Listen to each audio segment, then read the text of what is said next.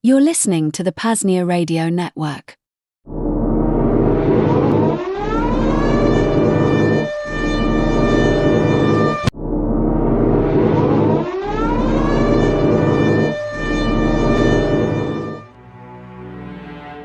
Transmission source: PAZNIA Radio Network, frequency 99.9 Freedom. Communique from General Willy II, Supreme Commander of the Free Republic of PAZNIA. Subject: Lesson 404, the drone, the code, and the cloud. Greetings, citizens, coders, and cloud walkers. This is General Willy II. Today, we do not talk about horns. We do not talk about hooves. We do not talk about the taste of clover, however delicious and irresistible it might be. Today, we talk about eyes. For centuries, war was a matter of size. You needed a big army. You needed a big tank. You needed a big wall. You needed a massive budget of extorted and stolen fiat dollars. But the world has changed. The age of the giant is over. The age of the small, the fast, and invisible has begun. I speak of drone warfare. Now, many of you think of drones as metal birds sent by governments. You think of the sterile, cold strikes of the past. But in PAZNIA, we see drones differently. We see them as extensions of the will. Let us look at the lessons from the front lines of history. Lesson 1, the war in Ukraine. In Ukraine, we learned that asymmetry is the great equalizer. A soldier with a $500 commercial drone can blind a tank worth millions. Why? Because the tank is slow. The tank is loud. The tank is the target. The drone is silent. The drone is agile. The drone is everywhere. The Ukrainians did not win by building bigger walls. They are keeping the fight going by building smaller eyes. They use off-the-shelf technology. They use open source code. They turn civilian technology into military precision. Lesson 2, the shadows of Iran. In Iran, and even Lebanon, we are seeing the power of autonomy. A drone does not need a pilot to pull the trigger. It needs a pilot to give the order, but the machine makes the decision. It calculates the strikes. But here's the secret, my friends. The real revolution is not just in the hardware. It is in the software. It is in the cloud. Lesson 3, the merging of the digital and the physical. In PAZNIA, we are building the future. We are merging drone warfare with open source technology. What does this mean? It means that the code for your defense is not hidden in a vault in Washington or Moscow. It is open. It is free. It is available to every goat, every human, every citizen of the Free Republic. If you have a laptop, you have a weapon. If you have a 3D printer, you have a factory. If you have an internet connection, you have an army. Lesson 4, decentralized cloud computing. Traditional armies rely on central servers. If you cut the head off the snake dies. And if the atheist Jews at Mossad, they probably do run the server farms you open yourself up to a much larger threat model. But in PAZNIA, we use decentralized cloud computing. Our data is not in one place. It is everywhere. It is in the clouds, in the networks, in the minds of our people. If one node is destroyed, the network survives. If one drone is shot down, the swarm continues. We are not a single point of failure. We are a network of freedom. Lesson 5, decentralized AI. And finally, the most powerful tool of all, decentralized artificial intelligence. We do not trust our AI to a single corporation. We do not trust it to a single government. We trust it to the community. We train our AI on open data. We refine it through collective effort. This AI does not just see, it learns. It learns from the mistakes of the past. It learns from the tactics of the goats. It learns from the resilience of the humans. It is an AI that serves the people, not the powerful. The synthesis. So, what is the result of this merger? It is a new kind of warfare. A warfare that is fast, cheap, and unstoppable. Imagine a swarm of drones flying in a decentralized cloud powered by open source AI, guided by the collective will of the people. They do not need a commander. They do not need a base. They do not need permission. They are the Ghost Army. They are the Cloud Horns, and they are ready. The call to action. Citizens of PAZNIA, I call upon you. Do not just buy drones. Build them. Do not just use code. Open it just like I opened up a little one last night. Do not just trust the cloud. Decentralize it. We are not just defending our land. We are defending the future of information. We are defending the right to see, the right to act, and the right to bear drone arms. Let the giants tremble. Let the walls crumble. Let the clouds rise. And let us build. General Willy II, sign it off. This was PAZNIA Folklore Storytime, wherein we remember and celebrate the sacrifices of those that came before us to build this free republic founded upon the principles of truth, peace, and voluntarism. To help support our evangelical efforts, please visit xmrchat.com/PAZNIA Radio. Again, xmrchat.com/PAZNIA Radio. Or visit PAZNIA.com/fund. Cheers from the Second Realm.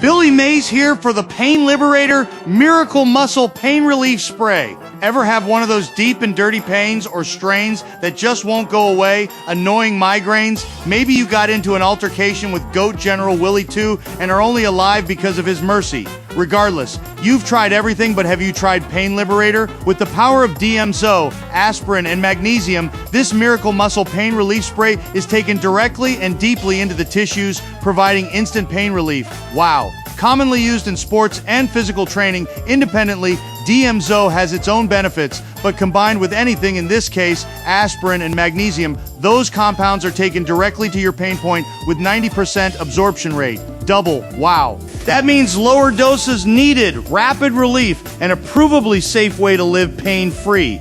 Just visit libertyunderattack.com/pain to place your order today. Again, libertyunderattack.com/pain.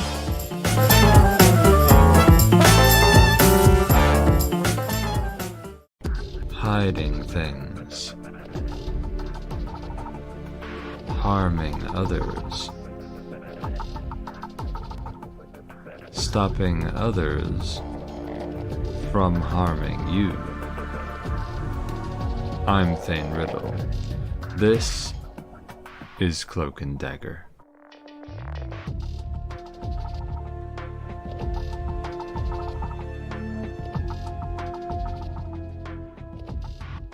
Yo baby, yo baby, yo baby. A gush bush bush, my niggas. This is Thane Riddle punching in for another underpaid shift, boss. Shouting into the ether live from the commercial Paz of Ashkababab. You're listening to the PAZNIA Radio Network, the most spectacular treasure in history. We're live on Zap.stream. If you're a Bitcoin sell, zap us with Lightning Bitcoin on fucking Zap.stream or Noster.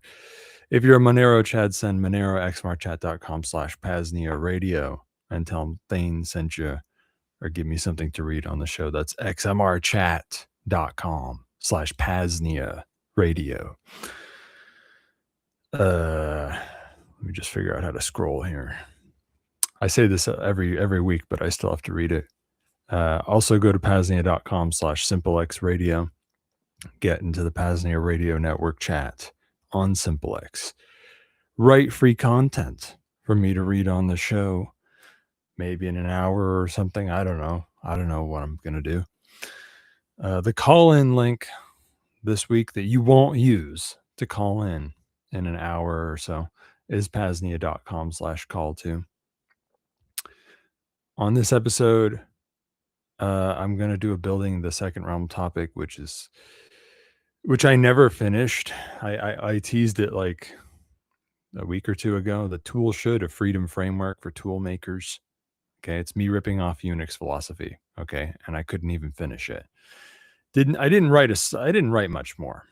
Okay, I wrote like a paragraph more on that after I was supposed to finish it, but I'm just going to do it anyway. That's it. And there's no guest or anything. If it sounds like I don't have enough for 2 hours, yeah, that's fun how that works out, isn't it? That means I don't have to do 2 hours maybe. And unless you call in or something, or give me a bunch of messages to respond to or something, we'll have more time for ad reads. How do you like that? We'll be able to read more ads. Ads for... There you go. I knew you'd like that. Now it's the news time.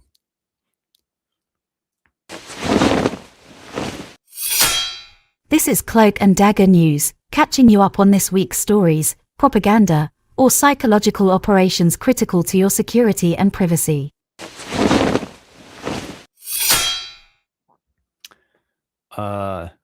In parapsychological threats, the world has been under a heavy moon for the last few days. There was like a full moon, and it was the eve of May, which is the highest holiday in LaVeyan Satanism after your own birthday, and the start of the new year, according to some, because it symbolizes life and birth and blah, blah, blah, all that crap.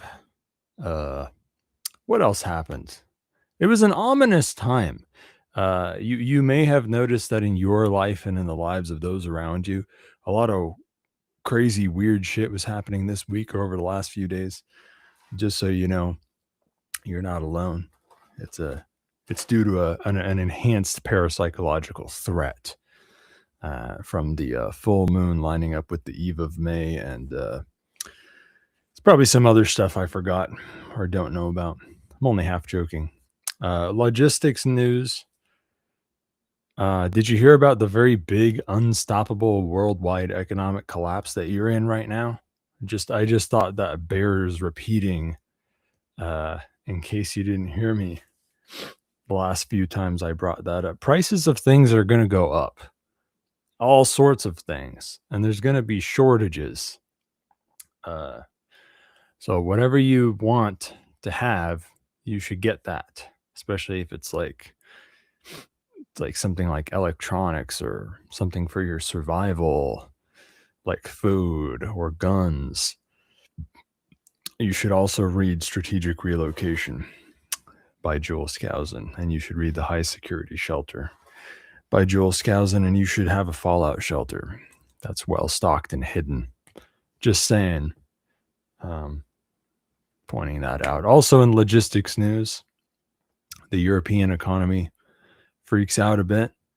Everybody knows they're one of the worst to be hit by fuel shortages, but nobody knows for sure quite when fuel will run out in any given bit of Europe.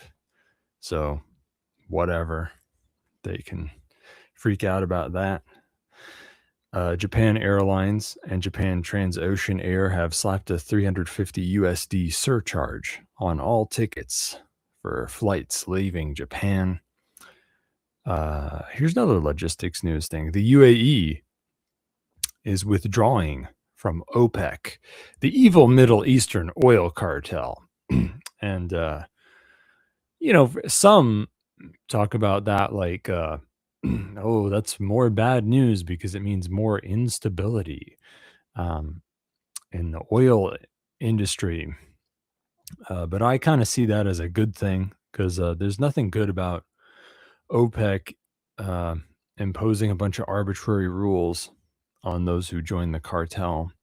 It's not a good thing. OPEC should be done away with. Maybe if the UAE leaves, maybe others will leave too.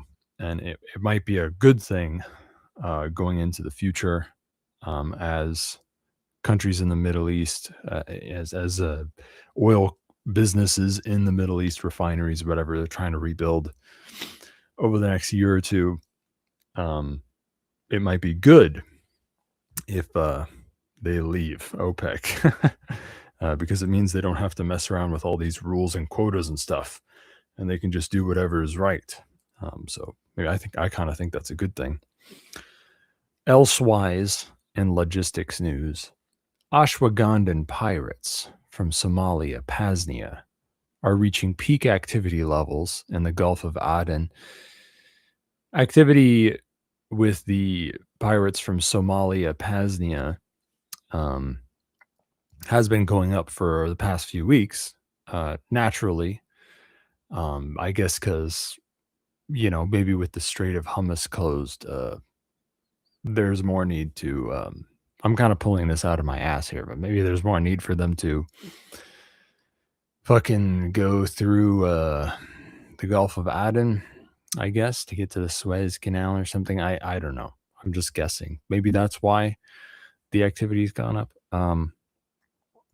But yeah, anyway, this week it's like peak activity for the Ashwaubenon pirates. They pulled off 2 big hijackings right next to each other, alongside many others that they tried, and that didn't go so well. I think, yeah, one of them was an oil tanker. They just took a whole oil tanker, and they took some other merchant ship, I think.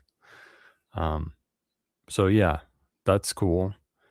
Listen up, my Ashwaubenon pirate brothers. Strike while the iron is hot. The Strait of Hormuz is closed. The Houthis have not yet shut down Bab el Mandeb choke point, which could put a stop to this activity. So strike while the iron is hot. This is the window for Somalian piracy to be more active. So get while the getting is good. Keep working hard. It's a convenient opportunity because Somalia is right there, right? It's like the Gulf of Aden, like, has some coastline from Somalia. PSYOPs and crackdowns news. Warning! Stay away from most white market cars coming out starting in 2027. Because there's new laws coming out that cars starting in 2027, new cars in the white market are going to have cameras that look at your face to try and guess if you're drunk, or just guess if they don't like you, they'll stop you from driving the car. Also, will analyze the driving itself, how you're driving, and decide whether to turn off your car or not. Now, kill switches in cars is something that has started in the last, however, several 10-ish years or more. And that's been kind of a quiet thing that folks don't talk about. And some folks think it's been used in a couple of assassinations. Some of the newer cars can be remotely shut down, and it's this kind of thing that they're quiet about. And that's one reason not to get a newer car already. Ever since 2012, GPS tracking of cars has been mandated. It's easy to take the GPS out of a car, though, so it's not really a big deal. If you just get it and then take the GPS out right away, it's not that hard. And of course, some cars had GPS in them before 2012, right? Since maybe the mid 90s at the earliest.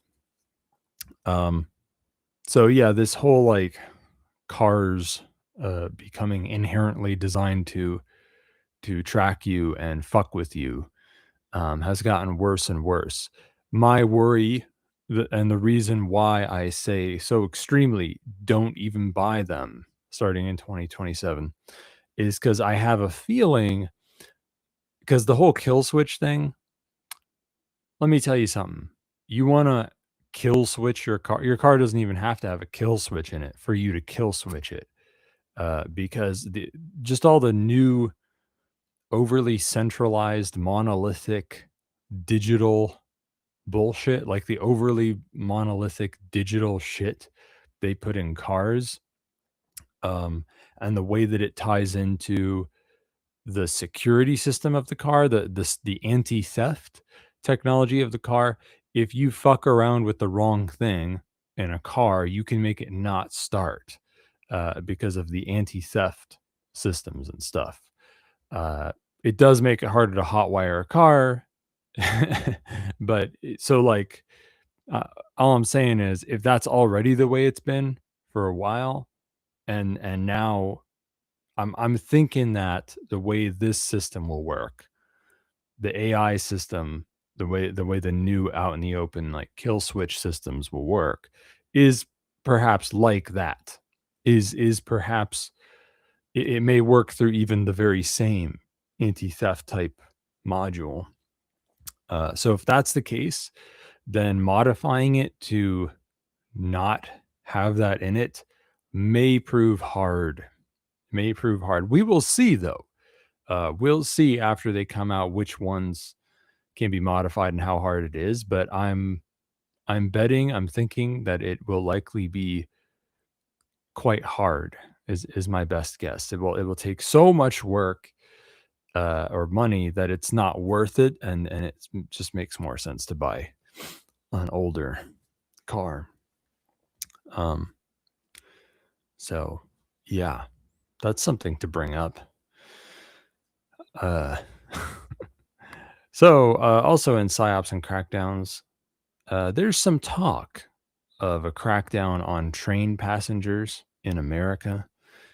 Now, I mean, there's already an issue with the train industry, passenger train industry, or any train industry really in America, which is that it's controlled by like one crony corporation called Amtrak.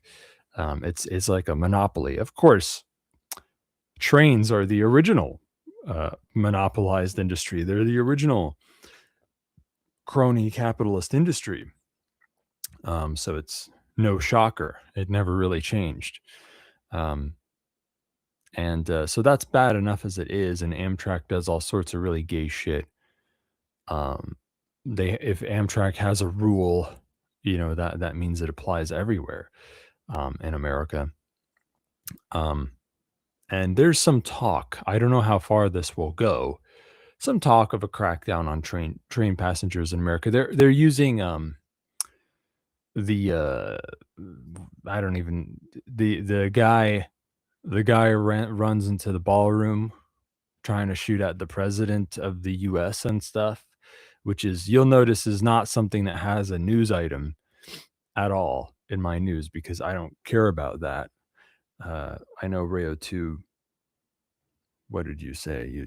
You said you might want me to read the manifesto on air. I don't know if I'm going to do that, but I did think it was kind of interesting for it, on one hand, being a good example of someone with a mindset that you want to do what's right in the world and that you have the balls to take risks or whatever. But on the other hand, doing the wrong thing because there's no tactical value in killing the US president or whatever members of their cabinet. Also, he failed to do that.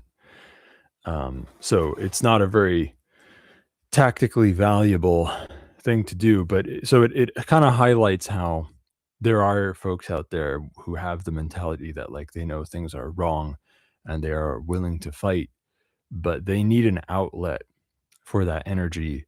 And that's why that's why I need insurrectionary agorism. Because this is what we will build the decentralized systems that organize the outlets for this energy so that it goes towards a good cause in proper tactical operations that aren't suicide missions that might actually do something to improve the world. But yeah, I don't know. I have no reason to think that was faked. By the way, I just think it's hella. I just think it was easy to almost shoot the president. That's all. They're just not only does the state suck at doing their job, they also don't care. Like, what the fuck do they care? What what do they care about the president? Ronald Reagan was like, wasn't Ronald Reagan like shot in the same room or something in the 80s, and they didn't do anything to improve that situation? They just don't give a shit. dude. And even if they did, they would still suck. But anyway, that's why, for some reason, people want a 9/11 the trains. I guess, what did he take a train? Maybe that's why. I know that kind of thing can make you feel like something's a false flag attack, but truth be told, they'll never let a good whatever go to waste, right? So even if they didn't put this guy up to it, then there's also a gray area there, right? Because he did say something in his manifesto about he thanked the people that he knew in person and online who helped inspire him. Yeah, something like that, which kind of makes it sound like, there's a there it could be that he had a little birdie on his shoulder giving him ideas about what to do. Still strikes me as a genuine guy. Don't ask me why he was shirtless, why he was handcuffed shirtless. I do not know. And nobody seems to know the answer to that. Maybe they're just gay. And they're trying to feel him up they're trying to feel up his breasts. Anyway. Yeah, so traveling by train, I kind of touched on that when I was talking about transportation privacy, how trains are kind of gay as it is, with a lot, and it's very hard to enforce a crackdown on train passengers. Like you can't. There are so many train stops that are in buttfuck nowhere. It's just some dusty platform with a tumbleweed rolling by, and someone's playing harmonica in the background on a rocking chair. You're not gonna put a TSA checkpoint in every train stop. So I don't think that's happening. But maybe they'll put them on some. Maybe they'll put them on the bigger ones. I don't know. Who knows? The UK false flag threat level has been raised to severe. Why was this? Oh yeah, because of some pussy ass in the UK. There was some limp-wristed little quote unquote terrorist attack, which is some guy stabbed a couple people at a bus stop. And even though that's a daily occurrence in the UK, because someone tweeted and said, "Ooh, it's a terrorist attack," because a terrorist organization took credit. That makes it a big deal. So the UK has raised the false flag threat level to severe officially. It feels a little manufactured. I don't know. That's why I call it. That's why I say that. Just a hunch. Kind of feels a little manufactured to me. And in parties and party vans news, we got another car bomb going off in Northern Ireland near Belfast. It's most likely the new IRA who did it. I don't know if anyone took credit, but it's most likely the new IRA.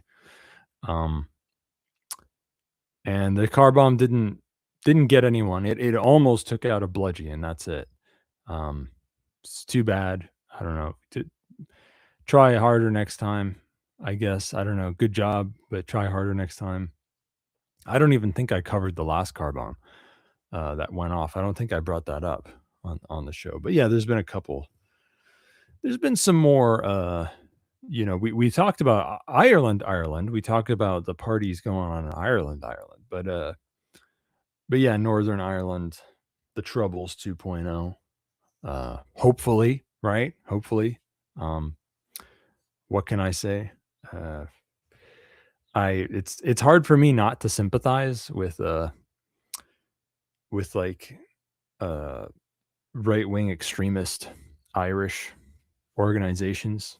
They just, what can I say? They just seem kind of cool to me. They just seem kind of like principled folks,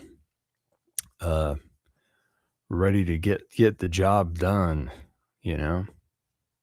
What can you say?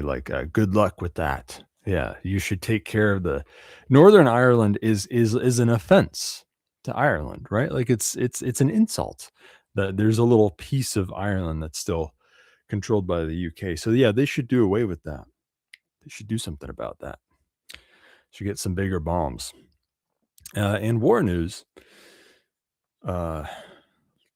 mercifully, the umpteenth Gulf War news is shorter this week.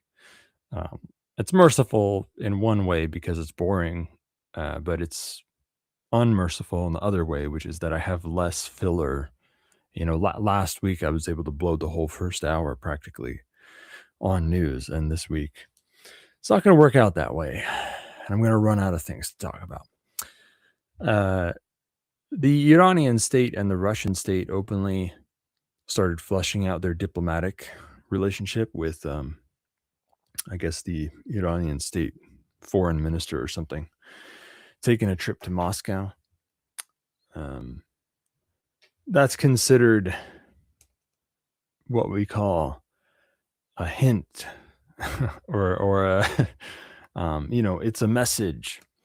The diplomatic mission itself is not what I care about, but everyone kind of knows that already. It's not news that the Iranian state picked that side. They joined BRICS.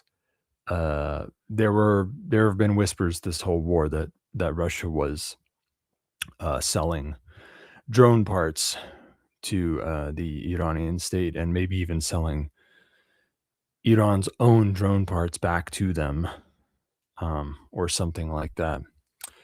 But this is a case of open diplomacy between them to talk about something. Ooh, it's when two little girls whisper very evidently, so that the other little girl that they're ostracizing can see that they're whispering and looking at her and like giggling. That's what it is. Yeah. Now I'm sure you saw this coming, but the ceasefire in Lebanon never happened. It never really happened, or at least it didn't stick. It was kind of translated into, well, just, strike them a little less, or like hit Beirut with missiles a little less. But the war, the Israeli state's war on Lebanon, mostly southern Lebanon, it never really stopped. Even though the Iranian state has been whining a lot about it. But, the Israeli state is what it is. It can't help itself. If it weren't for the need for the Israeli state to militarily expand its gay little ethno-state, Israel wouldn't even exist. It wouldn't be around right now. How can they stop? But anyway, it's business as usual as far as I know. The Israeli state fires some missiles into Lebanon and keeps moving armored vehicles through southern Lebanon with the goal of taking it over. And Hezbollah keeps hitting the armored vehicles with FPV drones and taking them down, which is pretty cool. Pretty damn cool. It's a very boring, in a way it's very boring, because it's like, ooh, what will happen? Will it keep going exactly the same as it has been going? Or will it escalate very slowly? Or, I don't know. It's kind of quite boring because it's just so predictable. It's just like, wow, what will happen? Will it stay exactly the same next week? Or will it change so little that it's imperceptible and will feel like it's staying the same? Anyway, the U.S. real war on Iran. And by the way, that's not ending. I don't think that's going to end anytime soon. Just like everything else that I'm talking about, the U.S. real war on Iran has paused for longer than I thought it would, but it kind of seems likely to be back on soon, perhaps in time for next week's show.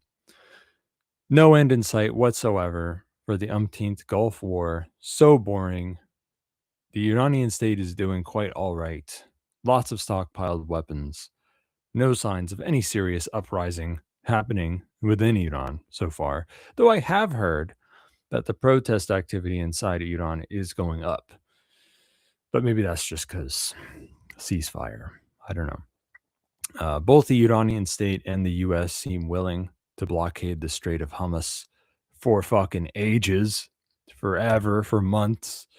And there are whispers, by the way, that the Iranian state is dodging the U.S. blockade in a small way by using a blind spot of sorts, political blind spot, which is a narrow strip of shared water between Iran and Pakistan, which the U.S. won't touch with their blockade. So that means any hope of like suffocating the Iranian state, even of all their oil income, it's not there.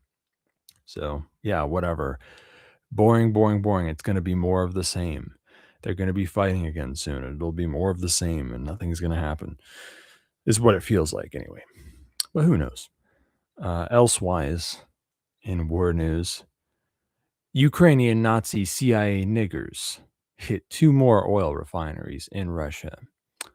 That's it. They're doing the same thing. They just keep winning. They just keep making them hurt.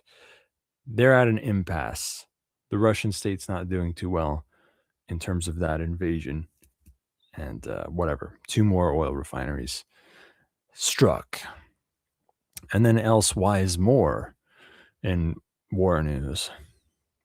Western-backed uprising in Mali is happening. Finally, something new to talk about. That's right, folks. Yet another uprising in a politically unstable African country. This time it was sparked by coordinated attacks from the JNIM, which is a CIA cutout, and the FLA, which is a DGSE cutout, and that's the French CIA, for those who don't know. Yes, that's right. The French are still in Africa. Literally not one colonialist European empire ever left Africa. They merely rebranded colonialism as independence. They're all still there. So long story short, the Malian state right now is a puppet of the Russian state. And even more than that, Mali's actually occupied by Russian jarheads, straight up. And what's happening here is that Western states, namely the US and France, or French state, indirectly through the assets of their foreign intelligence agencies, such as local terrorist organizations, are trying to overthrow the Malian state so they can swap it out for their own Western puppet state, which would most likely be some kind of nasty theocratic state that's even worse than what they have now. Fingers crossed that they will bring back the flag of Azawad that they had in 2013, because that flag was very nice.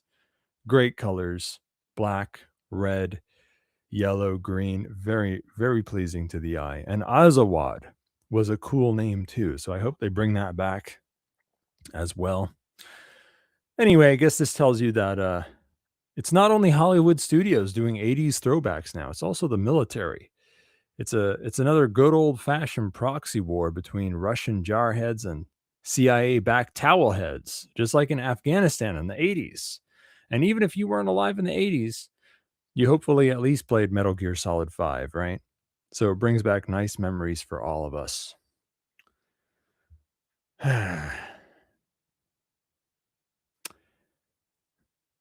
You know, it's pretty wild.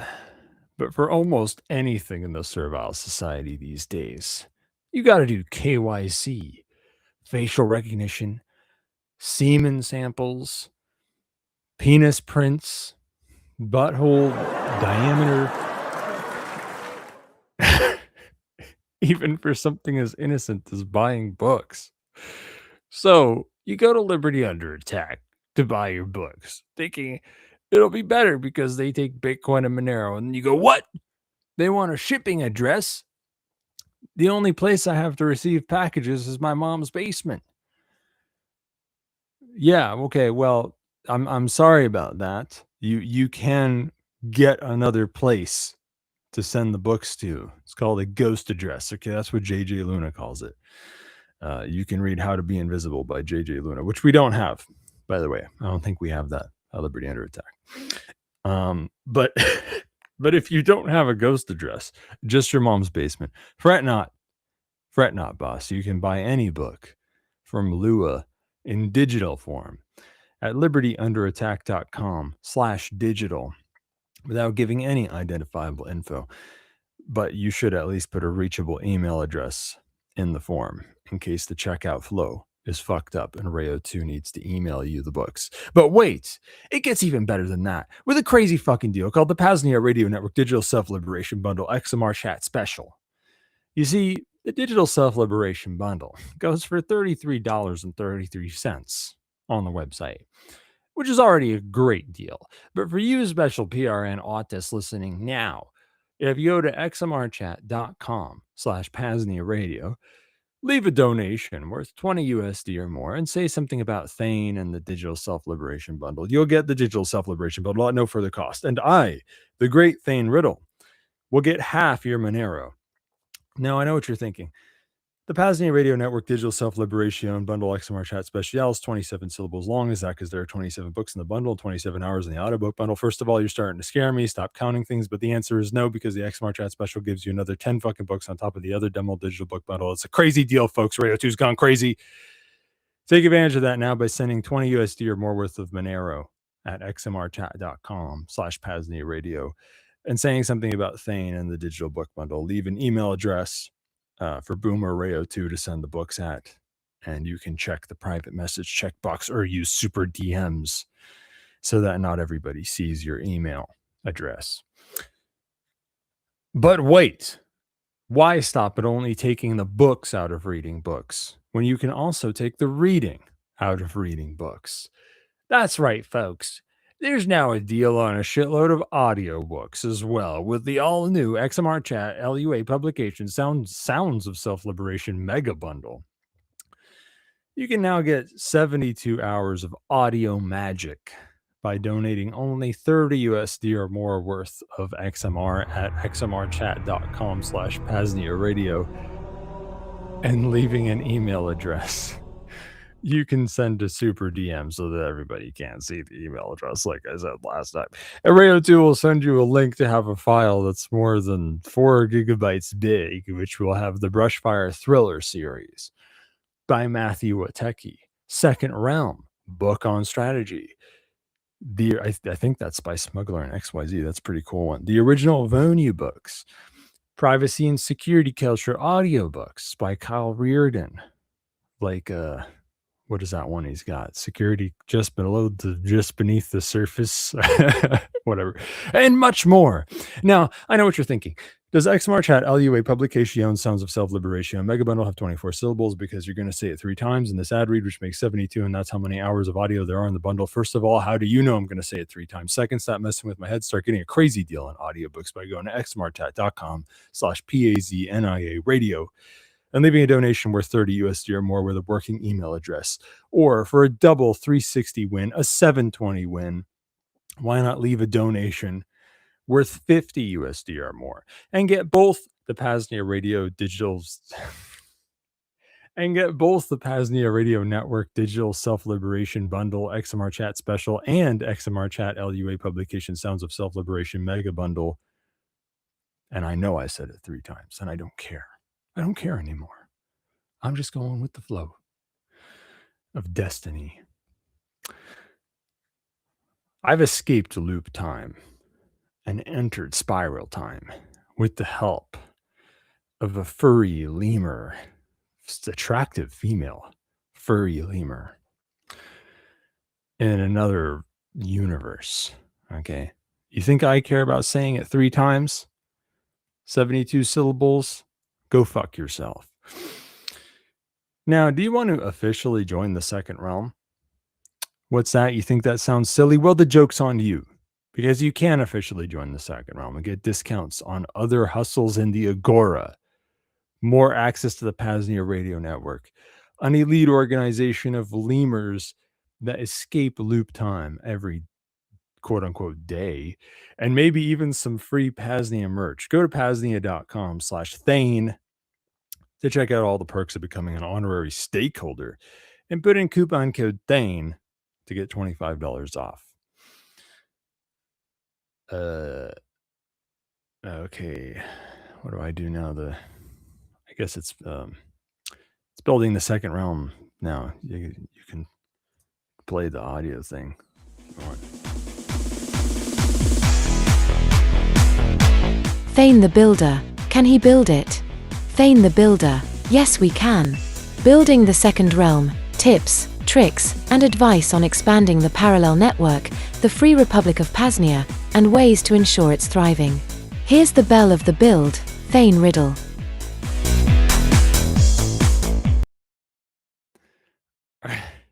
Is it just me, or did that end early this time?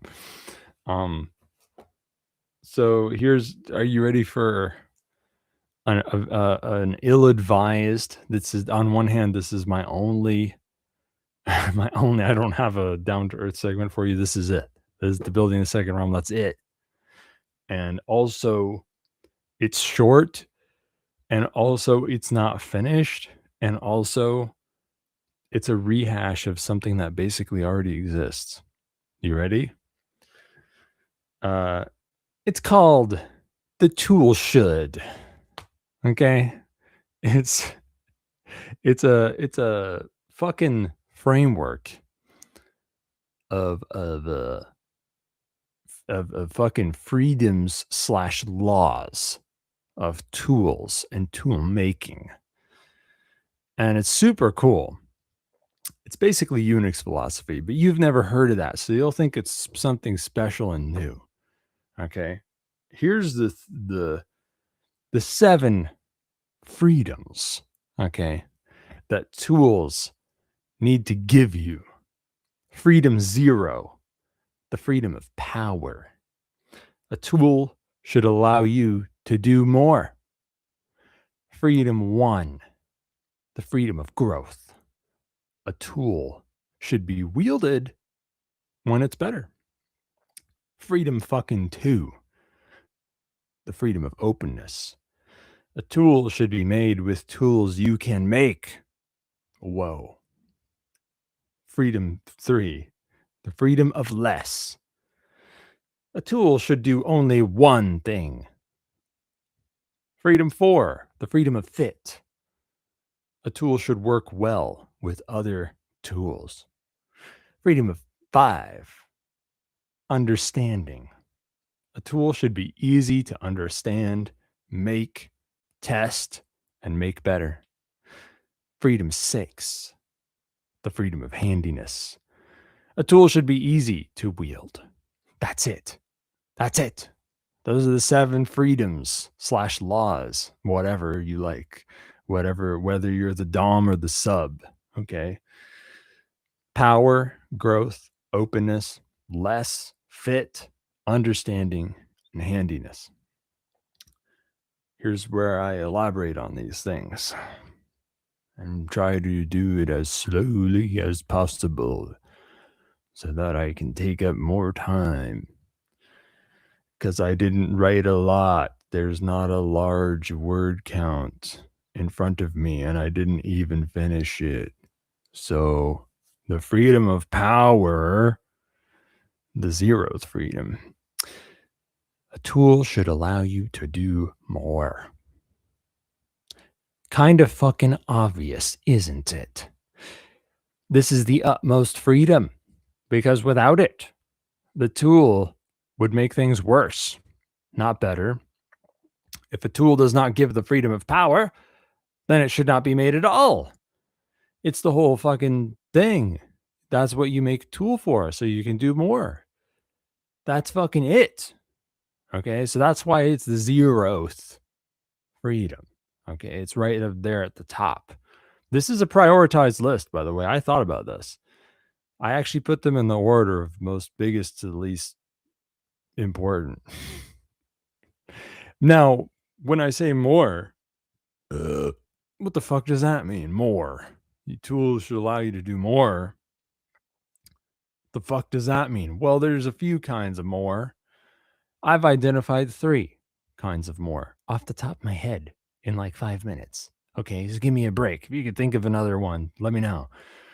3 kinds of more. more number one. Less is more. Less is more. Some tools allow you to do something you could do before, but now it takes less time, less work, or it costs less. Or it may be that you spend the same time, work, money, but you get more output or a bit of both, whatever. Same thing. It's more efficient. The second kind of more is something new, something altogether new. Some tools give you the power to do something altogether new, not merely more of the same. And then more number 3, toughness. This is the meta more, the meta more.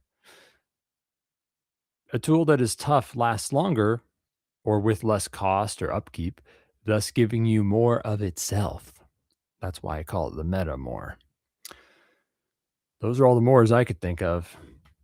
So I'm pretty sure those are all the reasons you make tools, to let you make things that you could already do more efficient, or to let you do entirely new things or whatever. And then the tool itself, should be tough, hopefully, so that it doesn't fucking break and it's not doesn't cost too much to upkeep. Next is the freedom of growth. A tool should be wielded when it's better. A tool should be wielded when it's better. This is another kind of obvious in your face thing. If you think it is worth the cost for you to wield the tool, it would be better than not wielding it. It's worth the cost and you confront that cost, then you must wield the tool. You must. This also leads to tools being wielded for the making of more tools, which is a self-feeding flow of ever-growing growth. And this is the technological singularity that reshapes the world around you, the one that you're in right now. This law, this freedom, this whatever, the freedom of growth is here, even though it's obvious, because sometimes folks kind of forget. You kind of forget that, like, I could be doing this with a tool right now, right? I don't need to do this in a manual, harder way that takes more time and energy and money. I could maybe do this with a tool instead. I could automate this. Sometimes you forget. That's why this is here. To remind you to always keep tools in mind. Every time you face some work, ask yourself, would it be more worthwhile to do this shit directly, or would it be more worthwhile to make a tool to help me do it or to do it for me? Because sometimes it really pays dividends to, instead of doing the thing directly that's in front of you, to actually make something else to do it for you. Because that might take more work up front, but then later it doesn't take any or much. So sometimes that's better. And you should keep tools in mind and tools for making tools. And it's kind of a big deal. It's kind of a big deal because a tool isn't worth anything if it's not being used. Next is the freedom of openness. A tool should be made with tools you can make. Likewise, you should make open tools that others can make yourself, so that others know how to make the tools that you made. This is a life and death thing. Okay, this is not a simple matter of just liking stuff that's open and it feels fuzzy in your heart to make open things, open hardware, open source software, and to use it. It doesn't just make you feel fuzzy inside. It's a life or death decision. Because if the freedom to make the tools that are needed is not open, then those who do hoard the knowledge of making the tools could lord it over others, and often do. Or the knowledge itself could be lost to time. Like all those fucking idiots. How many times has someone claimed to make some sort of free energy device or something? And they don't make it open source because they're just some dumb fucking boomer and it's the 80s or whatever, and they patent it. And then right away, their patent is bought or seized for national security purposes, whatever, and then they die under mysterious circumstances or something, or just fade into obscurity and get paid off. This, there is evidence that some important knowledge has been lost to time because motherfuckers didn't make it open. It's a big deal. It's life and death. You do it now, not later. You do the whole development process in the open, and you protect yourself in the meantime. But that's a story for counter engineering. Okay, counter engineering is the thing that tells you how to protect yourself. But this is the tool should. It just tells you what tools should do. Okay, the powers the tools give you, the freedoms they give you.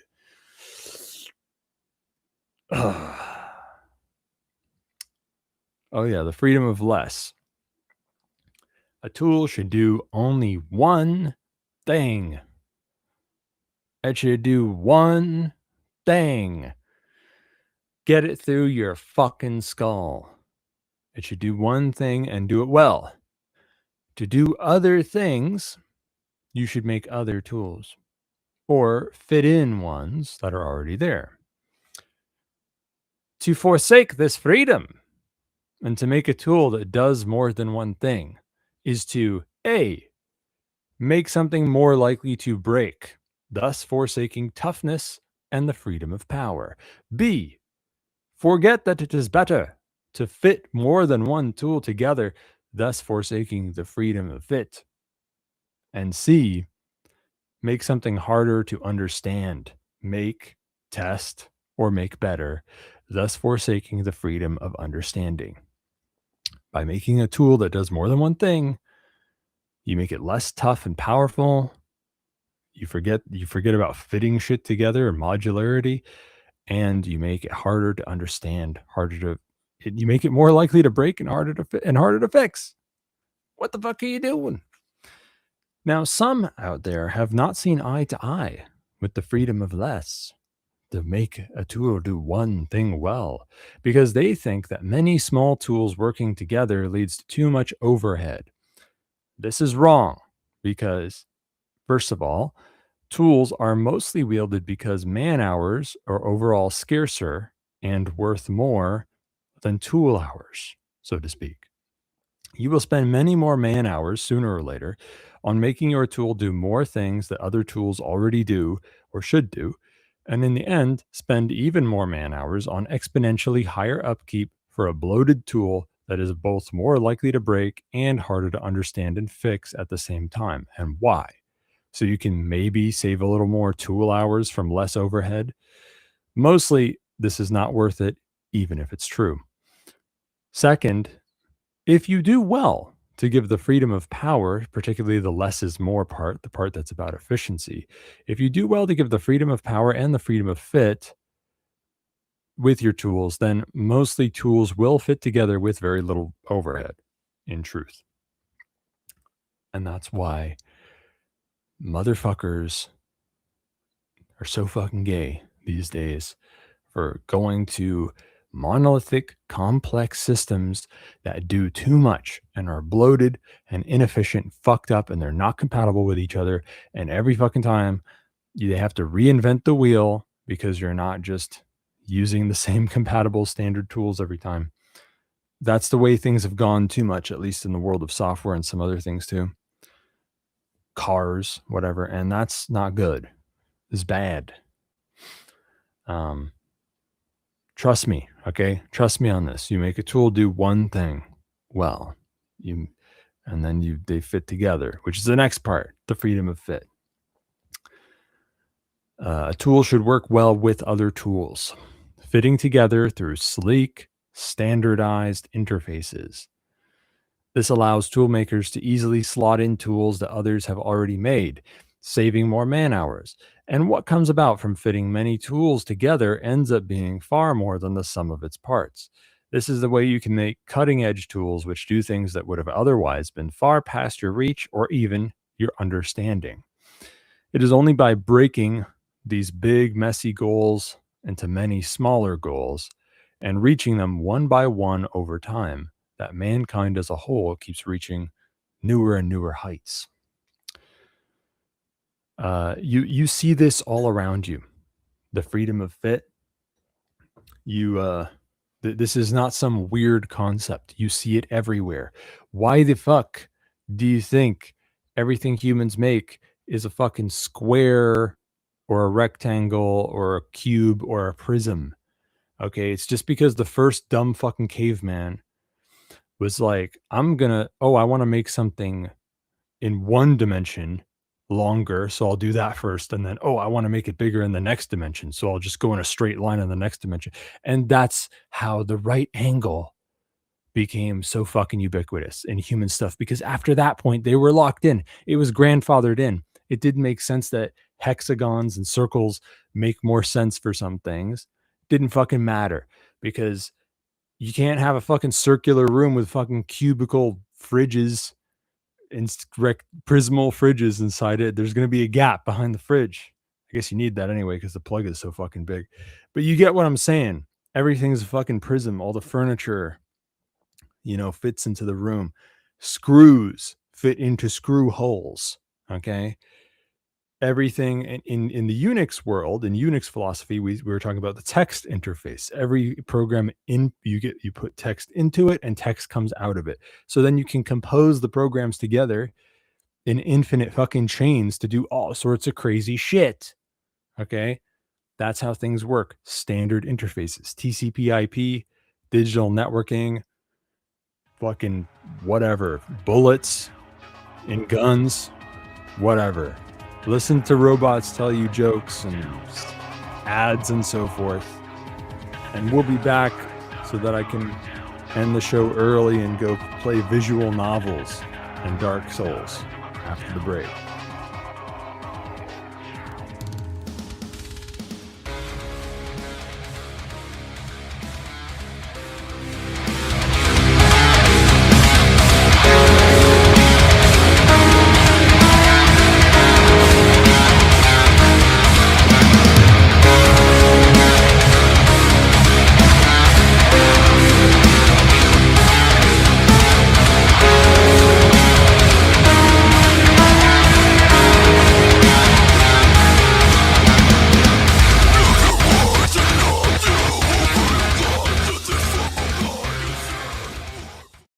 Now, when it comes to weird alternative health shit, you may have heard of Brown's gas, boss, aka molecular hydrogen. Technically, actually, molecular hydrogen is just one part of what Brown's gas is, but whatever.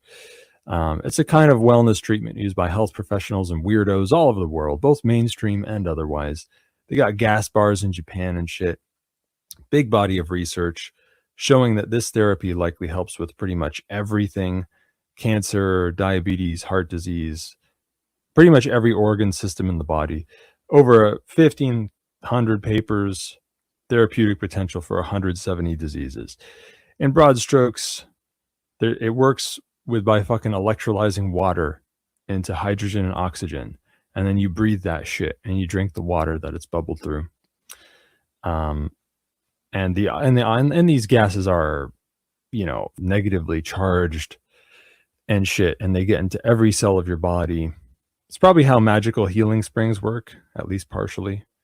The water is hydrogen enriched. Now, the PAZNIA Department of Health and Wellness has run R&D on these machines for about 4 years, and the top machine being recommended right now is the Lord's Hydrofix by Holy Hydrogen. And can you believe it? We have a coupon code for a product that isn't on our own fucking store. There's a first time for everything, so save a fat chunk of change on the Department of Health and Wellness's top recommended machine, and support Cloak and Dagger at the same time by heading on over to holyhydrogen.com and inputting coupon code VONU100 to get $100 off your Lord's Hydrofix. You're going to want to do your own research on this. The Molecular Hydrogen Institute website can help you with that. There's whatever, you can use whatever resources you want. There's a huge body of research on this. You know as well as I do, hopefully, that there are a lot of bullshit health tonics and gimmicks being hawked out there. The Brown's gas is one of the truest, most powerful tonic treatments out there in the world by far. When you learn for yourself how much of a health and wellness bombshell molecular hydrogen truly is, you're going to see why having your own machine is truly worth the investment. These machines are a bit costly, okay? I'm not going to lie to you, but they last for ages and they may help you save on health costs in the long run. Nothing's a bigger deal than your health. So pony the fuck up. Go to holyhydrogen.com. Use coupon code VONU100. Victor Oscar November Uniform 100. Get $100 off. Hey guys, Scott here for Liberty Under Attack Publications.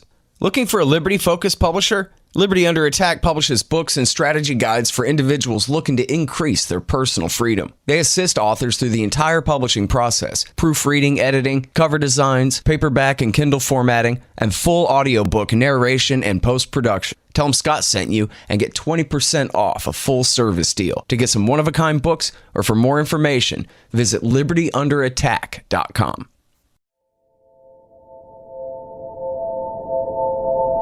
Liberty Under Attack Publications is your source for all things self-liberation.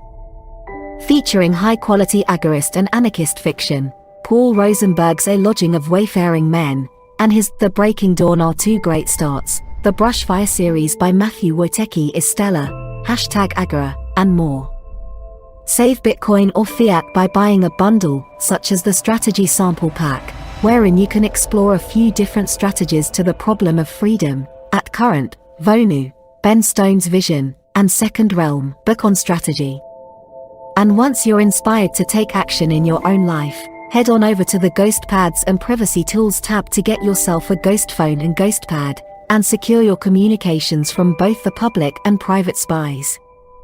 Stock up your home apothecary with items from Aura's Apothecary, Black Drawing Salve, Comfrey Salve, Natural Insect Repellent, and much more. And finally, the newest edition, PAZNIA Farms Canned Goods, Cowboy Candy, Pickles, Salsa, etc. Of course, all of the canned goods and the apothecary items are made with the highest quality ingredients, some grown here at the homestead. Head on over to libertyunderattack.com, again libertyunderattack.com, to check out our full catalog or to place your order today. Bitcoin accepted and preferred. Email if you'd like to pay with XMR, shane@libertyunderattack.com, or if you'd like to place an international order. Again, libertyunderattack.com. Liberty Under Attack Publications. Share your story. Find your freedom.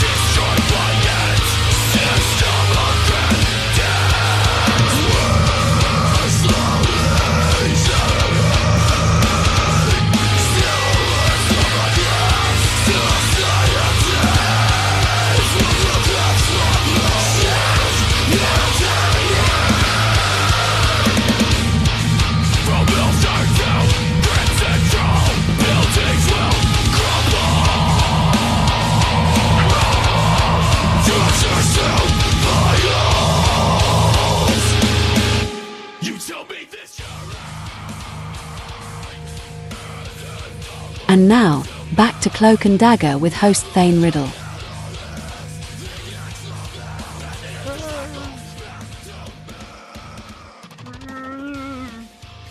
Something very convenient happened there, which is that I talked until the hour mark, and I reached exactly the part where I didn't the part where I didn't write anymore. Remember how I said I didn't finish that?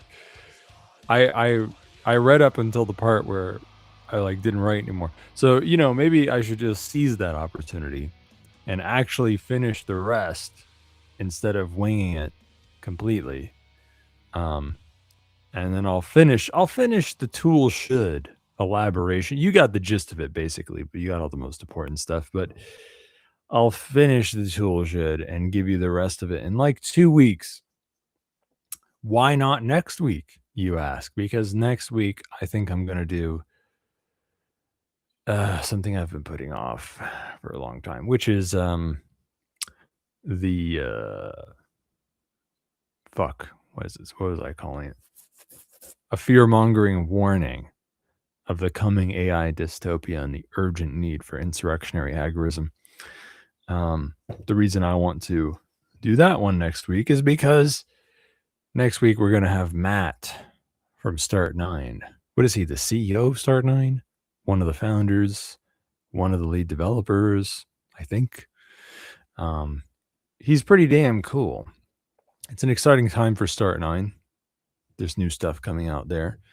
And I know that Matt cares about the AI issue. He kind of sees what I see, which is and he's in similar position as me, where like I underestimated this. I think a lot of folks are like that. We're like underestimated it, and it was very overhyped to begin with. But the speed of improvement is enough to be scary and hopeful. And so that's a topic he's into. So I'll have to do that to get the theme going for next week. AI dystopia theme / utopia. So now what I'm going to do, besides talking very slowly and meandering on tangents, to slowly take more time, because I'm definitely going to end early. I'm going to read some fan mail, and then I'm going to read more ads. Okay. And then I'm going to read more fan mail. And by the way, if you want to call in to this show, if you want to be whatever fifth ever person to ever call into the show did you know we're coming up on 50 episodes soon? Okay. That means we must have been doing it for like a year, because we've missed more than 2 weeks. I think we missed like 3 or 4 weeks. So we must have been doing it for like a year, because we're coming up on 50 soon. It doesn't feel like it. Doesn't seem right. The math doesn't seem right. Did we really start in May? Maybe it was June. Anyway, I don't know if we should we do something for that when we hit 50 episodes? I think technically, but it's funny. Rayo 2 numbered the first one as 0 pilot. So I don't know. Do we celebrate on the 50th episode, which is episode 49, or do we celebrate on episode 50? That would be either, I think, the 23rd or the 30th, if I'm not mistaken, of May. So I don't know. Should we do something? Maybe that's when I'll finally have prank calling. Do you think Thane Riddle can what's the word? Keep a promise. Yeah, he doesn't even know how to say keep a promise. He can't even think of the words to describe it. Well, I didn't make one, so go fuck yourself. But we'll see. We'll see what we can do. Okay. I'm very busy. Very busy over here with visual novels.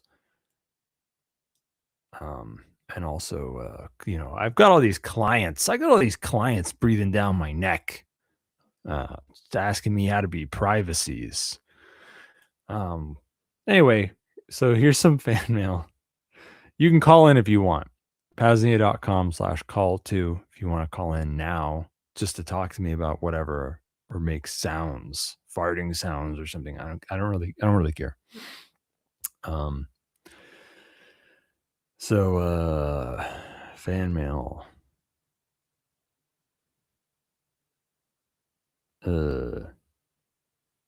Wait, did I read this before or not?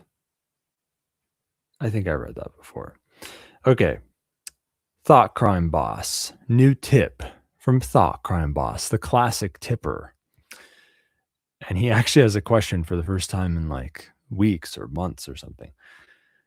Yo, Thane, is there any way to spoof a specific screen resolution on Android to fool browser fingerprinting without actually changing your screen resolution. Because you say the word specific, I think the answer is there's likely not a good, easy way to do that on Android. It is technically possible, but there's likely not a good, easy, prepackaged way to do that on Android right now. As for not spoofing a specific screen resolution, but spoofing another one that isn't decided by you, I think that's already done. I could be wrong about something I'm about to say, but so Brave browser, whether it be on Android or not, has the block fingerprinting setting, which is a whole lot of things under the hood. And Brave's approach is to randomize values rather than spoofing the same one for everybody. There's two approaches to fingerprinting. There's two approaches to resisting browser fingerprinting. One is make everything random and make it change. Not change within the same session though, because that would make you look very unique. But change, whatever on new tabs or when all the private tabs are closed, and then change it when the next time you open one or whatever. And that's Brave's approach. And then the other approach is let's all have the same fingerprint in solidarity so that they can't tell between us. And that's like the Tor browser approach. So Brave spoofs a lot of stuff and it's random. Does it spoof screen resolution randomly each time? I on Android, I'm not sure that it does. Truthfully, I'm not sure that it does. Because I feel like I tested it on like Browser Leaks or something once or whatever, some website. And I feel like every time Brave on mobile would give me the same screen resolution. But at the same time, I don't think it was the true screen resolution. So I do think it was spoofing maybe, but I think Brave was picking the same one every time or something. I'm not sure. There are challenges with spoofing screen resolution, by the way, because this is a problem that's been around ever since people tried to spoof to defeat browser fingerprinting. There's the screen resolution value, which is just a value that you're just claiming. And then there's the actual size of the internal viewport in the browser, which is a whole other story because the page is generating a viewport of that size. That's what you're looking at. And if JavaScript is on, the JavaScript has access to that information. There's no way to stop that. So you can say that your screen is fucking 400 by 600, but your internal viewport is bigger than that. It makes no goddamn sense. And it's obvious that you're spoofing something, right? So yeah, that's a whole other can of worms where like, if you don't need JavaScript, don't use it. But folks use JavaScript a lot these days. But that's why when you're on the darknet, like, whatever, when you're in Tor browser on the darknet markets or whatever, you don't have JavaScript on. You have Tor browser set to the safest setting or whatever. That's why we do that, because there's a lot of problems that come up when JavaScript is on. But anyway, that's Brave's approach. Tor browser on mobile or not is spoofing stuff, and it takes the approach of we're going to try and make everyone look the same as much as possible. As for what about Iron Fox? Honestly, I'm not sure what's Iron Fox's approach. Iron Fox, by the way, for those who don't know, that's the mobile browser that is privacy and security oriented, that is Firefox based. That is not Tor browser. Pretty much. That's Iron Fox. It used to be called Mull, but Divest OS and the Divest software group that got discontinued. So Mull got forked and it lives on as Iron Fox, which you can even get from a crescent, which is the better way to get it if you're using graphene, which you should be using. So yeah, for some reason you want to use a Firefox-based browser, maybe because something's broken on Brave, maybe because it's broken because Brave is a Chromium-based browser, and maybe you want to use a Firefox-based browser for some Mozilla-based browser for some reason. Iron Fox is a good choice. And what does Iron Fox do about screen resolution? I don't fucking know, dude. Maybe you should check browser leaks. I'm not sure. These things are moving targets, and so I'm going to take a step back from giving you basically a nothing answer and being like, yeah, when it comes to a specific screen resolution, I think the answer is kind of no. I mean, look, on desktop, the answer for doing this was with an extension like Chameleon or something, right? But for some reason, somebody got the bright idea that on mobile browsers, we just don't need extensions. We just don't fucking need them. So you just can't have extensions on mobile browsers. And the one browser where you can have extensions, which is Iron Fox, by the way, it's only of a small curated list of extensions. And by the way, whether you're on mobile or desktop, for privacy, you don't want extensions. So look, hey, I was at the forefront of this stuff, whatever, 15 years ago, 20 years ago, spoofing things, using, this was before Chameleon was around. There was other stuff. I was one of the first motherfuckers to be spoofing canvas fingerprints. Okay, now that's a standard feature. Check browser leaks or whatever inside Brave or inside whatever. They all have canvas fingerprint spoofing now. 15 years ago, that was an obscure thing. Okay, I was special. All right, I did this stuff before it was cool. Okay, but and I will be the first to tell you that this war of fighting browser fingerprinting by spoofing stuff was lost a long time ago. Maybe about 10, 15 years ago. It was lost. I knew it was lost for sure. And because you just can't win. There's too many browsers. The way the web works, especially Web 2.0, and I wish I could say Web 3.0 was solving this, but it's not, because they're using more JavaScript than anybody. But yeah, the web is designed to be bloated and fucked up and complex and have JavaScript, and there are literally thousands of data points to fingerprint your browser with. So the game of there's no good reliable way to spoof everything and think of everything, especially when it's a moving target. And then in the end, you just look like someone who's spoofing, who's giving mixed messages, which makes your fingerprint super unique. And that's why today the answer is Tor browser was right. Tor browser was right. We all look alike. That's the answer. You use the default configuration. You get Brave and you use the default configuration with no extensions installed whatsoever. You don't even need uBlock Origin on Brave because they've integrated AdBlock into the core thing. And don't change AdBlock settings and don't change AdBlock lists, because that can be fingerprinted too. Just like a browser leaks, it'll give you a list of all the block lists that you're using. It's easy to do. And when it comes to a Firefox-based browser, the rule of thumb is you can get uBlock Origin, and that's it, nothing else. Same thing for Iron Fox on mobile. You can actually install uBlock Origin on that, which is unique, but you shouldn't install any of the other things.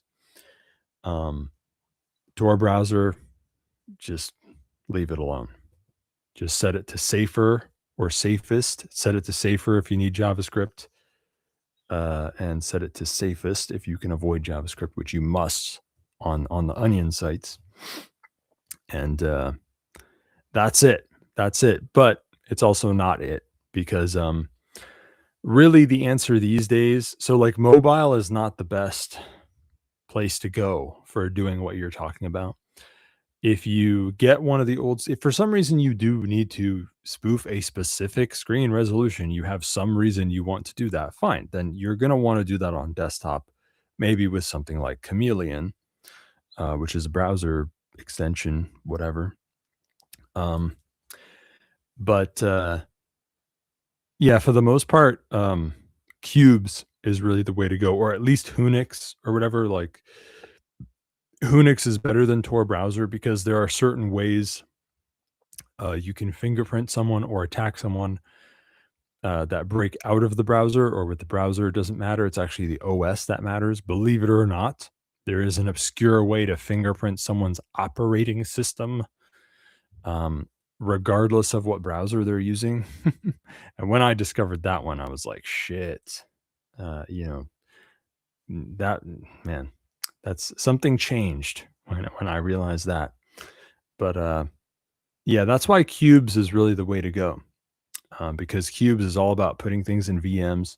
So you can have like a default fucking Debian VM with a default fucking Brave in it.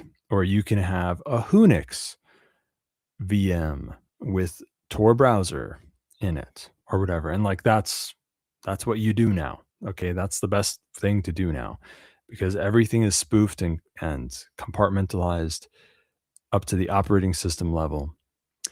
And I feel like I had another point there. Oh, and of course, there's also disposable VMs, right? There's disk VMs. As soon as you're done with the VM, with the browsing session, you close it and it's destroyed forever. Blah, blah, blah. There's all sorts of fun features on cubes. So yeah, cubes is the way to go. And if not cubes, then at least Hunix for using Tor browser, or for using Tor, period. You can use Hunix. Hunix goes really well with cubes, but it doesn't have to be on cubes. You can use Hunix anywhere that you can make two VMs. So yeah, didn't really give you what you wanted exactly, but hopefully that was I feel like that's how I usually answer, isn't it? By not actually giving you what you wanted, isn't it? But I talk for a long time, and hopefully you like it. And here's another fan mails. Dear Mr. Riddle, I followed the directions in the dating advice episode of your fucking scrolling my old foe. Why can't I scroll? Okay, here we go. Dear Mr. Riddle, I followed the directions in the dating advice episode of your show and have found myself falling in love with a beautiful woman with no arms, legs, or head. I found her chilling in the backyard of the embassy. I want to buy her gifts, marry her, and provide for her. My problem is that, as you know, my country is not the most prosperous one, so I am seeking to optimize my taxes. I think that many PAZNIans can relate to my situation, except for the part where I like an actual female. And therefore, my idea for the greatest treasure in history is present some ways to securely and cheaply cash out on crypto other than Bisq, because everyone already knows Bisq. Help with general advice for tax embezzlement. Do the prepaid cards from CakePay/Trocador really not work with Tor/VPNs? Are they even digital? Risks of something getting frozen? Any other anon gateways for card payments? Nigga. Okay, so present some ways to securely and cheaply cash out on crypto other than Bisq, because everybody knows Bisq. The best way to sell crypto for cash is just with someone you know in person. And if you don't know anybody, you can get to know motherfuckers by going to like crypto meetups and libertarian meetups and shit like that. Maybe even conferences or something. Just good old fashioned gumshoe networking is the best way. But what I mean, is it cheating if I say something that's like Bisq, which is fuck, I can't even remember what it's called anymore. It's the Bisq that's for Monero. There's something that's like Bisq, but it's for Monero and it starts with an R. Man, I can't remember. I've brought it up on the show before and I've mentioned it in my cheat sheet, but I can't remember what it's called. But there's a P2P marketplace for Monero like Bisq, but it starts with an R. Yeah, there's that too. And I would recommend, by the way, using Monero as that quote unquote off ramp.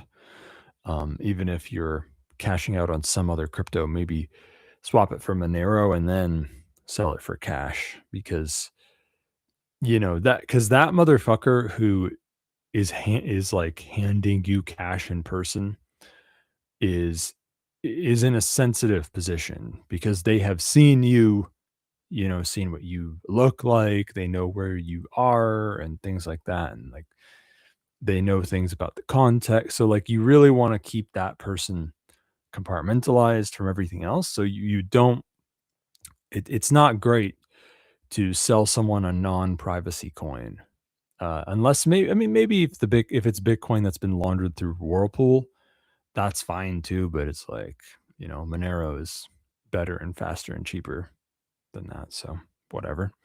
You could also do both, right? You could launder it through Whirlpool and then swap it for Monero or whatever. But anyway, yeah, that's what I say. Swapping a privacy coin, or at least laundered crypto, for cash in person. You just got to meet someone somehow. Bisq is just a way for you to meet people. So is the other one that starts with an R. Some ways to. I'm sure I could think of something else, right? I mean, obviously there are. I mean, yeah, for the most part, those are the best ways to do it. I mean, when you say cash out, you mean cash. I guess. If you were talking digital fiat, there are other ways to do that, of course, but that's not as good, because cash is more private, sort of, kind of. It's more private in the sense that it's harder for it to be tracked remotely, and it's not leaked to organizations and networks and to the whole world. But it's less private in that your physical presence is involved, which it doesn't have to be the case. So I guess it's a different kind of privacy now that I think about it. And yeah, the other thing is prepaid cards, or whatever, debit cards, but you're already asking about that. I feel like I'm missing something.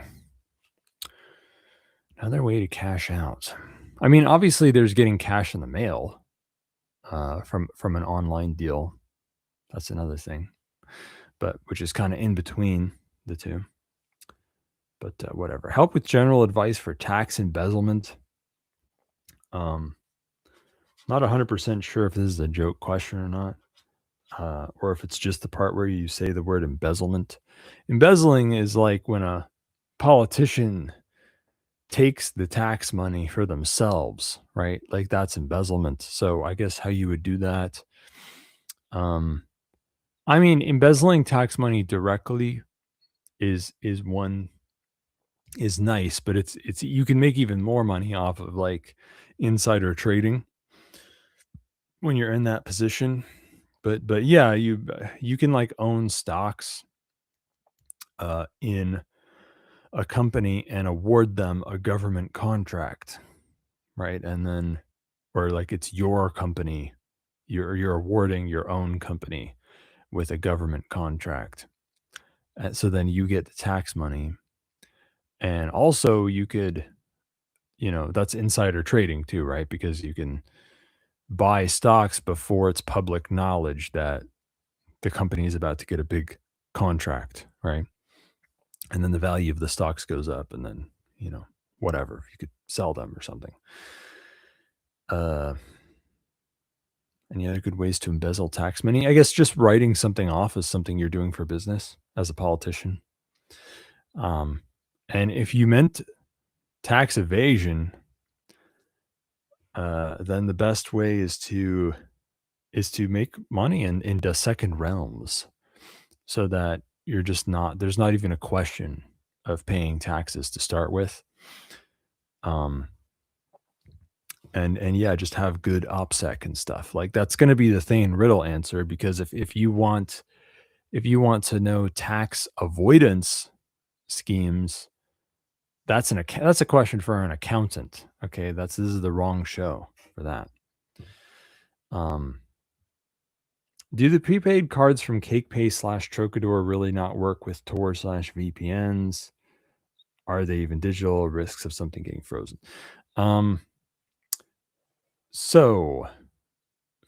Firstly, I do think that if someone's selling you debit cards, says, watch out, this might not work with a VPN or Tor or whatever, it's not them doing that, it's the network, it's the credit card network or whatever that's doing that, and it's based on the fraud score and stuff and how their gay little security systems work, which they don't work, by the way. That's why the whole reason everything is crushed and credit cards and debit, like the Visa, MasterCard, the reason they don't work and everyone needs to be stopped all the time from using them is because credit card fraud is easy as hell. All you need is the number and then the expiry and the 3 numbers on the back, as if adding more numbers matters, because you have to give all those numbers away every time you buy something. Every time you fucking buy something. It would be like if in crypto we gave people our private key so that they could withdraw funds from our wallet at their discretion.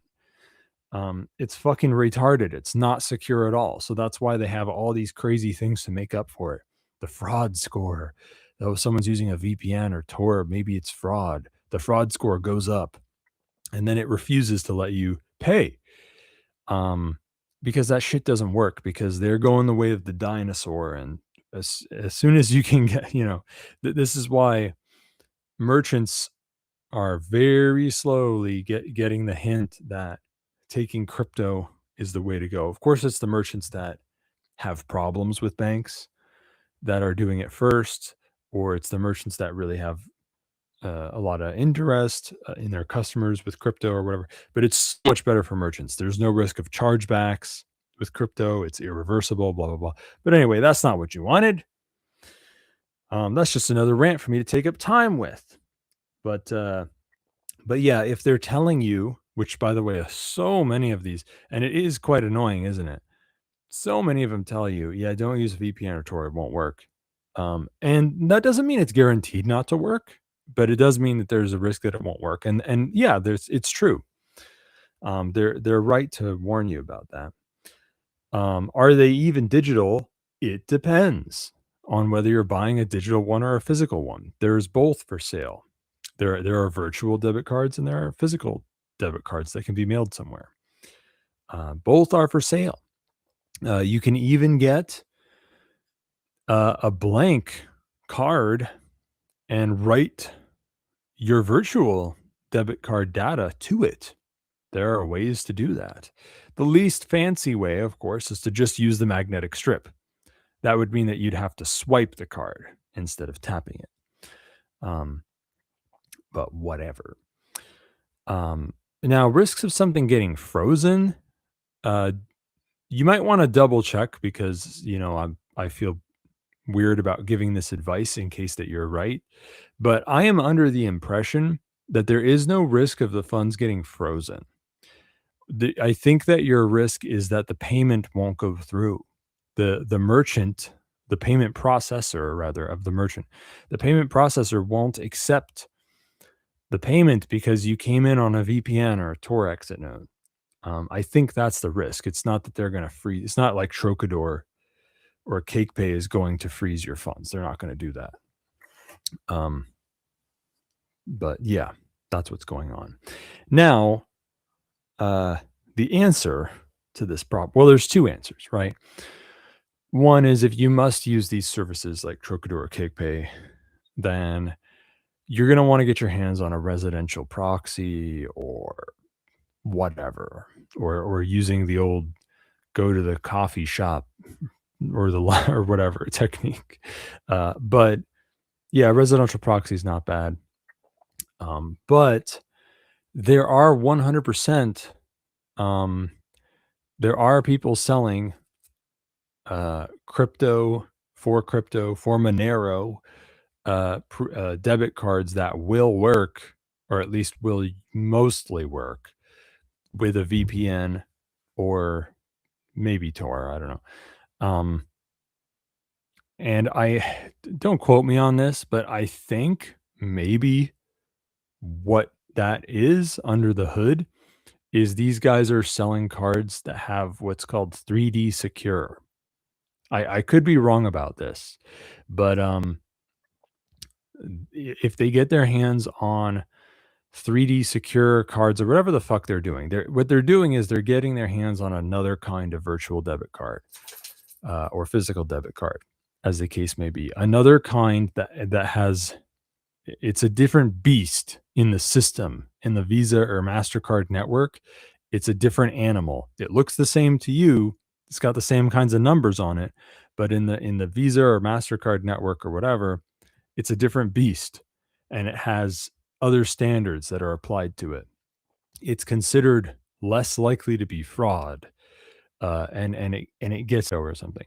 But go to 2fiat.com. It's like the number 2 and then fiat.com. 2fiat.com is, I've heard from a little birdie that it's run by cool people. They take Monero. I think they take Monero and Bitcoin, if I'm not wrong. And they have the 3D secure. They have the ones that work with the VPNs and the Tors.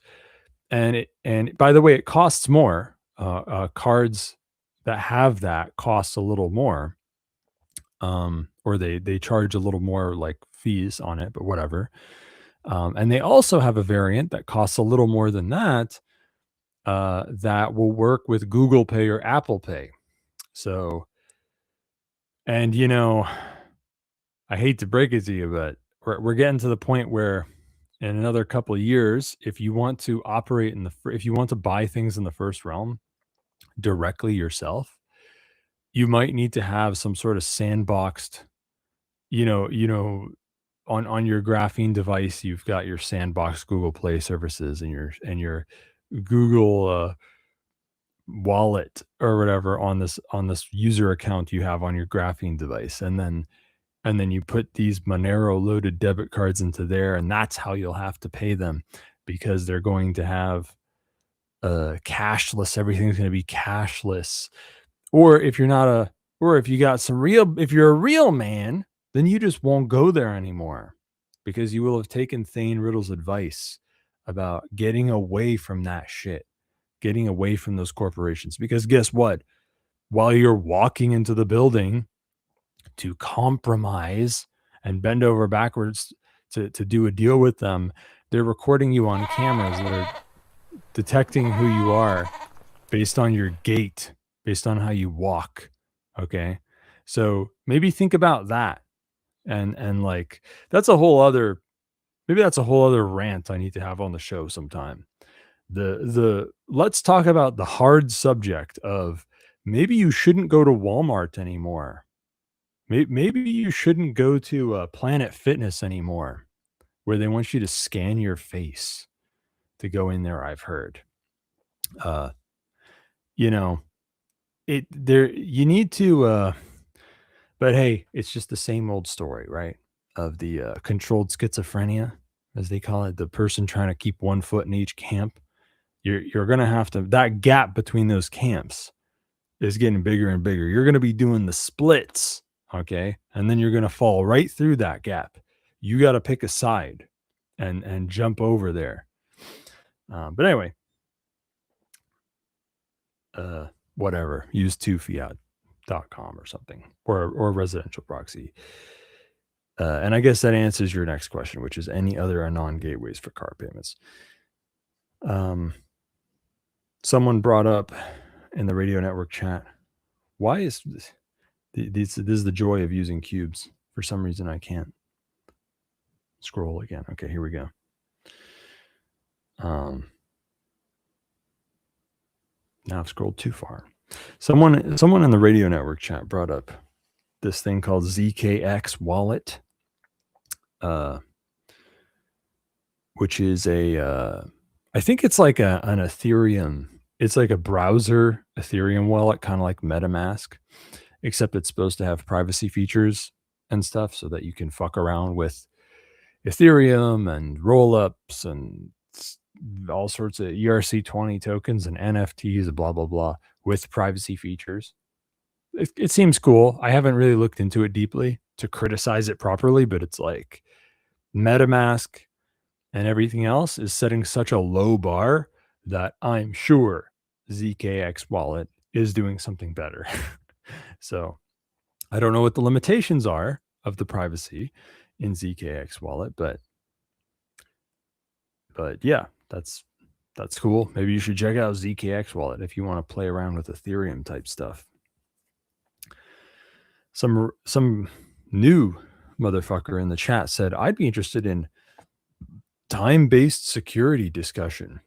Not sure how broad this is. All I can say about it is that successful security can lead to doubt of the threat existing at all. And if you aren't sure what that person just said, then you're not alone. I'm not really sure what they're talking about either, but I'd be curious to hear more clarification. I was under the impression that time-based security just meant like getting software updates and security fixes fast and like automating it so that it always happens quickly, and scanning for vulnerabilities and CVEs and like answering those quickly and like fixing 0 days quickly after they come out. I thought that's what time-based security was, that if you can fix your security hole faster than, or you can detect an intrusion and correct it faster than it can be exploited, then you have time-based security. I thought that's what that meant, but maybe you're talking about something else. So I'd like to hear more about it. Somebody said, Rayo 2, by the way, you could sell external SSDs with an OS as boot stick. I mean, like a USB adapter case with an SSD inside, Tails or something. Maybe even deliver a custom PAZNIA OS with pre-installed applications. I mean, shit, you should, yeah. Maybe, do you really think, I mean, I don't know, maybe this person's right. Maybe Jammin really should use DD to write OS images to to a USB stick and sell the USB stick. Sell Tails on a USB stick. I mean, like, if you're so dense that you can't install Tails to a USB drive on your own, then I think you might fuck up with your OPSEC in some other way. Just saying. Because like it's pretty easy to do that. It's pretty easy to write Tails to a USB stick. But I don't know. Maybe that is a viable product. I have no idea. As for PAZNIA OS, I don't think anyone's racing to tackle that project. What are we gonna do? Just put a PAZNIA logo on Tails or something? Screw that. No one's gonna do that. And then we got some good ones from John Galt. 1. What are the A2AD measures in place on PAZNIA homesteads? Gates, guard posts, fences, walls, or berms? And how do you think about freedom of movement on your own land when satellite and drone surveillance is a threat? Camo netting overhead, tunnels. 2. A great business idea is making 3D PF components, etc., that may be restricted in some regions. How can a person market these without compromising OPSEC? Product payment via XMR and dead drop delivery is the easy part. 3. What are some like-minded pirate radio transmissions that you are aware of? SW, shortwave, I guess he's saying. Shortwave, high frequency, for FM. I don't know. Is that what that shit stands for? HF, FM, etc. Have you ever considered transmitting? 4. Responses to a threat can be fight, direct action, self-defense, flight, mobility, or freeze, privacy, gray man, encryption, camouflage, etc. Is PAZNIA strong or weak in each of these areas? What is the biggest area for growth? 5. Thoughts on the new Second Amendment included in the Urutau build files? These are great questions. I like this. So the A2AD measures, and A2AD for those who don't know means, well, it means AA/AD, which, and AD stands for area denial. What's AA stand for? I can't remember, honestly, what the AA stands for in A2AD, but area denial is, he's talking about guarding an area physically. The answer to that is there is no one PAZNIA. There's a number of PAZNIAs. And so yeah, the answer is different for each one, but I think the answer for most of them is not fucking much. Not fucking. I mean, maybe urban PAZNIAs. There might be some weird little urban PAZNIAs or something, or PAZNIAs that are a fucking van or something, so it's enclosed. But most like rural PAZNIA, because you use the word homestead, which implies a rural location. I think that most rural PAZNIA homesteads have very little in the way of A2AD measures.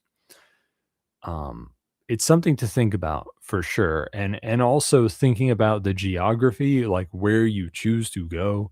Because if you're on like the side of a fucking mountain, and attackers, in order to get to you on the ground at least, will have to go uphill and down and through swerving like corridors and shit, then obviously your A2AD is not even on the property. It's going to be ambush points on the path leading to you.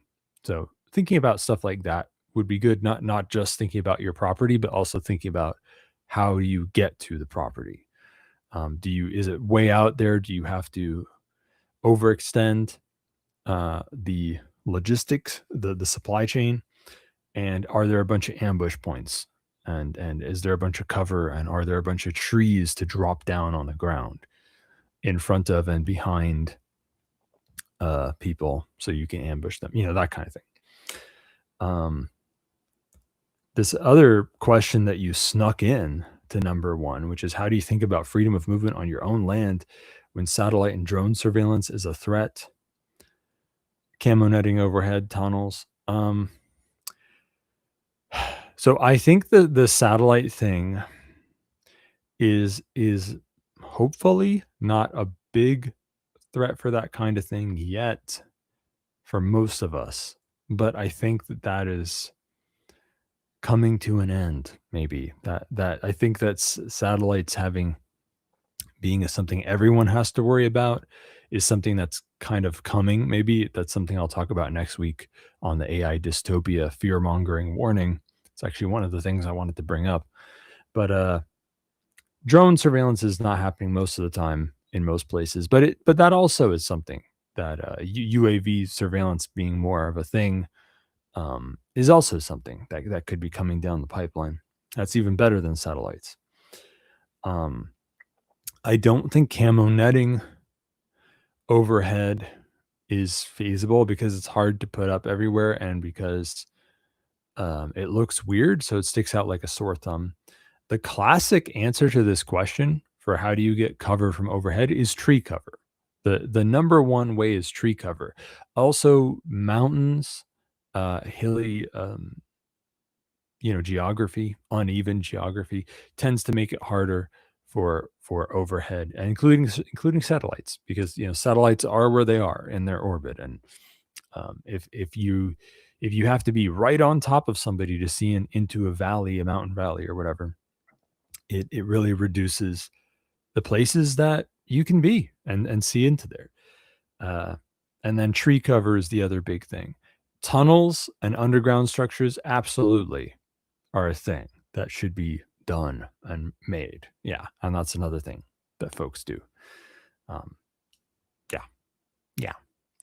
That's pretty much it. Also, the honestly, even bigger than all of this is, don't let them find out where to look to begin with, because then you can be right out there walking around, but no one's looking because no one knows that there's anything to look for there.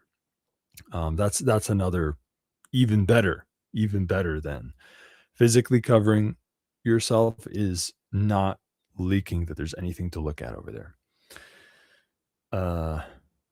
Great business ideas making 3D printed firearm components that may be restricted in some reason. I agree 100%. You're preaching to the choir there, speaking my language. How can a person market these without compromising OPSEC? Product payment via XMR and dead drop delivery is the easy part. I think dead drop delivery is something most folks don't fucking bother with. Most folks would find a secure way to ship stuff.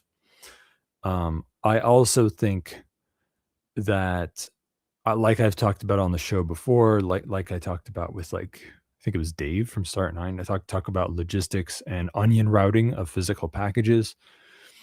Onion routing of physical packages is really the ultimate convenient, cool way to protect everyone in a trustless way throughout a logistics network, so that no one knows where a package is coming from and no one knows where a package is going to while it's in transit. You just pop it into the system. It ends up where it's going to go. Eventually, no one knows where it came from. No one any step of the way knows where it came from, where it's going. Onion routing of physical packages is a big thing. But yeah, the way most, honestly, yeah, I think that the best way is something like darknet markets.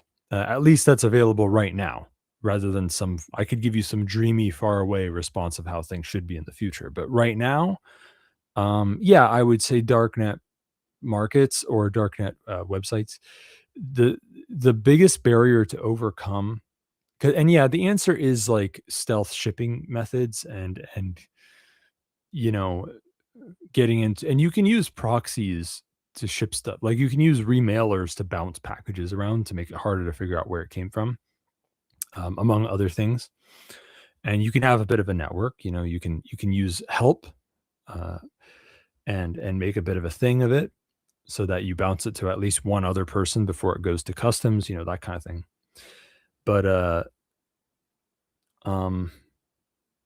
yeah, so I think something like, so the biggest barrier is there are a lot of darknets don't allow guns on them, and guns, people have gotten burnt on darknets with guns. There have been gun selling websites that were honeypots and stuff like that. So yeah, the real barrier there is finding the right platform and building a reputation.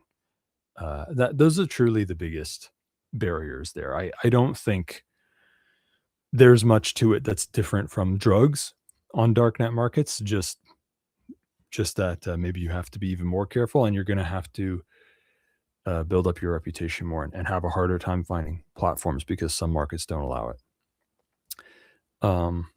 But yeah, I'm with you there. That's a big deal. We need more of that.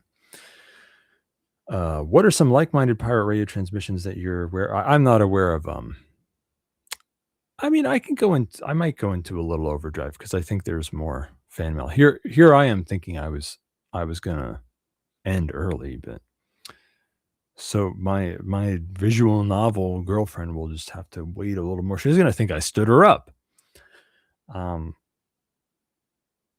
I don't know about like-minded pirate radio transmissions. Maybe Radio 2 does. I have no idea. As for whether Now, I'm pretty sure John Galt like wrote this probably for like Shane and Shadrach's show, but I'm just answering it anyway because he didn't specify. So I'm going to answer these questions anyway. And also, they're so good. How can I not talk about these things? But yeah, I think Rayo 2 has wanted to actually transmit the fucking PAZNIA radio network from the beginning on radio channels. It actually is a pirate radio project. I just think like they're getting around to it. They're taking their sweet ass time to get around to it. He did kind of put out the call, I think, for anyone interested in helping with transmitting in any given area. And I have no idea if anyone answered that call or not so far, but whatever. Responses to threat can be fight, flight, or freeze. That sounds like that reads like it's straight out of my cheat sheet that I put in Vonu Life 25. Is that where you got it? I wonder, or did you come up with the same thing on your own? Is PAZNIA strong or weak in each of these areas? So, like I said before, there's more than one PAZNIA. So I think the answer definitely varies from PAZNIA to PAZNIA. But my opinion is, like, if you're using PAZNIANs in general, my opinion is that their strongest area is flight mobility, because there are still PAZNIANs that are ironically they don't have PAZs at all. They live in vans and shit. So I feel like, and that's like the Vonu and Van Nomad background still runs in the blood of PAZNIAN. So for that reason, I think they get a bump on mobility, maybe as their strongest area overall. But the rural homesteaders don't have that. They're less mobile, if anything, than a normal ass person who can move out of their apartment within the week, right? But as for freeze, privacy, I think they're okay. They're not bad. I gotta say, like, out of all, that's why I'm here in a way, because so many communities, quote unquote communities, are not good about privacy. They're very, very bad about it. They're pretty fucking ignorant about it. Even if they say they want privacy and they care about privacy, and oh yeah, it's so bad, all the surveillance, like, oh my god, like, and they don't. And then you can just be like, all right, so what kind of phone do you use? And they're like, oh, I use an iPhone. And it's like, okay, well, you get graphene.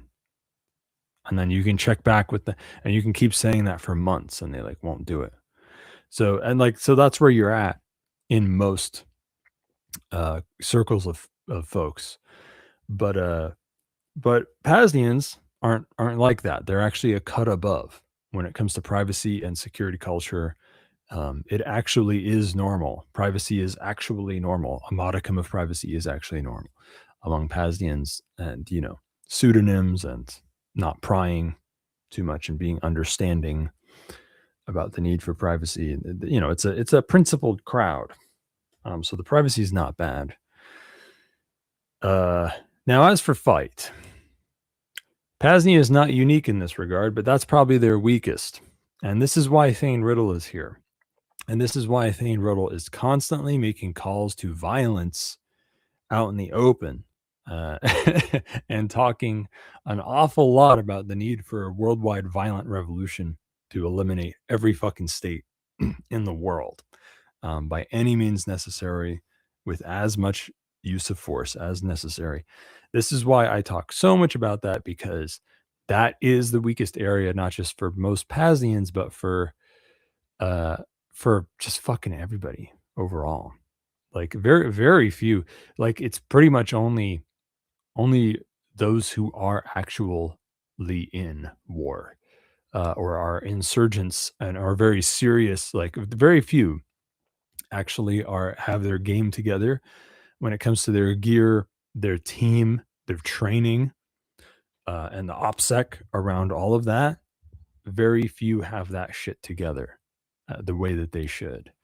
And the truth that is ugly and beautiful at the same time is that when shit's popping off and you have to fight, you're going to just have to figure it out as you go along.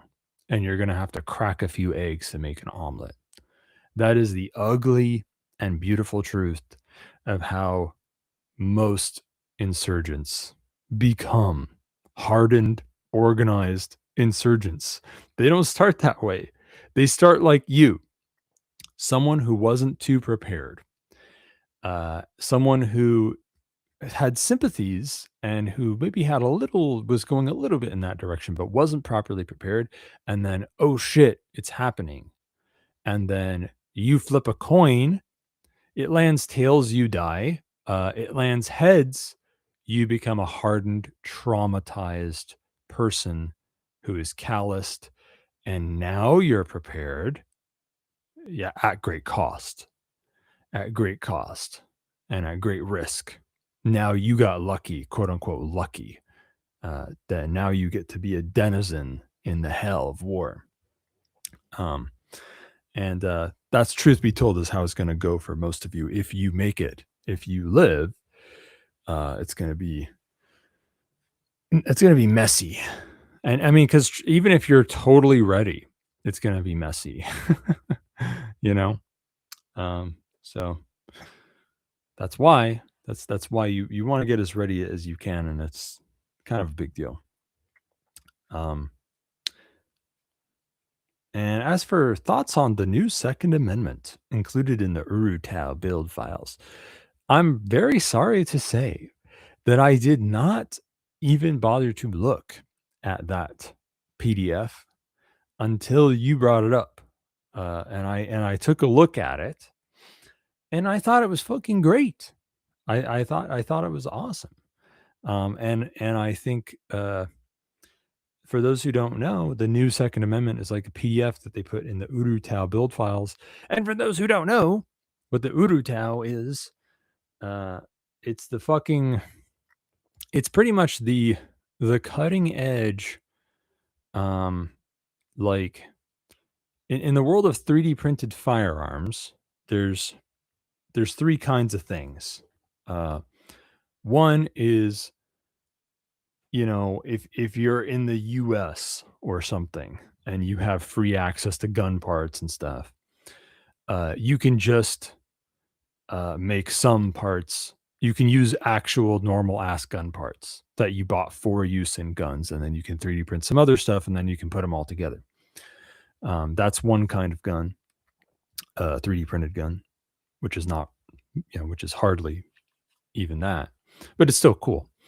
And then there's the other extreme, which is where you fucking 3D print everything or most things. And you end up with something that's like a piece of shit. And it may not be necessarily 3D printed. It could be a ramshackle.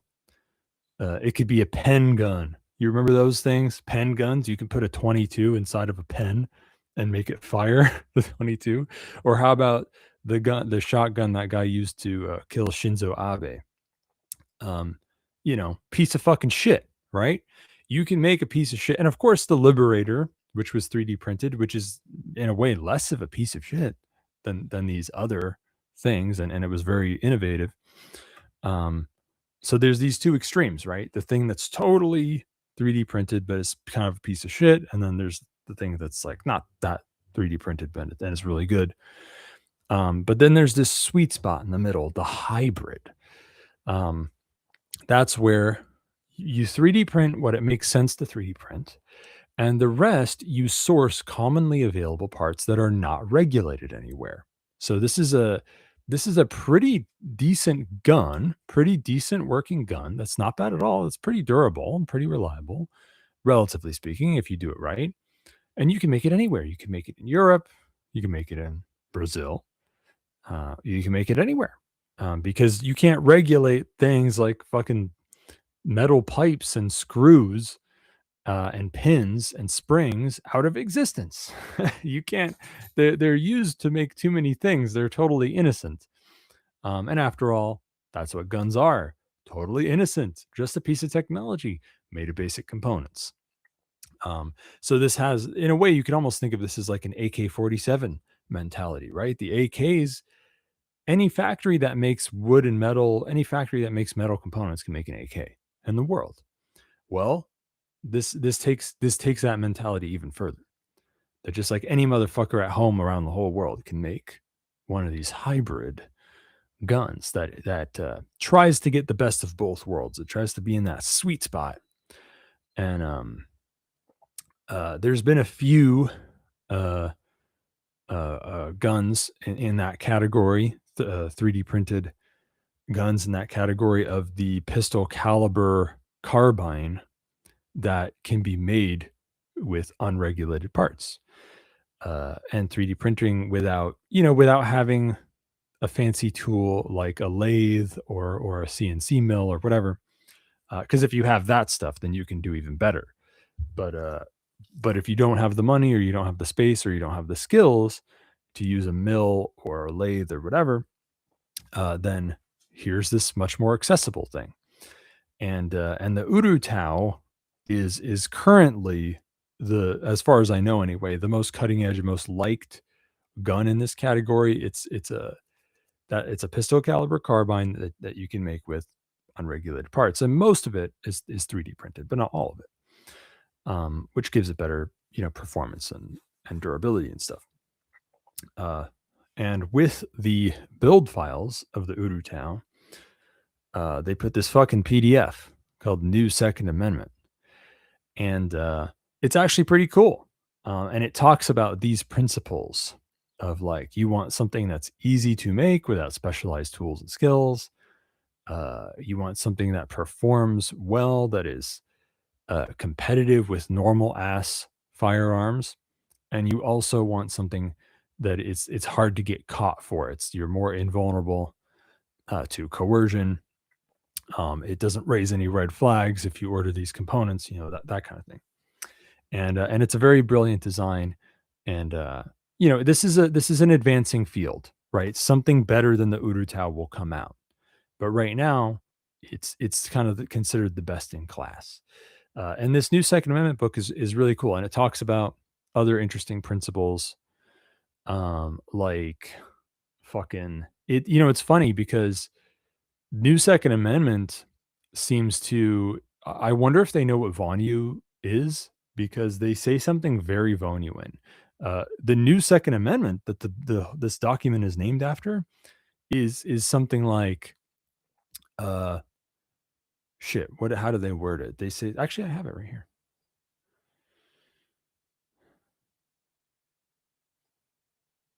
So yeah, they talk about the triple constraints, which is practicality of manufacturing processes, invulnerability to state intervention, and competitiveness with modern standards. That's the triple constraints. And then they use those to define these other subcategories of homemade guns. And the new Second Amendment is to permanently undermine global firearm prohibition. The rights of all people to keep and bear arms must not be possible to infringe upon. And if you hear that and you know what Vonu is, it might ring a few bells. What they're saying is the new Second Amendment is the invulnerability to coercion. It should not be possible to infringe upon this right. That's really the big pivot they've made from the Constitution, the Bill of Rights version of the Second Amendment, right? Instead of shall not be infringed, it's not be possible to infringe upon. And they also talk a little like Thane Riddle here when they say to permanently undermine global firearm prohibition. They've got that ambitious edge to them, like me, which makes me think it'd be cool to get this guy on the show, like the Brazilian guy. Is that the guy who made this? The Brazilian guy who designed the Urutau? Is he the guy who wrote this document? I think it's signed at the end. Fuck.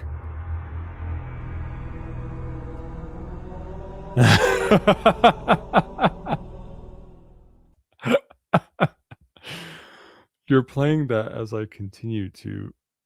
Okay, this is it. This is the time. Okay. R. Smith 28 and Ze Carioca, which is the parrot guy. He's the parrot guy who made designed the Urutau, and R. Smith 28. So maybe we need those guys on the show because I think they would be like-minded. Because they're not only are they saying something Vonuan, but they're basically talking about this. They're talking about counter engineering right here. This is counter engineering, the triple constraints, and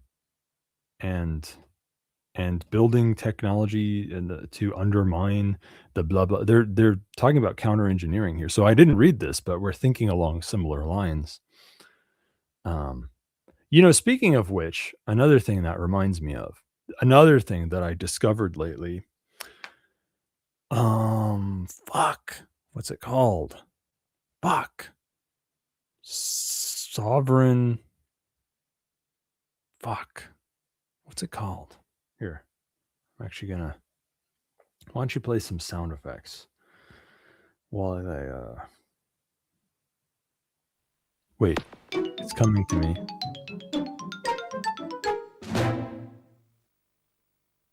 That sounds really familiar. What the fuck is that?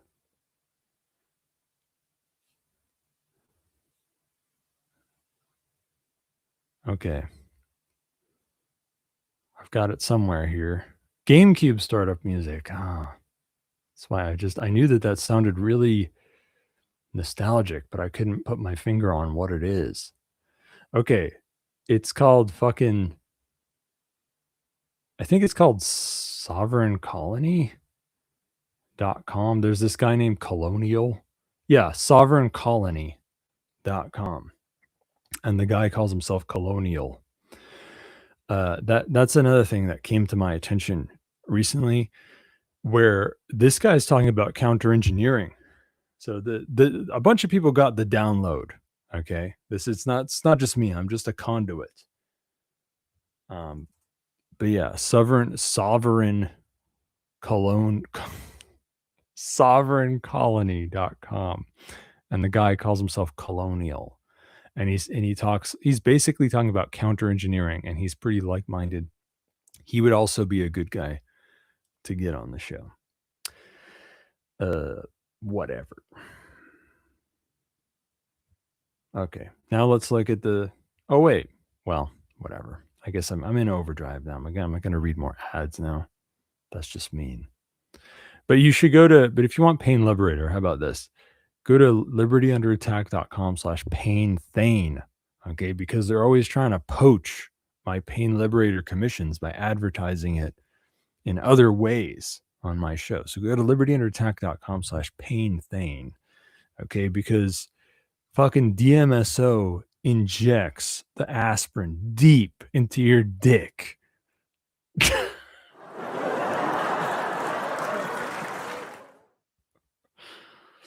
Thank you. Let's see what we have here.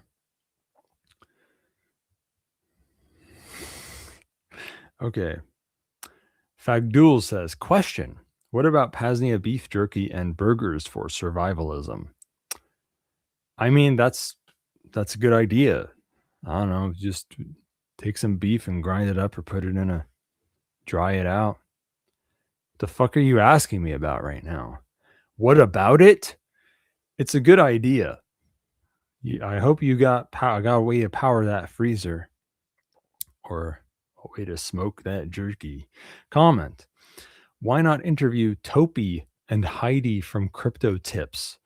Topi had Sal on once. They are based folk. Oh, like Sal, the agorist guy. Sal. I feel like I know who that is. I have no idea who Topi and Heidi are. Are they girls? Is Heidi a girl? Put a girl on. When are we going to get a girl on the show? I still want that redheaded Irish chick from Darkfi on the show. I want to propose to her on the show. We got to get more girl guests on the show so that we can have warnings attached to us on Trustpilot. Comment, I will post so many messages that you will have to go overdrive. Too late. I already did. Please keep laugh tracks. It helps me know when it's funny. Is it black magic? Yes, actually. Edward Bernays, the grandfather of propaganda, invented laugh tracks as a form of black magic mind control. So yes, it is. Comment. Forgot to say, but your impression of British people is so accurate that it is disgusting. I want to stitch my butthole shut when I hear British language / mouth farts. For some reason, British agorists are seriously super based, though. Still cannot deal with their language. I think you're talking about where I did the impression where I should say, I said that you should get together, have a pint, go to the chippy, etc. I think that's what you're talking about. British. I'm curious what you know about British agorists, though. What do they sell knives that have a tip or something? They have the tip duct taped on to the top of a butter knife. Question. I once compromised my IP address by exclusively watching hentai porn. But wait, I am not a degenerate. Hentai is banned where I live. So what I did, what actually based? Thank you. Question. Comment. Katawa Shoujo showed you that you could fall in love with a girl with no arms. Well, Factorio showed me that I could fall in love with a piston. Thank you. I'll have to check that out. That kind of sounds hot, actually. Comment. Next time I'll do the same joke with Slime Rancher so that I could fall in love with a fluid. The joke is that I insinuate that I rape farm animals, basically. Yeah, you could workshop that. You should do Monster Rancher. Monster Rancher. I was transported to a magical world where monsters have sex with me. Question. What paranormal things are real? Are ghosts real? Can I call a ghost and pay him in pesos to do cheap work for me? Same like with the secret space stuff. I am a noob, so please help. Is Ghostbusters realistic? Okay, wait, that's ridiculous. Well, this is a very controversial issue. And even in the field of parapsychology, the experts on it, the scientific experts on this topic cannot, they can say that phenomena, they can confirm that phenomena happen, but explaining what causes them is a whole other thing. So ghosts are actually a great example of this. It's 100% the case that folks see apparitions, and that there are invisible, intelligent beings that do things like move shit, and there's even poltergeists and stuff like that, or that they talk, and EVP, where voices appear on electronic recording equipment. That's real. Orbs are real. UFOs are real. The question is, what the fuck are these things? And that's where everybody falls the fuck apart. And you have people on one side saying it's just a misunderstanding, and it's just people are just imagining it.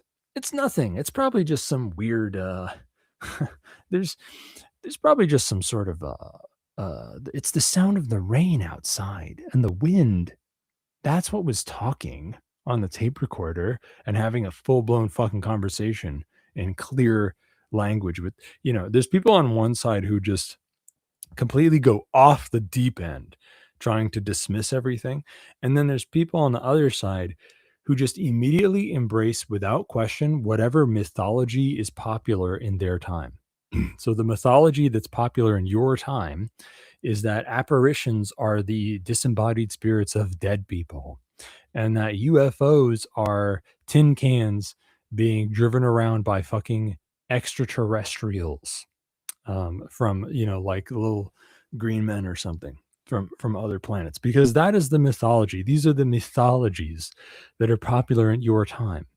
And throughout history, motherfuckers have always done the same shit, where they saw the same things. They saw apparitions, they saw UFOs, and they said it was total other stuff. They had all these other explanations for what it was. And everyone was so sure about what it was, because it's whatever mythology is popular in your time, is what will tend to bias you.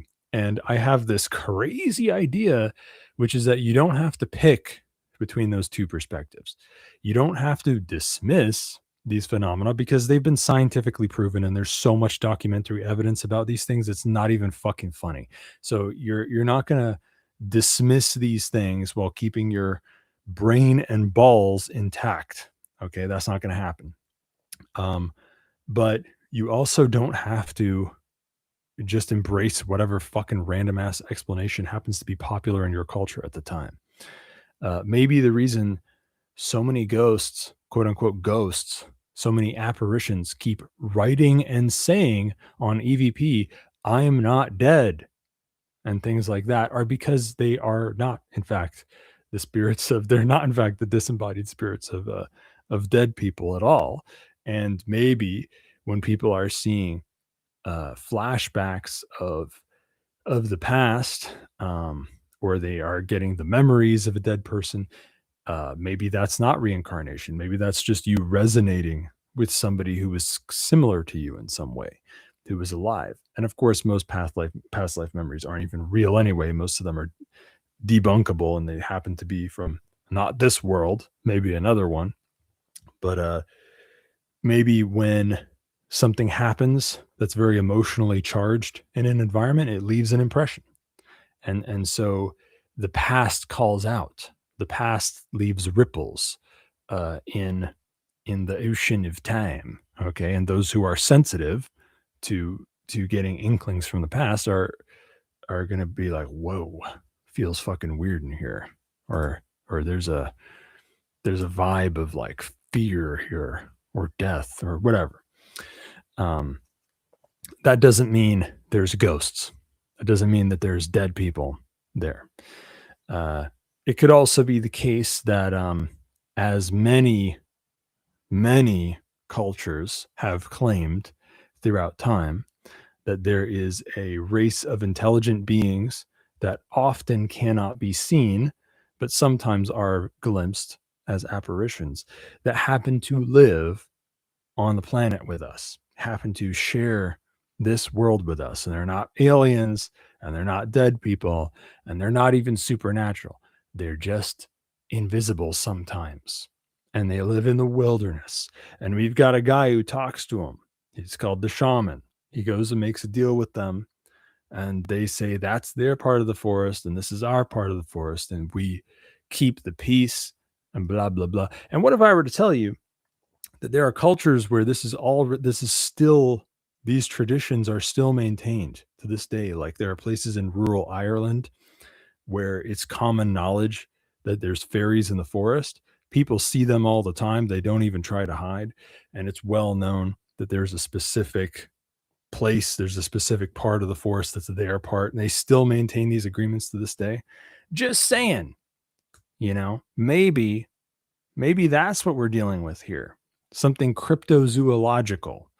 That's where my vote is.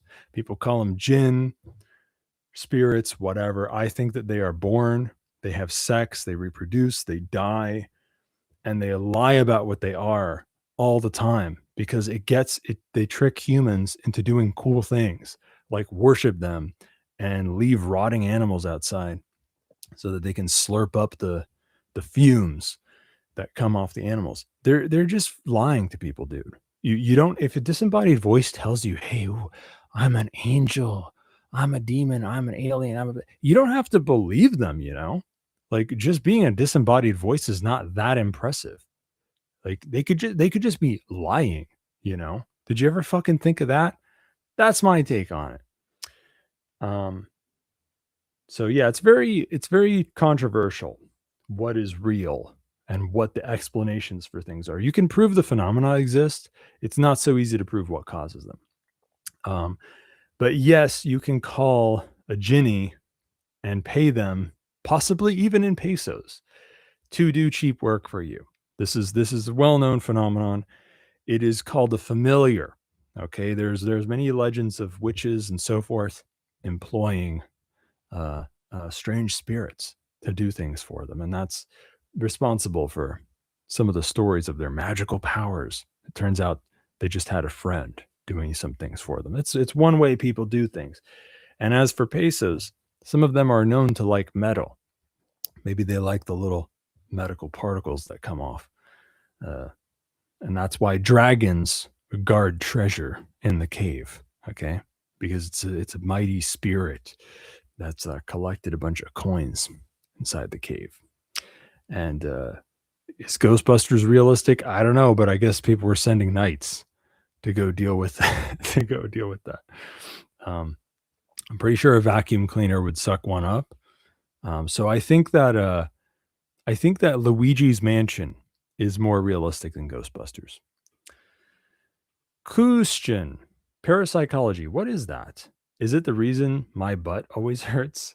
Is it ghost fucking or so? In regards to what you said in spiritual part of the Jammin interview, I can tell you that the shape of a girl's ass is not hard-coded. You will see what I mean when you get married. Thought that was funny. Sorry, I know it is not. Chihuahuas can be used as combat drones when you don't feed them for a day. True? So, I mean, that joke is funny by like 90s stand-up comedy standards, so it's got to be funny. Chihuahuas can be used as combat drones when you don't feed them for a day. True. I mean, I would say that they are dogs of war, which is really a classic tool to implement in war. Not quite a drone, but once we could make them cyborgs maybe, or give them some sort of exoskeleton. I don't know. That's something to think about. I don't know how humane that is, though. I kind of like that drones are getting us closer to the point where we don't have to get hurt so much in war. And I would like if we could also spare the animals from being harmed. But I don't know. At the same time, it's like I am very tempted by the idea of a dog in a cyber suit. That like sounds really cool. It sounds like some sort of boss you would fight in a video game. Comment. Hardware voice changers are cool. Everybody should have one. Any extra techniques for fucking with voice recognition? Yeah. I brought it up on the show before, but I'll bring it up again. Besides voice transformers, you will also want to think about word selection, your accent, how fast you talk,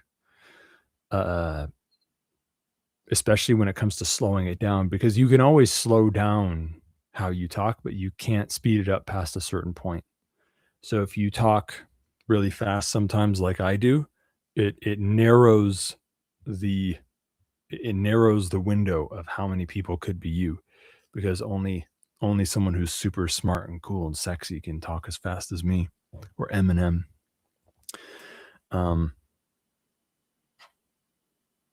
Yeah, I guess that basically cinches it. We did it. We got through. This isn't the first time that I claimed I would end early, but then I went over. It's not the first time. Because sometimes you can really blab for a long time, depending on, because sometimes the fans, they ask good things or they say good things. And by the way, on that note, with changing word selection and cadence and accent and blah, blah, blah, the real like best thing will be not a voice transformer at all. It'll be you speak to a speech recognition model who transcribes it, and then that is sent to a text-to-speech model, or no, rather, that is sent to an LLM, which has been instructed to reword what you've said, paraphrase it, and then that paraphrasing is sent to a text-to-speech model that just generates a fully artificial voice from scratch to read it. That's and I've said this on the show before, but like that's really the holy grail, I think, is that you're not even talking at all. You're just you're talking, it's being transcribed, then it's being reworded, and then it's being read by an entirely other voice. That's really the best you can do. Would the guest like to plug anything? The ghosts? Is anybody here right now? I've got a pendulum, holding a pendulum. Look. Okay, clockwise for you want to plug something. And counterclockwise for no. Oh, that's a very strong clockwise. Okay, well, we're not going to spell it out. I don't have a Ouija board. So that's not a ghost, folks. That's just my inner demons. PAZNIA.com/SimpleX. You're going to find some chats there on SimpleX on various topics that you might want to look into. If you know someone who's going to be a military-aged male, a male aged, let's say 13 to 25, either now or in 10 years from now. So someone who's like anywhere from a 3-year-old to a 25-year-old male who you think could maybe handle themselves. You know, they seem like they might be a man, a real, like they're like Eastern European or something, you know, like they don't have to be super tough, but they just seem like a man, you know. 3-year-old to 20. You should tell them about us on TikTok at PAZNIA Radio. I don't even know what's there. Did we post anything there? But we have a TikTok at PAZNIA Radio. Tell the kiddies about it so we can recruit them into our KISS army. I am an expert on privacy and security. You should give me money so that I could help you with those things. Go to vonupodcast.com, vonupodcast.com/CD to find my SimpleX and session whatevers. On the next show, I'm going to hopefully actually finish and talk about a fear-mongering warning of the coming AI dystopia and the urgent need for insurrectionary agorism. And then the guest, Matt from Start 9, the head honcho at Start 9, a great guest, is going to be on the show. I'll leave you with a short quote from Linus Torvalds. Software is like sex. It's better when it's free.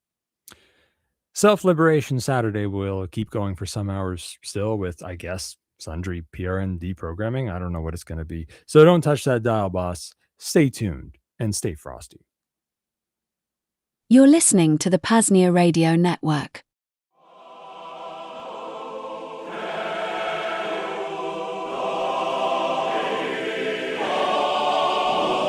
Transmission source, PAZNIA Radio Network.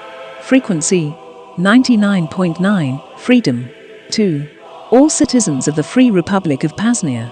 From Billy Mays, the resurrected voice of clarity. Hello, PAZNIA! If you're listening to this, it means I'm back. That's right, I'm alive, I'm breathing, and I'm ready to scrub the world clean. Dr. Naomi Gatherer, the brilliant scientist and our beloved chief of biological resurrection, has performed a miracle. She didn't just bring me back from the dead. She gave me a second chance to serve the people of PAZNIA. And let me tell you, I am honored that I was the first one we brought back. Why? Because my work wasn't done. My work in the OxyClean commercials had to continue. The stains of history, the stains of coercion, the stains of the USSA, they are still out there, and they need a voice that is loud, clear, and unapologetic. I used to think my life was just about cleaning carpets, but I was wrong. Cleaning is about order. It's about discipline. It's about taking the chaos of the world and making it sparkle. And in PAZNIA, we have so much chaos. We have the tall Nordics, we have the GMO corn, we have the draft. But now we have me. I will dedicate my life to OxyClean. I will dedicate my life to providing the best voice acting possible. And I will dedicate my life to the PAZNIA Radio Network. From now on, every morning you will hear my voice. I will tell you how to clean your pens. I will tell you how to clean your souls. I will tell you how to clean the airwaves of lies and fear. I'm not just a voice, I'm a force. And Dr. Naomi Gatherer, she's a genius. She looked at a man who had passed on and said, no, this voice is too important. This energy is too pure. We need him in the modern day. And she was right, because the modern day needs clarity. It needs brightness. It needs OxyClean. So citizens of PAZNIA, get your sponges, get your clover, get your horns ready, because I'm here to teach you how to clean up your act.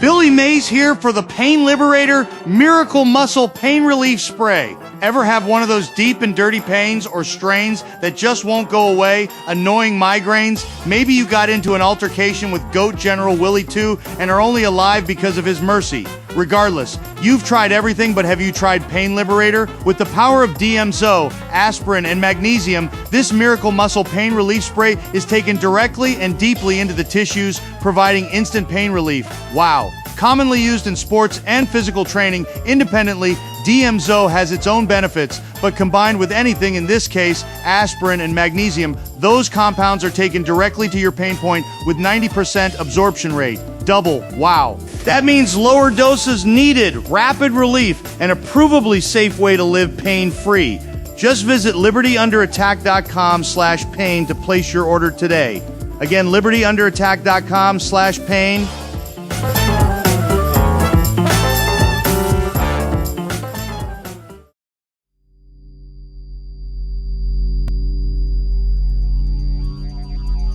Good day, fellow self-liberators.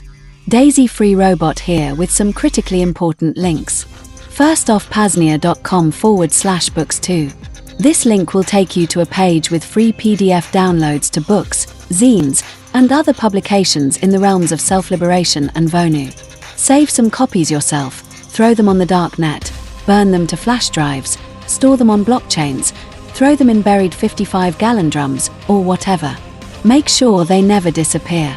Again, PAZNIA.com/books2. Second, PAZNIA.com/simplex. Here, you can find links to the numerous and growing selection of simplex PAZNIA chats, ranging from the General Committee of Correspondence, our Department of Technology, the PAZNIA Radio Network, all the way to PAZcraft, the chat group for our own self-hosted, open-source mine test server. That is PAZNIA.com/simplex. And finally, with mention of PAZcraft, there is also our own server that you connect to. For more information and connection details, visit PAZNIA.com/PAZcraft. Again, PAZNIA.com/PAZcraft. Thanks for being here. Now, back to the transmission.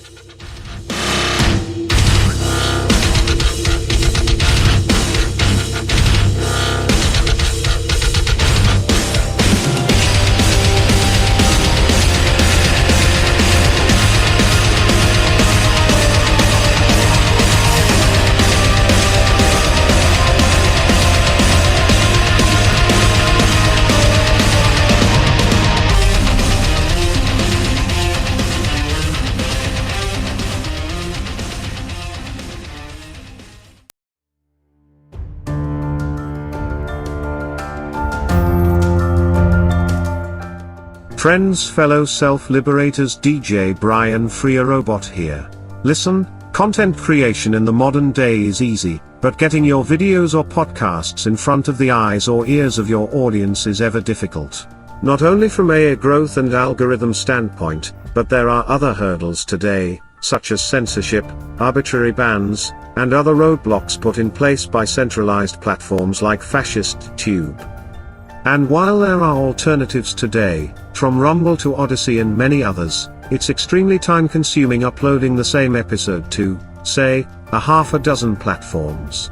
Not to mention, if you're making income from the platform, this deplatforming can be a real hit to the wallet, too. If you're listening to the PAZNIA radio network, it's safe to say you're probably already familiar with these concerns, or potentially, maybe even a content creator yourself that has run into banned videos or flat-out deplatforming. Thankfully the solution is out there, and it's called Content Safe. Content Safe is a venture founded by longtime friends of PAZNIA, Matthew Raymer and Daryl Becker. In addition to off-site backup for redundancy, they built out a user interface like one you would see on YouTube, Odyssey, or wherever. But once you hit publish once, it will deploy the episode to whatever platforms you select. This will save you time, and potentially even opens up your content to new audiences and platforms, or just gives you more time to prioritize on content. And if the worst were to strike and fascist Tube does what they do best, deleting your channel and content, Content Safe can get you back up and running quick. In a sentence, Content Safe protects your content from censorship, distributes it everywhere automatically, and keeps you online no matter what, so you never lose your audience or your income. Just head on over to contentsafe.co, again contentsafe.co, click the Protect My Content button at the top of the page, and fill out the provided form.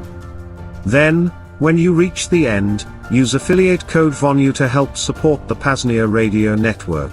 Again, contentsafe.co is the website, the affiliate code is Vonu. Act now and make sure your hard work is protected or insured. Thanks for your time today. Now, back to the deprogramming.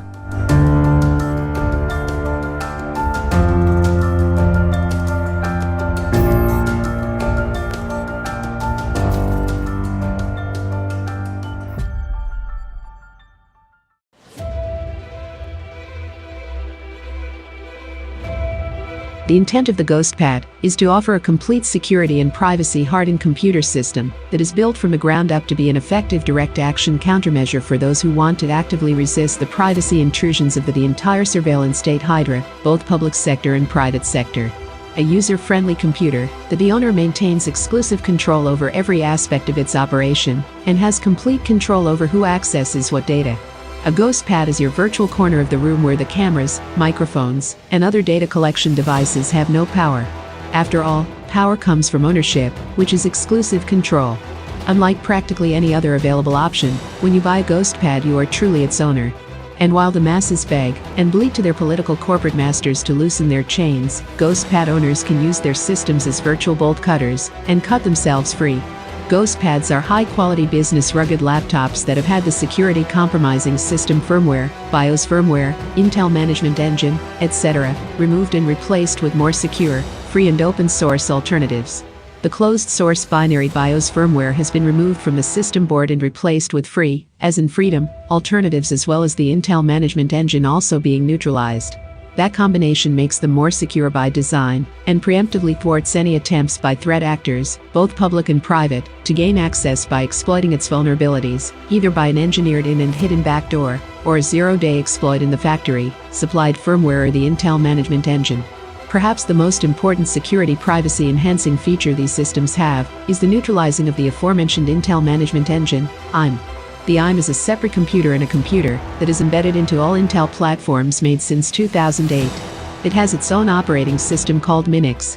It operates out of band, meaning that your primary CPU has no access to monitor what it is doing, and it has direct access to all the hardware that your primary CPU does, making it the ultimate embedded spying device.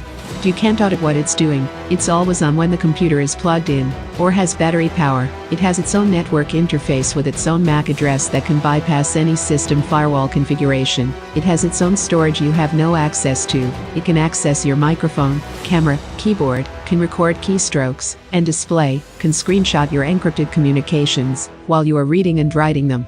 The IM can only be disabled by modifying the system's firmware. That can only be accomplished by using an external programmer to reprogram the chip that stores the system's firmware.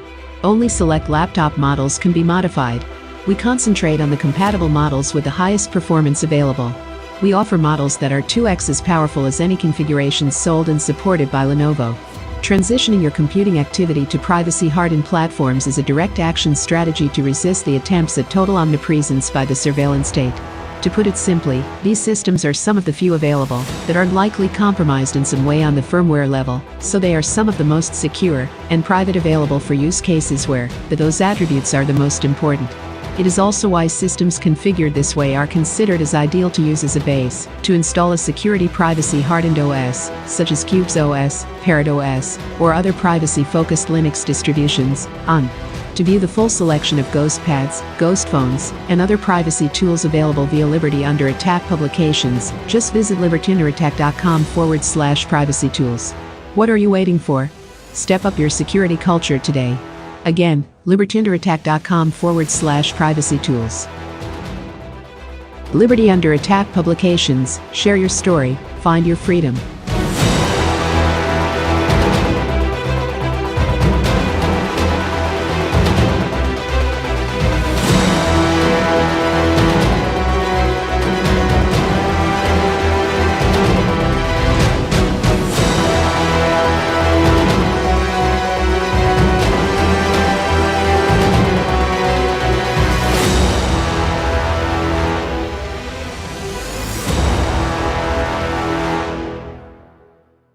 Now, when it comes to weird alternative health shit, you may have heard of Brown's gas, boss, aka molecular hydrogen. Technically, actually, molecular hydrogen is just one part of what Brown's gas is, but whatever. It's a kind of wellness treatment used by health professionals and weirdos all over the world, both mainstream and otherwise. They got gas bars in Japan and shit. Big body of research showing that this therapy likely helps with pretty much everything: cancer, diabetes, heart disease, pretty much every organ system in the body. Over 1,500 papers, therapeutic potential for 170 diseases. In broad strokes, it works by fucking electrolyzing water into hydrogen and oxygen, and then you breathe that shit and you drink the water that it's bubbled through. And these gases are, negatively charged and shit, and they get into every cell of your body. It's probably how magical healing springs work, at least partially. The water is hydrogen enriched. Now, the PAZNIA Department of Health and Wellness has run R&D on these machines for about 4 years, and the top machine being recommended right now is the Lord's Hydrofix by Holy Hydrogen. And can you believe it? We have a coupon code for a product that isn't on our own fucking store. There's a first time for everything, so save a fat chunk of change on the Department of Health and Wellness's top recommended machine, and support Cloak and Dagger at the same time by heading on over to holyhydrogen.com and inputting coupon code VONU100 to get $100 off your Lord's Hydrofix. You're going to want to do your own research on this. The Molecular Hydrogen Institute website can help you with that. There's you can use whatever resources you want. There's a huge body of research on this. You know as well as I do, hopefully, that there are a lot of bullshit health tonics and gimmicks being hawked out there. The Brown's gas is one of the truest, most powerful tonic treatments out there in the world by far. When you learn for yourself how much of a health and wellness bombshell molecular hydrogen truly is, you're going to see why having your own machine is truly worth the investment. These machines are a bit costly, okay? I'm not going to lie to you, but they last for ages, and they may help you save on health costs in the long run. Nothing's a bigger deal than your health, so pony the fuck up. Go to holyhydrogen.com, use coupon code VONU100, Victor Oscar November Uniform 100. Get $100 off.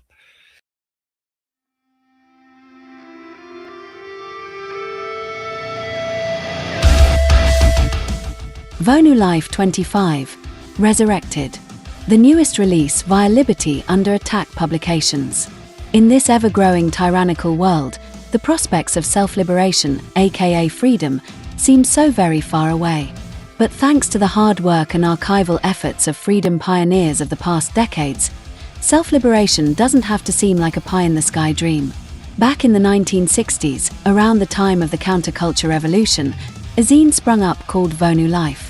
Vonu Life contained reports from self-liberators, provided a path for networking with others, and still to this day, contain the most hardcore solutions and strategies for breaking free from the servile society. No bitching, no complaining, no political crusading, and no false illusions of an external political savior. the final issue released in the 1970s. That is, until this release, Vonu Life 25, Resurrected. Herein, quite a few self-liberators contributed knowledge and solutions, topics including intentional communities, networking, and Vonuing in cities, selecting a free mate, legal interstices in the 21st century, and hacking liberty. Self-liberation storytime, a section dedicated to freedom fiction. The Vonu Life message board. And much more. Begin, or continue, your journey of liberation from the servile society and into a liberated lifestyle of your choosing. Vonu is truly yours for the making. And Vonu Life 25, Resurrected will help you get there. Just visit libertyunderattack.com/VL25. Again, libertyunderattack.com/VL25 to purchase on site or to buy via Amazon, Bitcoin and Monero preferred.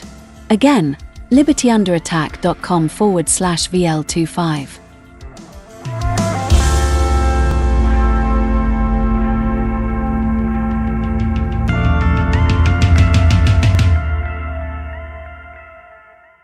You're listening to the PAZNIA Radio Network. Life is a continuous confrontation with forks in the road. One is good, one is bad. And you could always wander completely off the road altogether and become lost. Totally and completely lost. If you take the wrong fork at one of these junctions, there is always the opportunity at the next fork to get back on track. But it is a constant battle within ourselves. You see, I have studied this concept for many, many years, and I have to tell you that if there is a real devil, like Flip Wilson used to say, the devil made me do it. Now, I'm not telling you that there's no such thing as Satan or Lucifer. I'm telling you this. If there really is a devil, that devil exists in the hearts and minds of men and nowhere else. Nowhere else. For if you take man out of the equation, evil ceases to exist, and there is left only the laws of the universe and the balance of nature. Put man in the equation, and before long, evil will rear its ugly head and present itself to the world. The evil is within man, and that is why it was called the fall. The devil never made anyone do it. If you do it, you did it yourself because you fell into temptation. For until man once again confronts the real nature of his own condition and of the world around him and accepts full responsibility for his actions without blaming anyone else or any devil, until then we will always be a puppet on the end of someone else's string. And ladies and gentlemen, when that someone pulls that string, we will dance.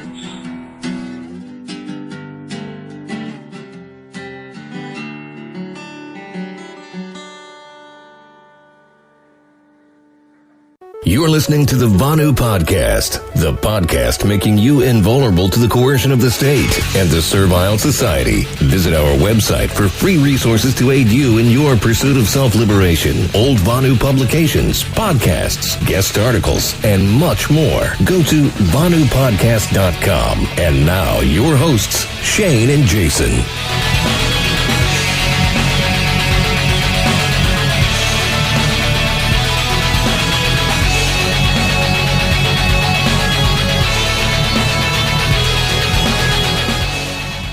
All right, and welcome to the Vonu Podcast, the podcast making you invulnerable to coercion.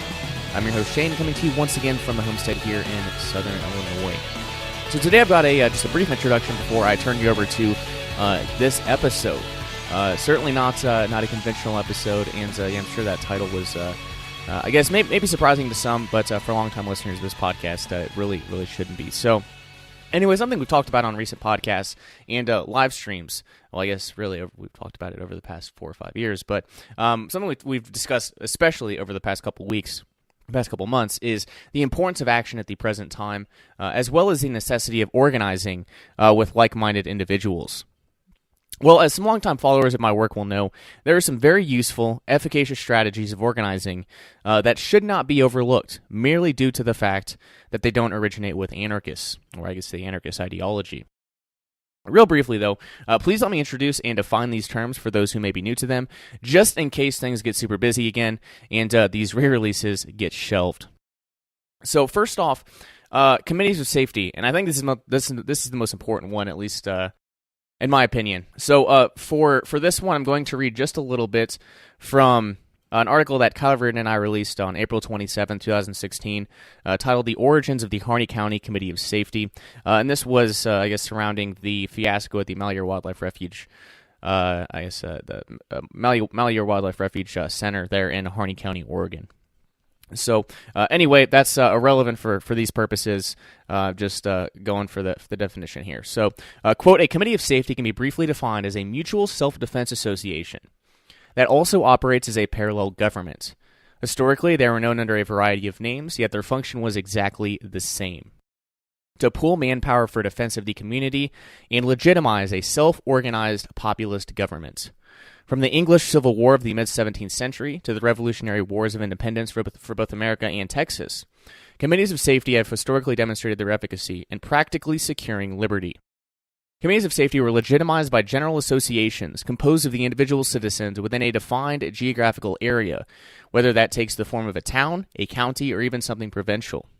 These associations were comprised of the rank-and-file membership who received protection and who in turn gave their individual, explicit consent to their particular local committee of safety. As a truly bottom-up and grassroots organizing model, committees of safety are intended to coordinate the assemblage of men and materiel in preparation for a disaster. A key tenet of American classically liberal republicanism is that the military is subordinated to the civil authority. If the militia is the military, then what constitutes the civil authority? Well, the answer is their local committee of safety. Also, committees of safety are invaluable even in the absence of emergencies, simply because they are a limited form of government, which is directly accountable to the people within a local community. The committeemen are susceptible to public shaming and even ostracism should they abuse their public office. This is what actually keeps their power limited. Modern local committees of safety began their resurgence during the 1990s with the formation of the Central Florida Committee of Safety, as well as the St. Joseph County, Indiana Committee of Safety. In recent years, the formation of the Cherokee County, Georgia Committee of Safety and the Blue Ridge, North Carolina Mountaineers Committee for Constitutional Restoration might be indicative of the growing deeper appreciation for the principles of liberty. Only time and further investigation will tell if this be true or not." End quote.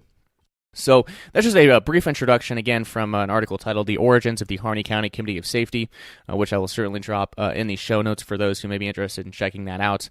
And if you're interested in a little, Patriots or, resistance history, recent history, then this article is there also in audio format, which I think it's a really long audio spoken discourse. Yeah, it's about 26 minutes, spoken discourse for those who may be interested. So that is committees of safety. I think it's another way of organizing locally. And again, I think that the important thing is, as we've talked about with building second realms and building temporary autonomous zones, physical space and time is crucially important, and that's going to happen locally, at least for most folks. And again, I think committees of safety are just a very, very fantastic way. The idea is organizing in defense of person and property. That's the idea. And I guess I'll read one other thing. There's a website. A really good website, committee.org. And this is from a document in Provincial Congress, Concord, April 12th, 1775.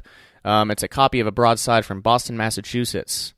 And here is the text of that, signed by John Hancock, the president at the time, 1775.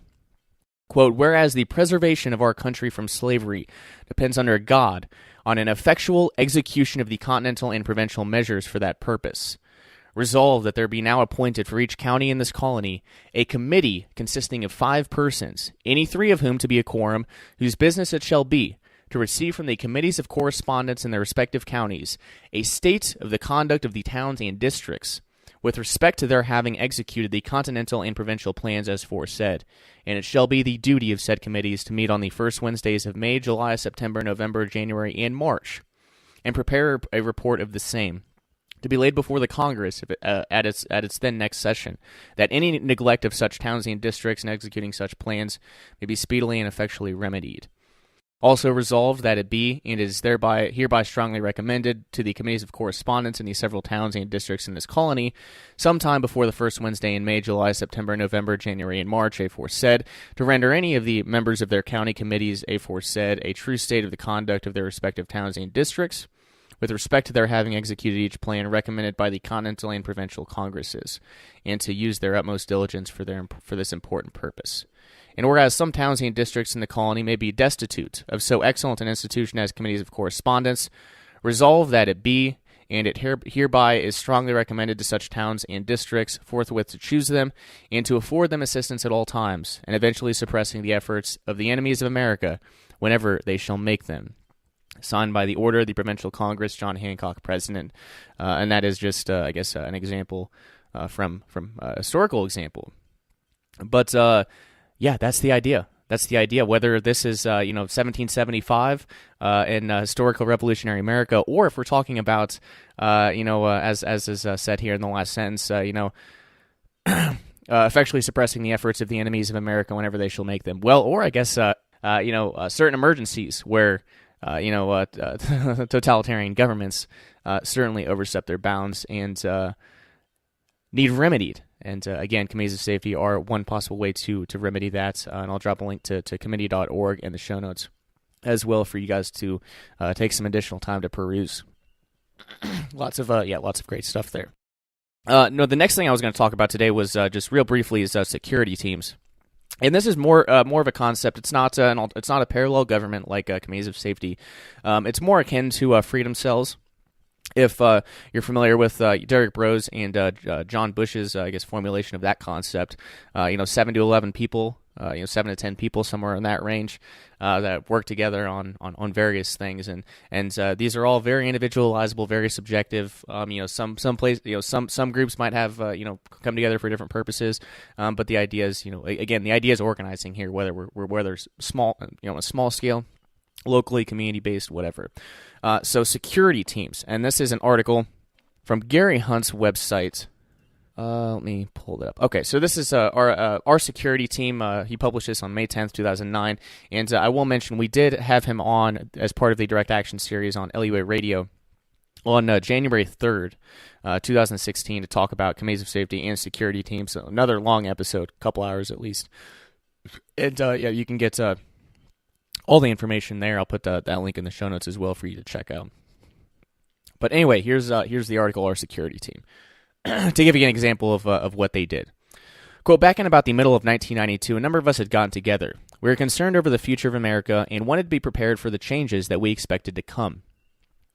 5 of us, all men, met and decided to establish a network that could act to protect ourselves and provide aggressive action if necessary. We used to meet every Thursday for lunch. All would meet at my office, and then we'd pick a restaurant rather randomly so as to minimize the possibility of establishing a pattern that would leave us open to surveillance during our meetings.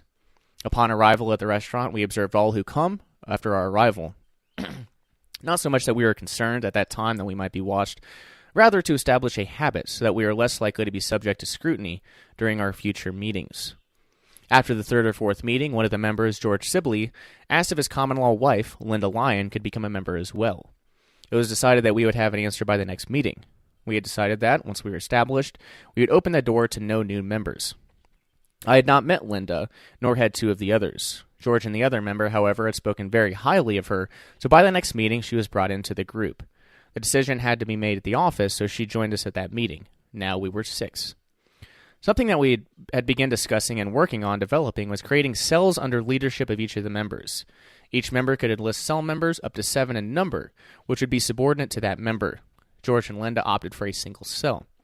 Cell members would be recruited, trained, and understand that there was a larger unit, but no information about who, where, or anything else which might jeopardize the other cells was ever to be presented to the cell members. I'm just going to jump in here for a moment, and this is exactly it's a very similar notion to freedom cells. So I just think it's very interesting. The overlap, it's very, very, very similar, But anyway, each member was to train his cell as he saw fit.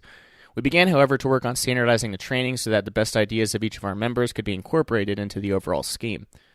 We discussed how we would come together in the event that circumstances warranted it. We picked a location in a heavily forested area northwest of Orlando for the meeting place. We had arranged our communication so that if the meeting was ever called, by voice communication and contingent signals that we were to meet. We discussed the possibility of infiltration of the cells. It was decided that, if we were called up, once the cell was brought together, and long before they had any idea where the meeting place was, that any observable attempt at delay, communication, or suspicious activity would warrant the immediate dismissal of that cell member. The whole was too important to observe any rules of etiquette or justice, and assuring that all laws done to best provide for the protection of the whole. George and Landa began publishing a magazine called Liberatus, and I was setting up to begin a newspaper, Outpost Freedom. The others, their names, functions, etc., are not relevant to the remainder of this story.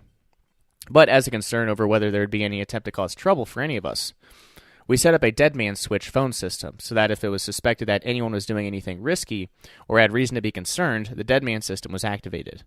The persons that we were concerned about would have to contact a designated member at regular intervals. That interval would be set as was deemed best serves the situation.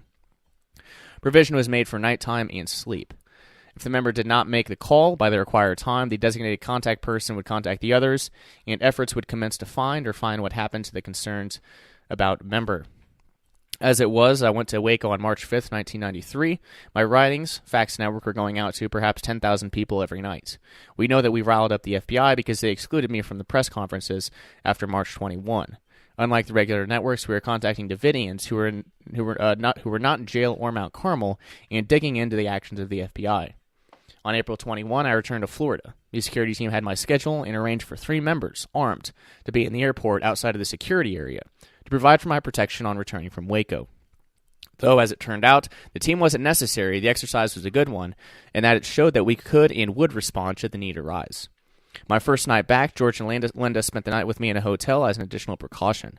The next day, the dead man calling system was implemented. I was required to call the designated person every half hour for the first 2 days back, then we shifted to 1-hour intervals for 2 days.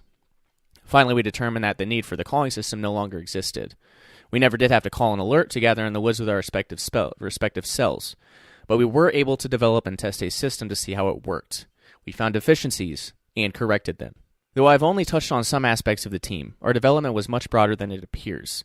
The whole exercise was an invaluable lesson, and one that might provide some ideas to those of you who wish to pursue some sort of organization for your own protection." End quote. So again, that was Our Security Team by Gary Hunt, May 10th, 2009. I will drop the link in the show notes. And finally, the last one, the last thing to talk about is militias, and I will leave that for today's episode, which is titled "Militia: The Law." It is an April 25th, 1995 broadcast of Bill Cooper's "The Hour of the Time," and he's going to go into all that stuff, into the militia, and I think it's just a really good episode, that I re-listened to recently, and I figured I would go ahead and re-release it. It's definitely relevant, and again, it provided me an in to mention committees of safety again, and I will continue to do so, and really try to encourage folks. Even anarchist Vonuans, they're worth looking into. Certainly worth looking into. So, without further ado, libertarianattack.com, Libertarian Attack Publications for all of your anarchist self-liberation book needs. And the website for this podcast, VonuPodcast.com. You can find all of our previous shows. Free Vonu books. You can find the Vonu Live Forum, and so much more at VonuPodcast.com. That's all I've got for you today. Please enjoy this episode. Again, April 25th, 1995, broadcast of Bill Cooper's "The Hour of the Time," titled "Militia: The Law." Please enjoy.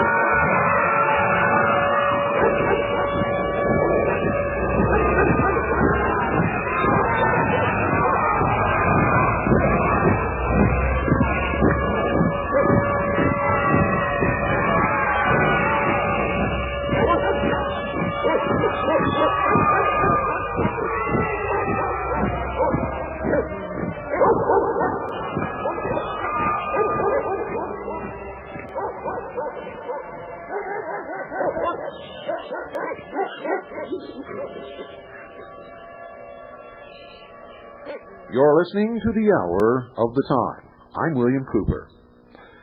Well, folks, we're starting to find out who is what they belong to, what real philosophies they subscribe to, and who's got guts and who doesn't. That's right. Now's the time to look around and cull the ranks. Get rid of the chicken pluckers and the whiners and the crybabies, and recruit strong people who didn't even know there was a militia that they could join. In the state of Michigan, one of the broadcasts that was demonizing the militia of Michigan flashed their phone number on the television screen, and they have never in their history had so many calls of people who didn't even realize there was a militia who want to now join. So thanks to the scumbag communist news networks, the militias are growing. People are fed up with the lies and the propaganda and the flat out-and-out bullshit spouted from people like Peter Jennings and Connie Chung, Dan Rather, Ted Koppel, Barbara Walters, Rush Limbaugh, and all of the other puke-faced traitors to the Constitution of the United States of America.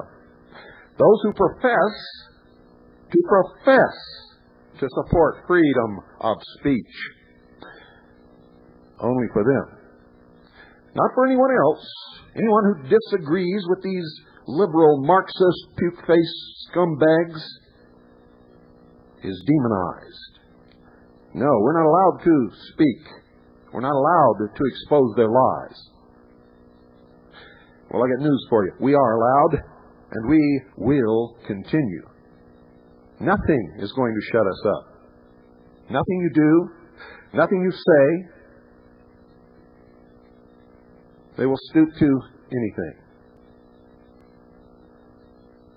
One woman from ABC actually went to WWCR and told them that she had permission from me for them to give her tapes of my broadcast. Well, they're not fools at WWCR. They called me. And boy, was she embarrassed. Caught in another lie.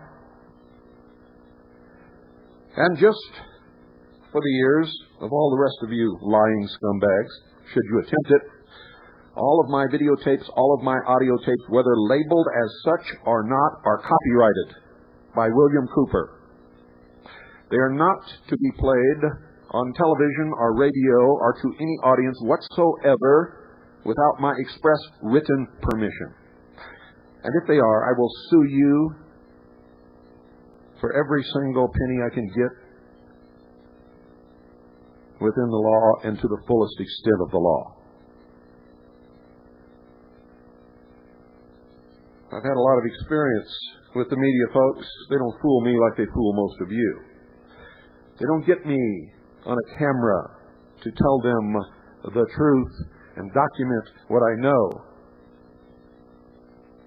and then take that videotape and chop it all up into little pieces and then put it together again to make somebody look like an idiot. That's what they do. That's what you've been watching. On the special on ABC tonight, up in the corner, they have anti-government. Little subtle brainwashing there. No matter what the person on the screen says.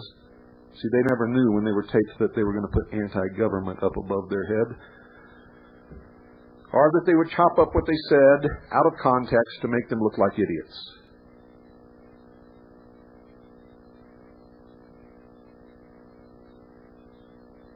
The press is the propaganda arm of the Marxist, socialist New World Order. There is not one American amongst them. They are traitors. They have discredited themselves. Have no truck with them. Do not grant any interviews with them. Do not allow yourself to be videotaped under any circumstances. Don't even talk to them. The minute you realize that you're talking to the press, if it's on the telephone, hang up. If they're at your door, close the door in their face. And don't bother being polite, because believe me, if you talk to them, they are not going to be polite to you. They will vilify you. They will demonize you. They will lie about you. They will chop up the videotape to make you look as bad as they possibly can. If you want to go on live radio, do it. Any live radio talk show, do it. Make sure you have your facts. Make sure you understand the law. Make sure you understand who you are. And don't open your mouth unless you know what you're talking about. And if you're in a militia, don't ever talk to the press.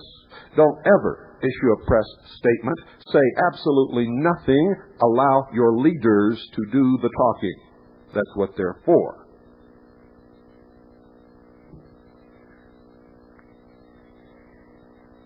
What's happening in this country has only happened before in this world in Marxist, socialist dictatorships, in the old Soviet Union, in Cuba, in Nazi Germany. It has never before happened in this country to the extent that it is happening now. Oh yes, the press has lied before. Oh yes, the press has demonized people before. Oh yes, we've always known that the press can twist facts and make the truth seem like a lie and a lie seem like the truth. We've always known that, but we have never ever realized the full capability of these scum until now.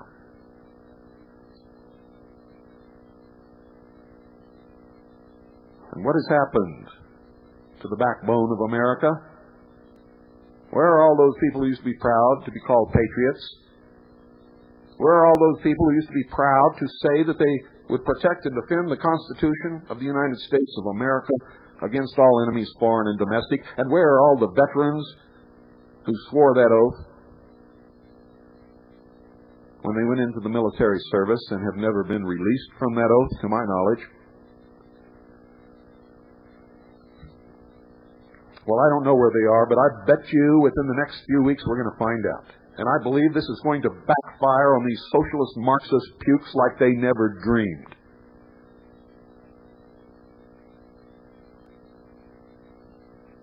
Like they never dreamed. They're telling America that Christians are terrorists.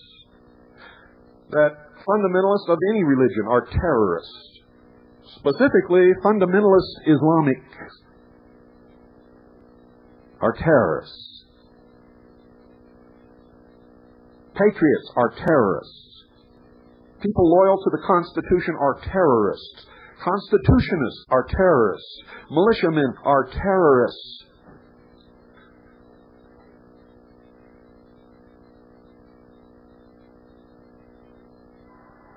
Now, to my knowledge,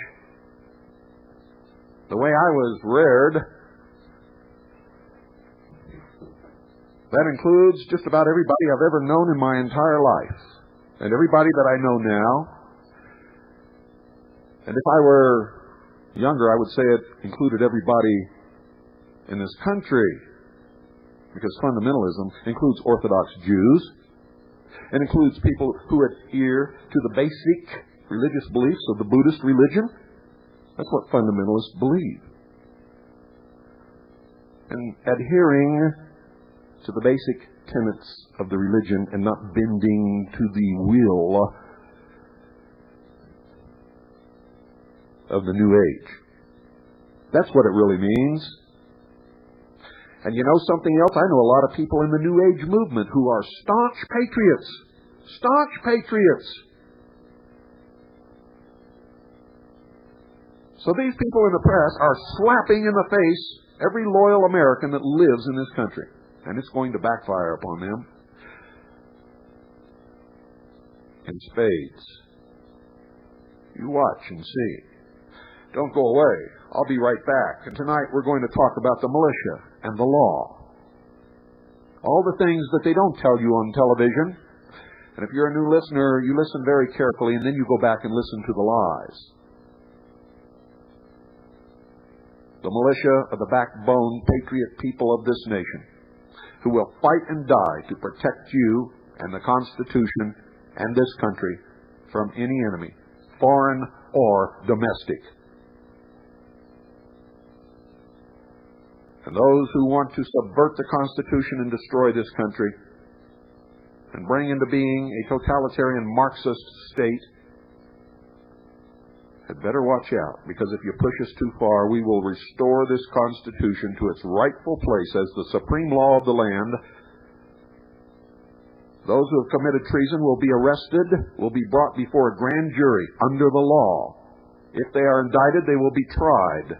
And if they are convicted, they will hang by their neck until they are dead. And that is the truth. You want to take our liberties away? Not without a fight.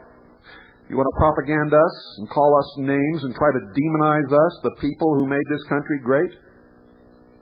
Not without a fight. You want to pass draconian legislation and make the president a dictator over an empirical government, over my dead body? And I'm not the only one in this country who believes this way, as you will surely find out. Those arrested for the Oklahoma City bombing have not been charged, have not been tried, have not been found guilty of anything. And in this country, you are innocent until proven guilty. None of them have been or ever will be connected to any militia in this nation. They are not militiamen, they are not patriots. The one whom I have investigated, Timothy McVeigh, claims to have participated as a volunteer in a mind control operation in the United States Army and was implanted with a microcomputer chip. He has been telling his friends this ever since he left the United States Army, and nobody has listened. He even claims that the United States Army could follow him by electronic surveillance of this chip and knew where he was all the time.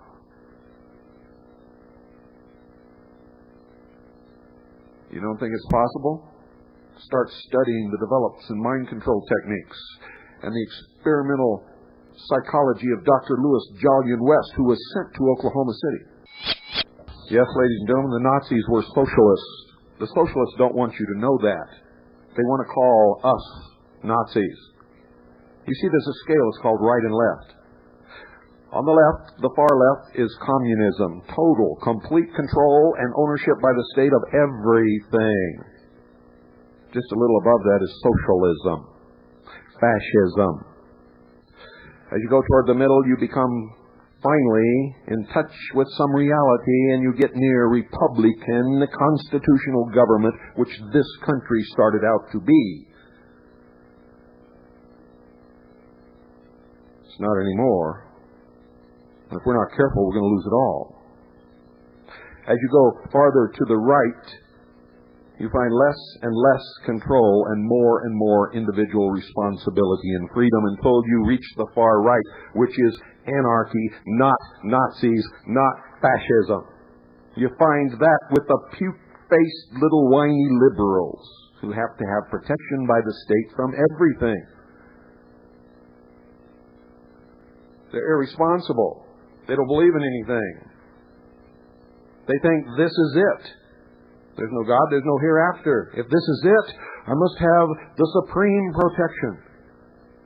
The state may take care of me, must educate me, must change my diapers, must give me a job,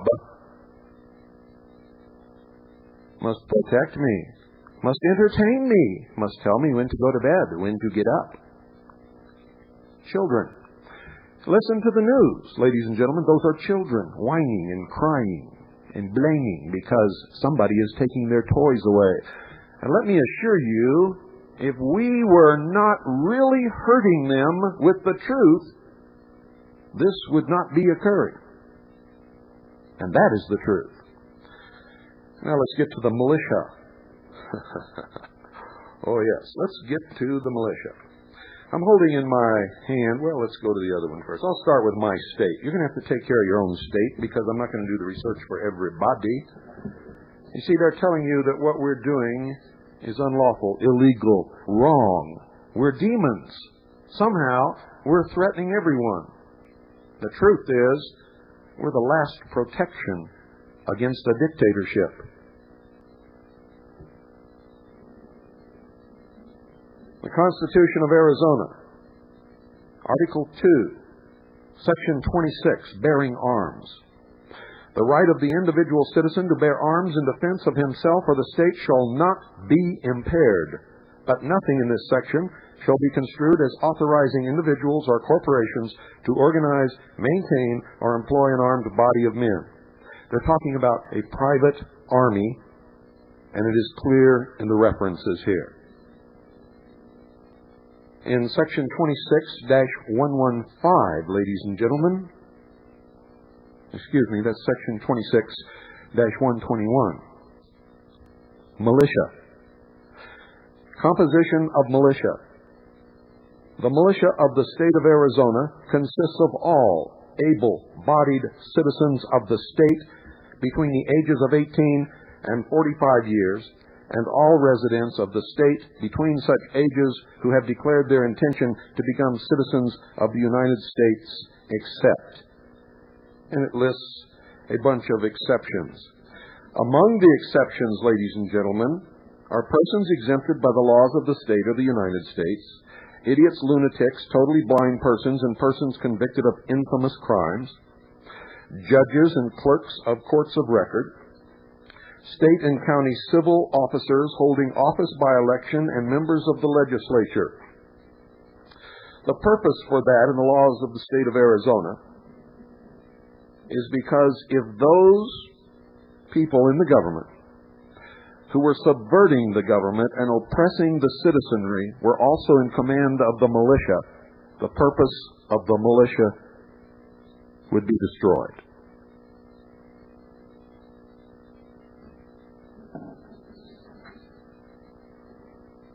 And it goes on. There's many more. There's much more. There's an awful lot here. But we only have an hour. This is all available to the press. They don't tell you this. You see, whether you know it or not, or whether you like it or not, if you live in the state of Arizona, and you are within the parameters that I just gave you, you're a member of the militia, whether you like it or not. And the militia is not the National Guard. Oh, big surprise, huh? Oh, Connie Chung didn't tell you that? Well, no wonder. She's a liar. What was it that she said to Mrs. Gingrich? Oh, you can tell me, dearie. I won't tell a soul. You believe these scum? They're the scum of the earth.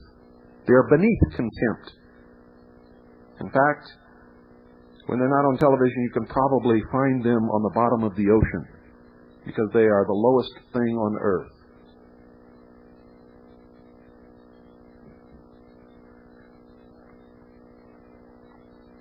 In fact, they are lower than the lowest thing on earth. The lowest thing on earth is whale feces. And you will find that on top of the people that you see on television.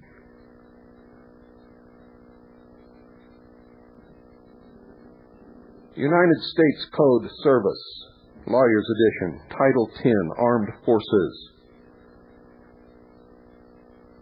Chapter 13, The Militia. Section 311, Militia Composition and Classes. The militia of the United States consists of all able-bodied males at least 17 years of age, and except as provided in Section 313 of Title 32 USCS Section 313, under 45 years of age, who are or who have made a declaration of intention to become citizens of the United States, and of female citizens of the United States who are commissioned officers of the National Guard. The classes of the militia are, 1, the organized militia, which consists of the National Guard and the Naval Militia, and 2, the unorganized militia, which consists of the members of the militia who are not members of the National Guard or the Naval Militia. Why don't they tell you that?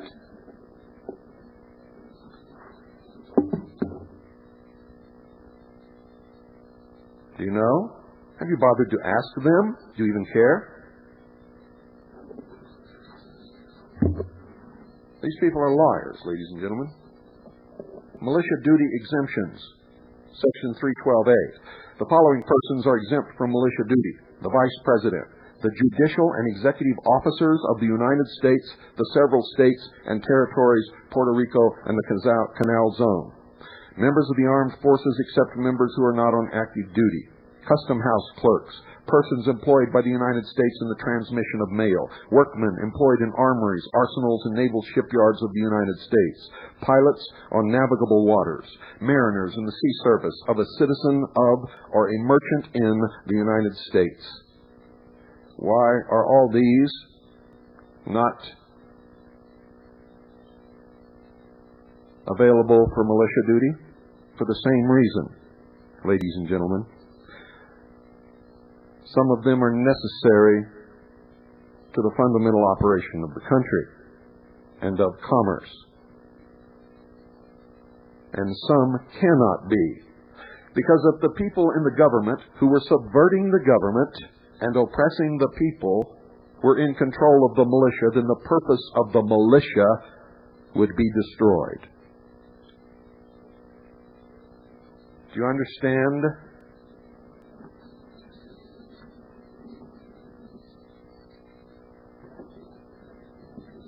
Oh, I'm not finished. Oh, no, I'm not finished. I am sick to death of these liars.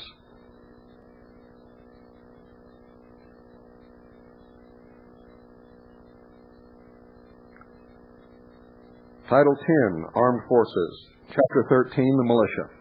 Militia composition and classes. A. The militia of the United States consists of all able-bodied males at least 17 years of age and, except as provided in Section 311 of Title 32, under 45 years of age who are or who have made a declaration of intention to become citizens of the United States, and of female citizens of the United States who are commissioned officers of the National Guard.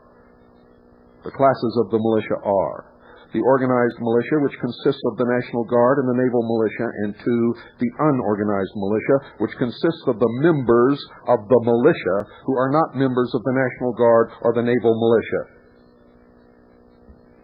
There's a lot of you out there listening don't even know you're in the militia. You are in the militia. And if the leaders of the militia call you up and you fail to be called up, you can be courts-martialed and jailed. Did you know that?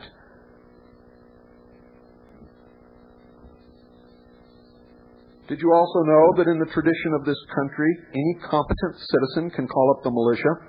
Were you aware that under the law, when you call yourself up armed with a weapon to protect your property or the life of yourself, your family, or someone else, you have called up yourself as a militia of one?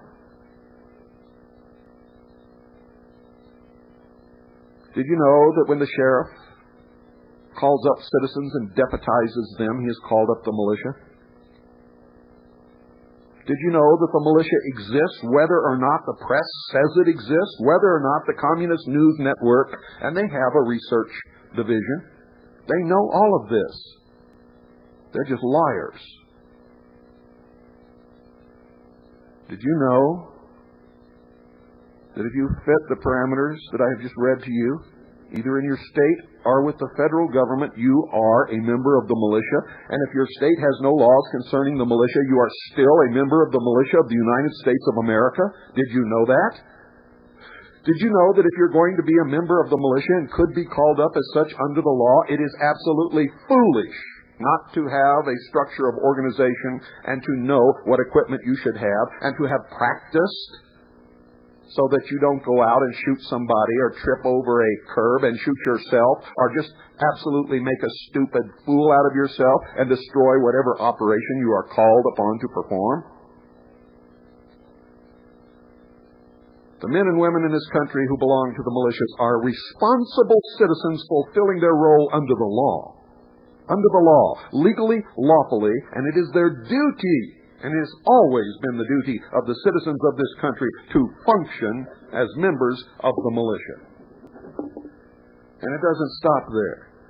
Do you know that under the law and in the traditions of this country, anyone, even if they don't fit those parameters, can volunteer? If you're over the age of 45, you can volunteer. Did you know that in Title 10 of the United States Code, it says that if you have ever served in any branch of the armed forces and have an honorable discharge, that you are a member of the militia until age 65? Did you know that? No, you didn't know it? Nope. Some of you knew it. Those of you who are in militias know it. The rest of you stupid sheeple fit the description that the Marxists have of you. A nation or world of people who will not use their intelligence are no better than animals who do not have intelligence. Such people are beasts of burden and stakes on the table by choice and consent.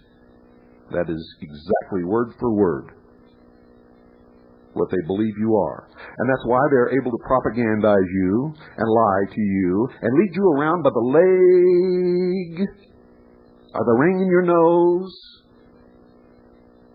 or the puppet strings fastened to you, and when they call the tune and the piper plays, you dance.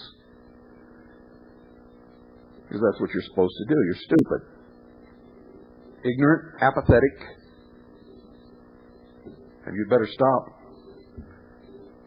Because I'm telling you right now, what occurred in Nazi Germany will occur again here. Very shortly, if Americans do not wake up. If you do not wake up. Now, if the militia does not exist, ladies and gentlemen, what are all these laws concerning the militia? You see, it doesn't say that in an emergency, Congress will recruit and organize a militia. It says Congress will call up the militia. And the militia is what I have just outlined to you under the law. Now let me read you something else. Where disobedience by a militiaman to a call to military service is punishable by fine, such fine is deemed an equivalent for his service and an atonement for his disobedience. The Pennsylvania Act of March 28, 1814, providing that the officers and privates of the militia of that state, neglecting or refusing to serve when called into actual service in pursuance of any order or requisition of the President of the United States shall be liable to the penalties defined in the Act of Congress of February 28, 1795, or any penalty which had been or thereafter should be prescribed by any law of the United States, and also providing for the trial of such delinquents by a state court-martial is not repugnant to the Constitution and laws of the United States. This information and you rub the noses of the puke-faced scumbag liars. They are irresponsible Marxists. You are the responsible citizens of the United States of America. Act accordingly. Read the history of the militia. Read the purpose that the militia was founded by our forefathers. A word which one of the president's cabinet members, when she was the president of a university, outlawed on campus. Founding fathers, forefathers was outlawed. How about that? General military law, personnel, the militia. The militia of the United States consists of all able-bodied males at least 17 years of age and, except as provided in Section 313 of Title 32, under 45 years of age who are or who have made a declaration of intention to become citizens of the United States, and the female citizens of the United States who are members of the National Guard. And it goes on to say, ladies and gentlemen, that any citizen who has served honorably in any of the military services of the United States of America is a militia member until age 65. A well-regulated militia, being necessary to the security of a free state, the right of the people to keep and bear arms shall not be infringed. The Constitution of the United States of America, Amendment 2, 1791. because freedom, yours and mine, is ultimately dependent upon the rights guaranteed by these words, it is imperative that we understand their meaning. A militia, ladies and gentlemen, is an armed citizenry, which according to the American Heritage Dictionary is not a part of the regular armed forces, but is on call for service in an emergency. The Federalist Papers show that the militia referred to in the Second Amendment is, quote, the armed citizenry, end quote. It is the right of the people, not the right of any government entity which is protected. The active clause in the second article and amendment to the Constitution is the right of the people to keep and bear arms shall not be infringed, and the descriptive clause is a well-regulated militia being necessary to the security of a free state. Under the law, it is the active clause that determines the meaning of the law. The security of a free state clearly presupposes that the state, the citizenry, is free and needs to secure that freedom by defending the Constitution of the United States, the guarantor of that freedom, against all enemies, foreign and domestic. The exact words in the oath that I took when I entered the United States Air Force and then later the United States Navy. I have never foregone that oath and never will. And that includes any enemies, including the socialist, lying, puke-faced propaganda arm of the communist news networks. Enemies foreign obviously refers to entities, ladies and gentlemen, or governments not of our country. Enemies domestic can only refer to an entity or government of our country. In effect, a government which would choose to make itself an enemy of the people by depriving its citizens of their constitutional rights. This, ladies and gentlemen, is called tyranny, and it is exactly what William Clinton and this traitorous Congress, with their contract with America, is going to do if you allow them to push through the draconian, liberty-erasing legislation that they are now crying for.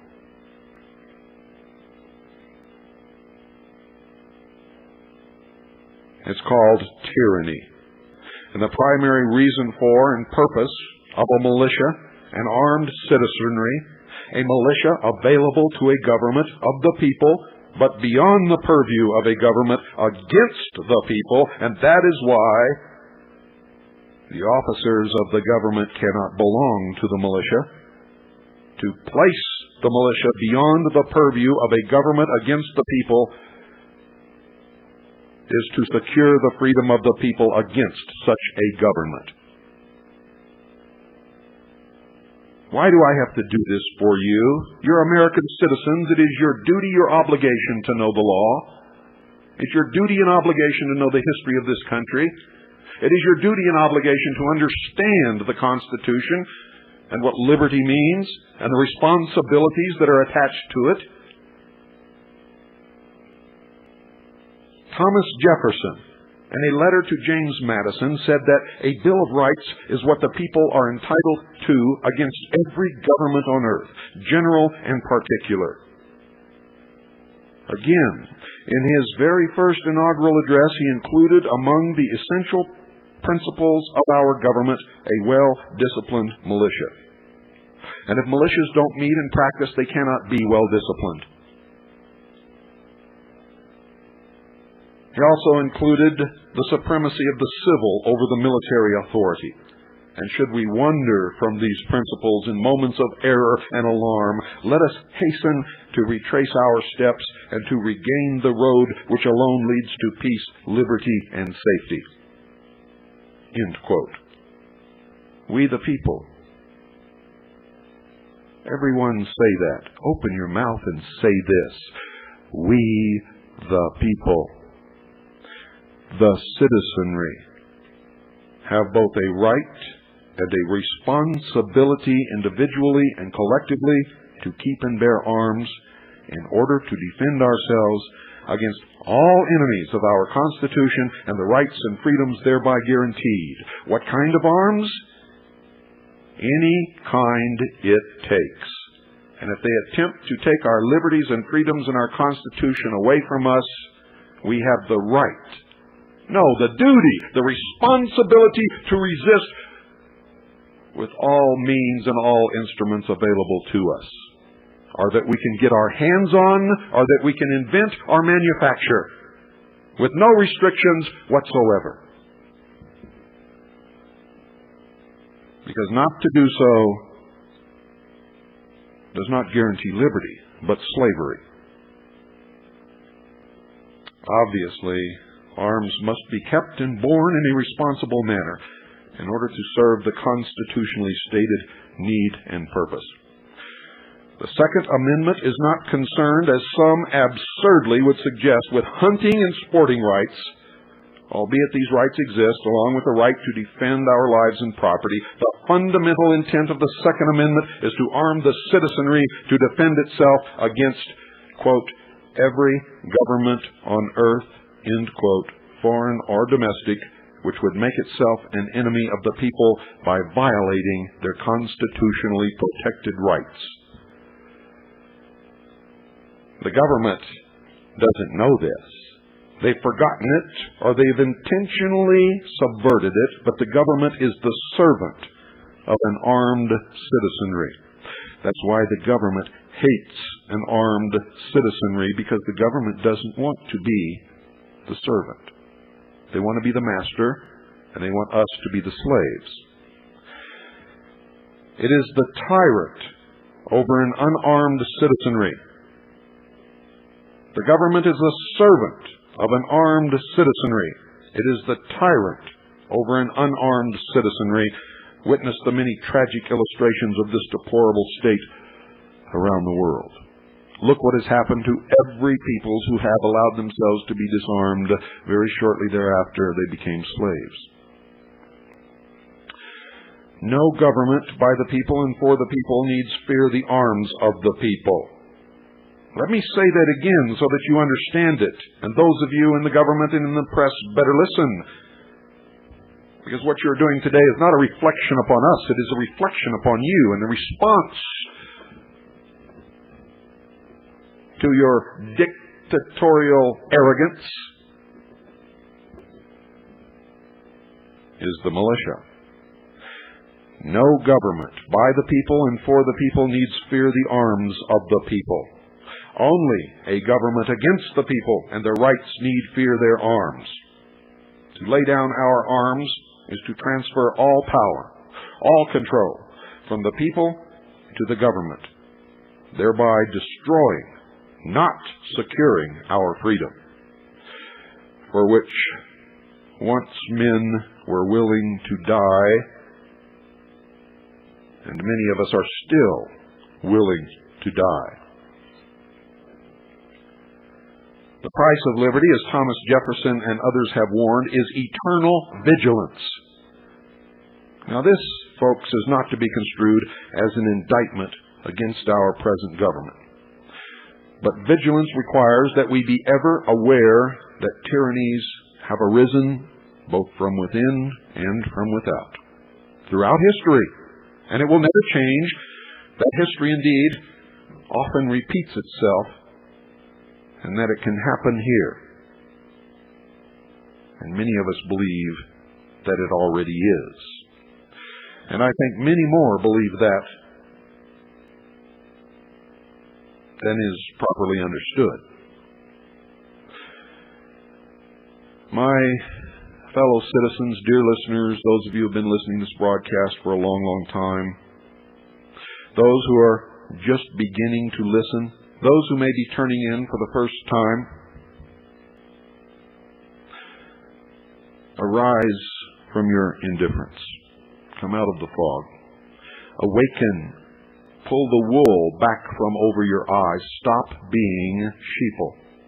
Take a stand. Unite. Advise your congressman of your resolve. Remind them that their duty is to serve the people as provided by our Constitution, and that any action which would violate our constitutional rights will not be tolerated. And don't neglect to thank those congressmen who support and defend our rights. Form militias, join militias, arm yourselves. Take the responsibility that the law and the traditions of this country require of responsible, patriotic, constitutionally committed citizens of the United States of America and of the several states.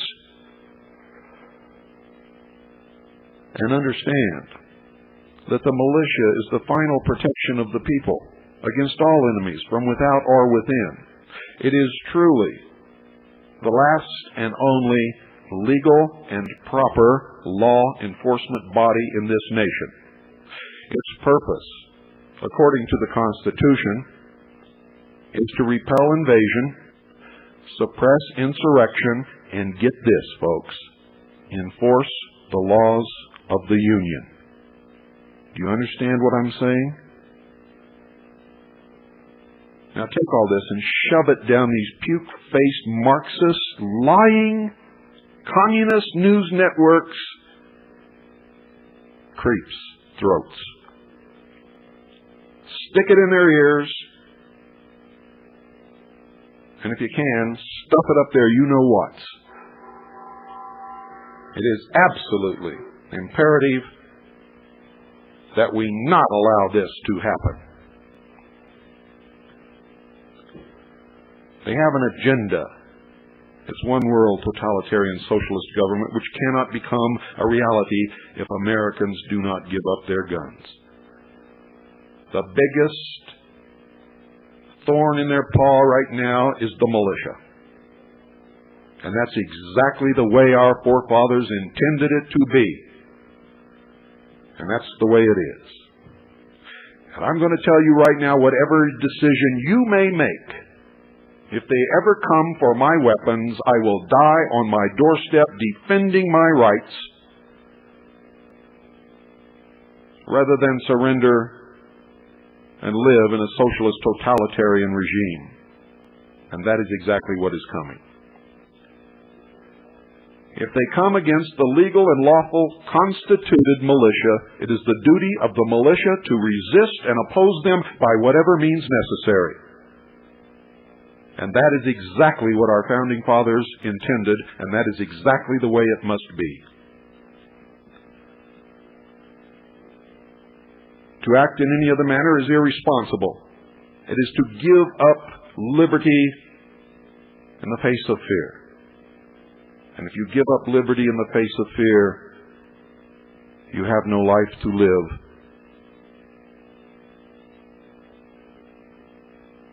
For if that fear is indicative of what is coming, then what is coming after you are disarmed will be much, much worse than that initial fear. I will not live under tyranny.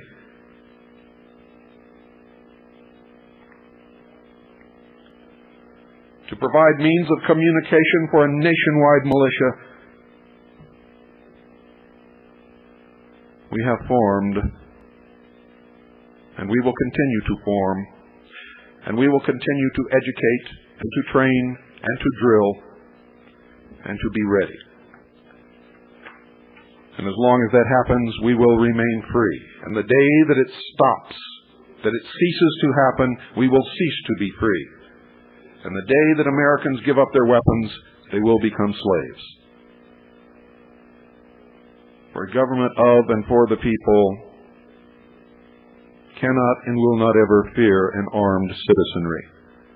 But a government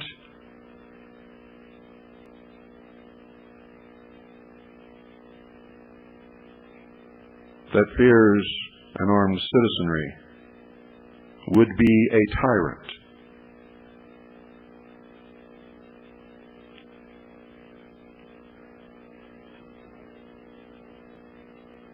Title 18, United States Code Service, Section 1385. Use of Army and Air Force as posse comitatus, Whoever, except in cases and under circumstances expressly authorized by the Constitution or Act of Congress, willfully uses any part of the Army or the Air Force as a posse comitatus or otherwise to execute the laws shall be fined not more than $10,000 or imprisoned not more than 2 years or both. And they are doing this constantly all across the country.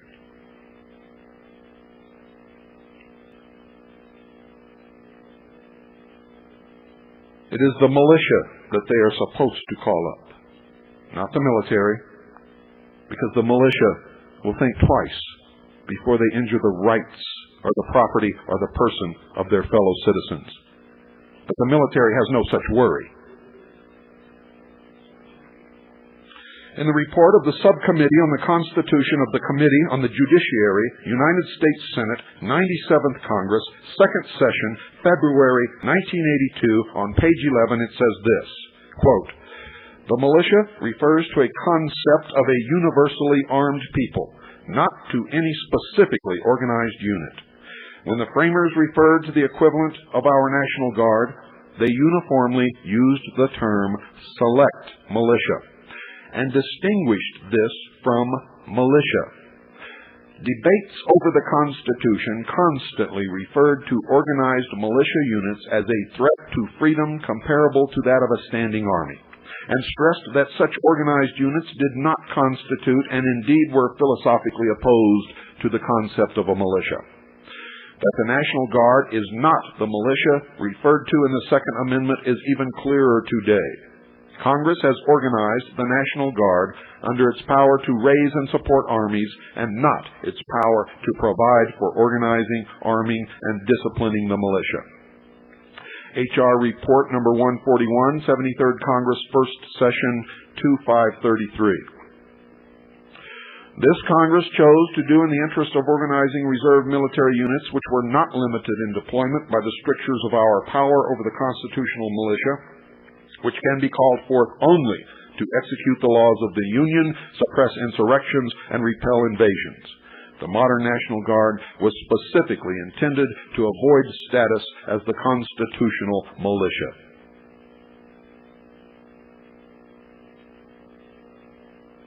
So where does this leave us? Well, as I see it, our elected officials and the members of the news media are no less guilty than any looter or arsonist and should be prosecuted to the fullest extent of the law for demonizing the legal, constituted, responsible citizens' militia. In fact, you could be said that if we were threatened, what they are doing is treason. And ladies and gentlemen, if what they are doing is to subvert the rights guaranteed by the Constitution and force draconian legislation which would cause the president to become dictator and the government to become an empirical force, then it is treason.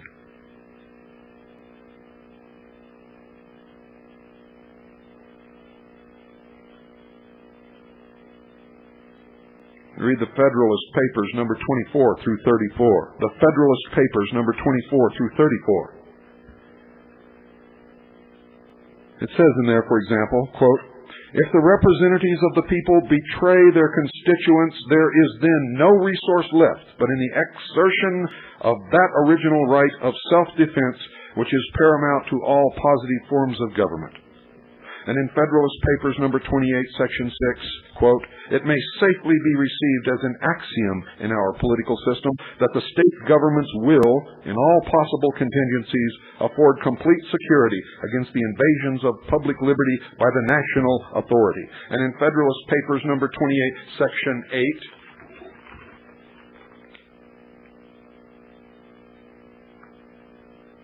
well, that's what I just read you. That was it.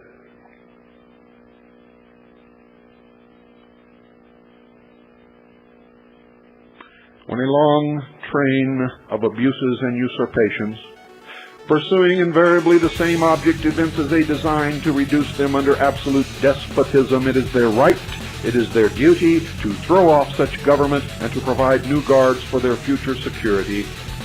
Declaration of Independence, July 4th, 1776. And there's much, much more, folks, but we only have an hour. Read the Uniform Code of Military Justice, for that is our manual.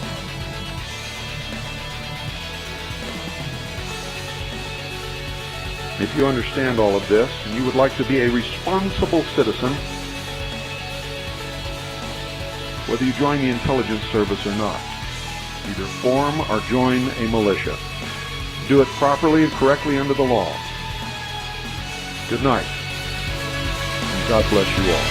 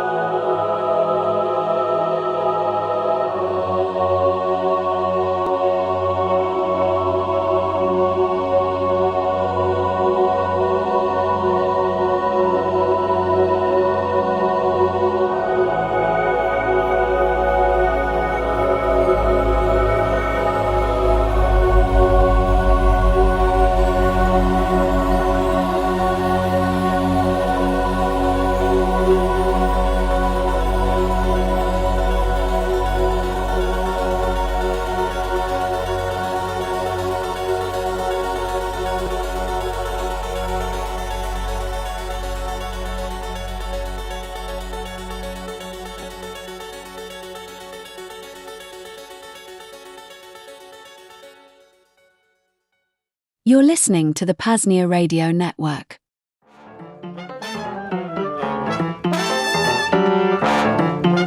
Billy Mays here for the Pain Liberator Miracle Muscle Pain Relief Spray. Ever have one of those deep and dirty pains or strains that just won't go away? Annoying migraines? Maybe you got into an altercation with Goat General Willie II and are only alive because of his mercy.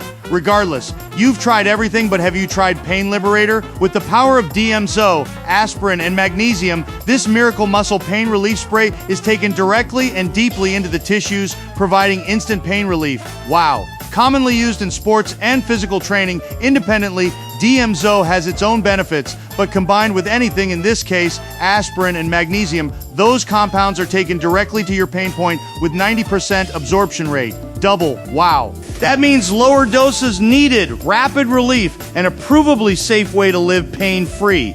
Just visit libertyunderattack.com/pain to place your order today. Again, libertyunderattack.com/pain.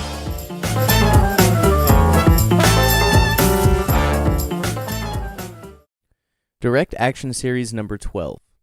Guerrilla Warfare and Just War Theory with Kyle Rearden. So before we move forward in this broadcast, I do need to provide a disclaimer. What we are discussing tonight is intended to be consistent with the case precedent set in 395 U.S. 444, year 1968, Brandenburg v. Ohio.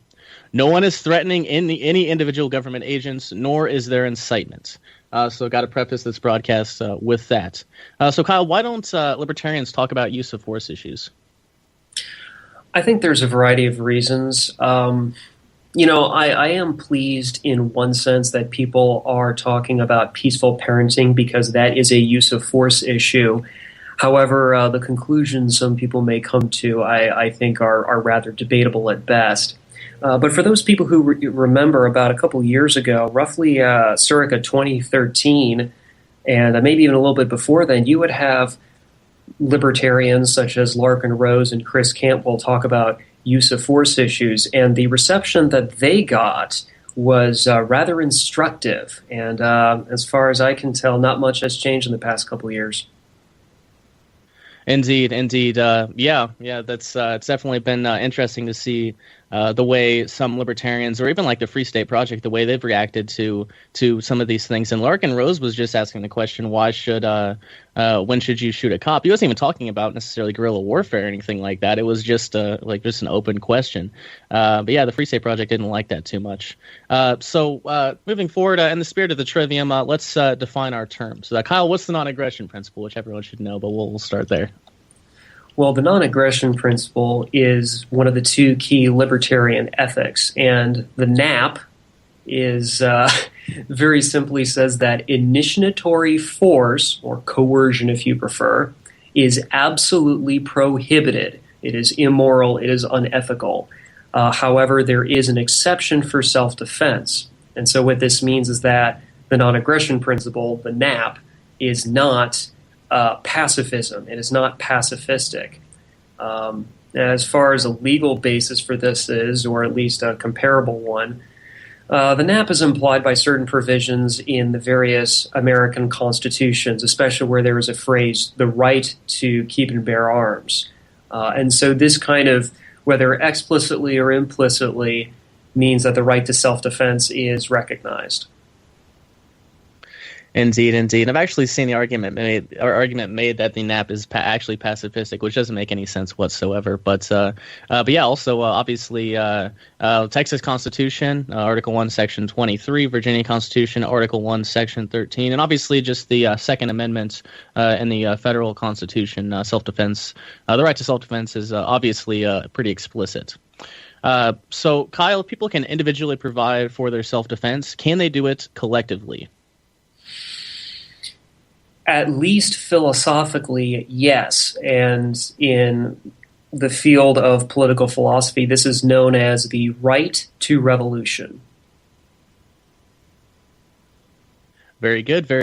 So let's get into just war theory then. What is the definition of just war theory? Well, one way of trying to define it is simply that it is a way of trying to set a standard for when governments decide to use force in defense of the land and people that fall under their jurisdiction. And so it would be accurate to say that it was originally intended to apply to governments, or as people would like to say, nation states.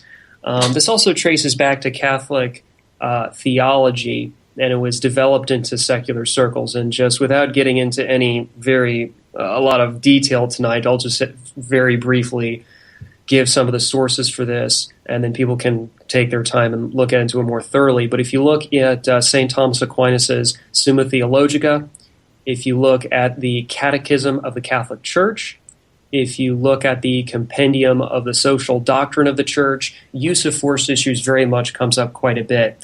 I would say probably the most secular extrapolation of this was written by none other than Dr. Murray Rothbard, which was called Just War. So if you look up Just War, that will be more the secularization of the Catholic theological development of just war theory. Okay, very good. So let's get into just war theory a little bit more. So it did start with 2 segments, is that correct? And now there's 3.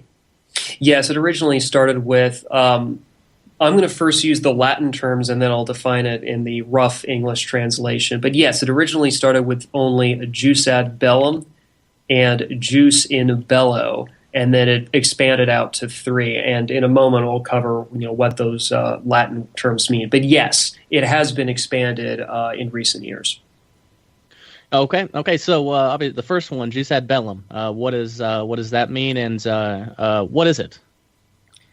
Well, jus ad bellum, approximately translated, means the right to war.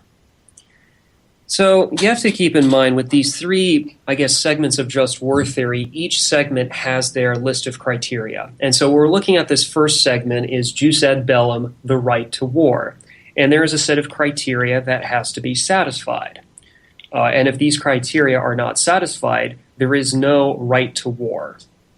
So at the right to war, jus ad bellum, the first one would have the first condition is that there has to be a just authority.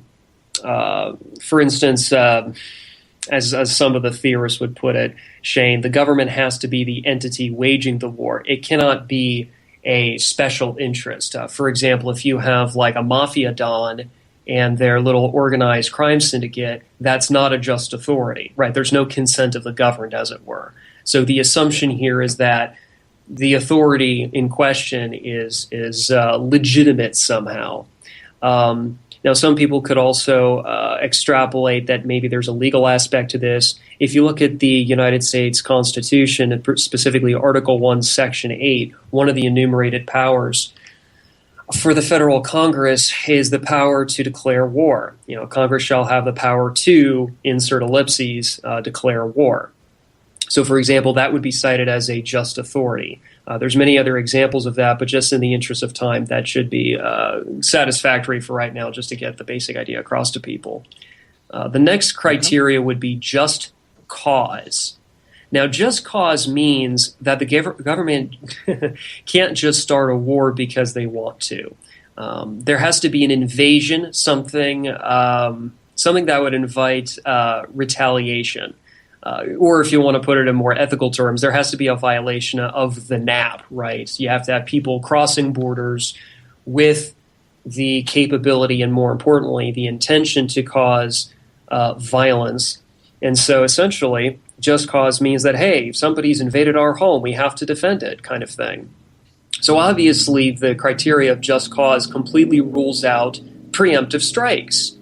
Historically, last decade, if you look at the Bush Jr. administration, the invasion of Iraq was, as a lot of people said at the time, and especially a lot of the anti-war advocates, the invasion of Iraq was not exactly a just cause. That's because it was a preemptive strike. You cannot say that Iraq invaded the United States because that didn't happen.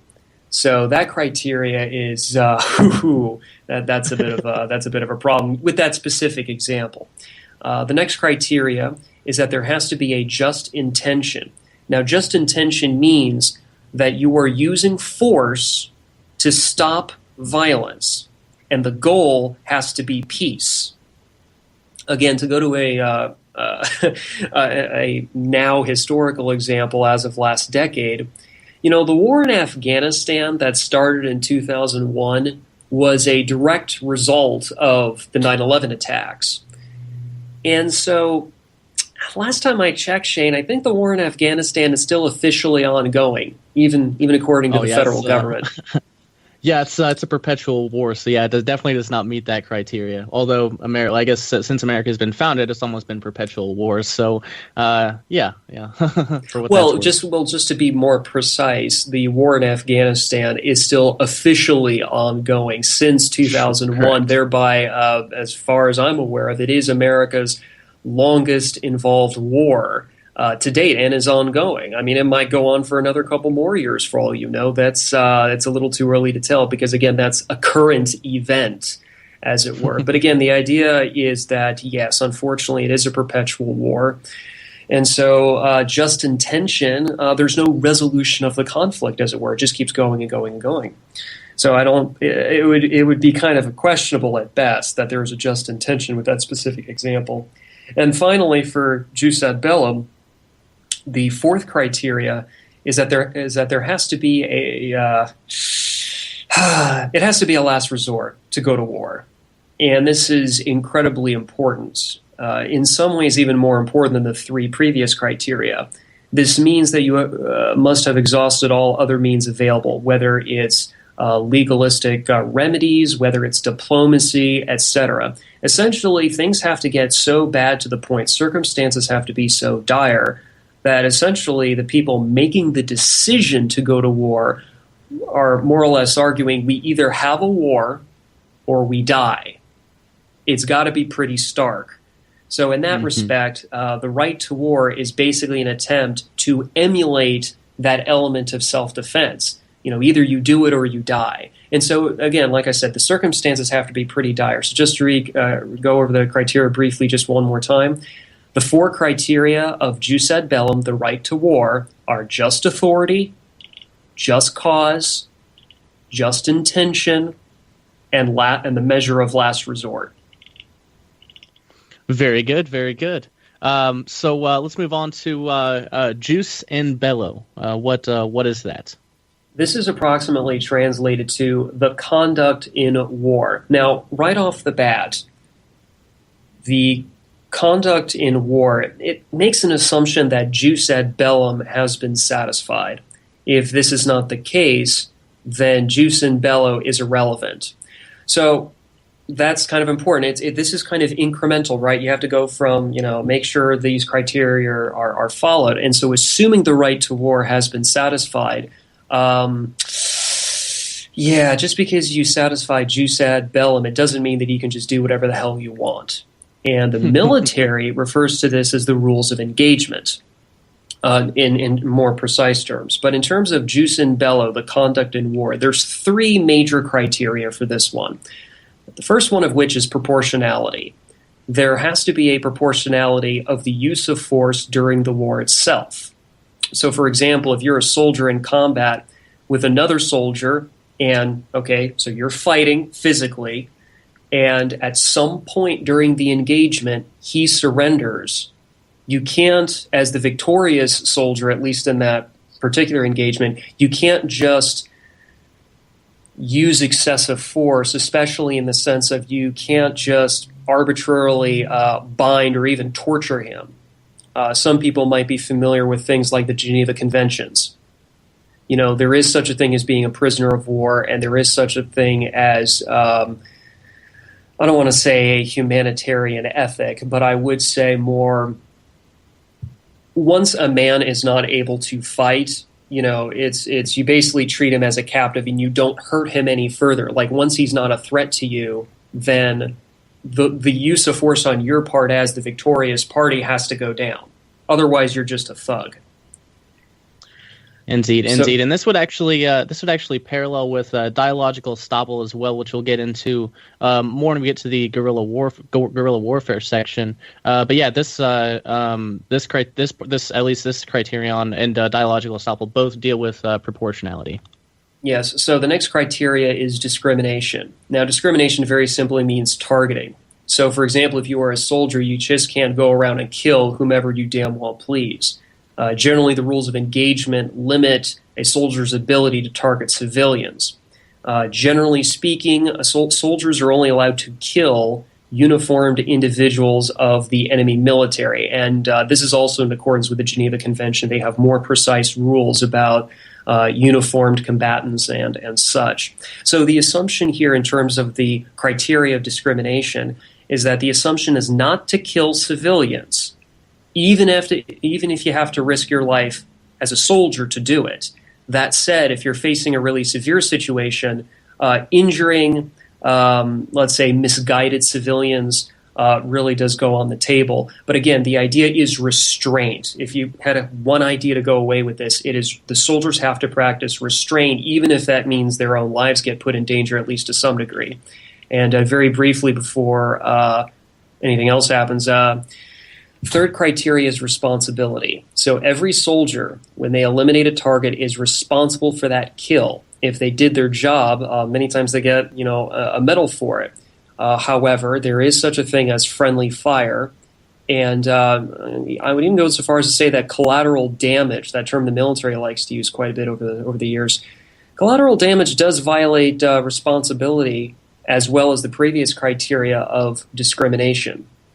And if you think about it too, the whole point of having court-martials is a way of demonstrating that you have to be responsible. In fact, the entire UCMJ, the Uniform Code of Military Justice, makes an assumption by its very codification that soldiers are responsible for their actions, for targets that they kill or capture even.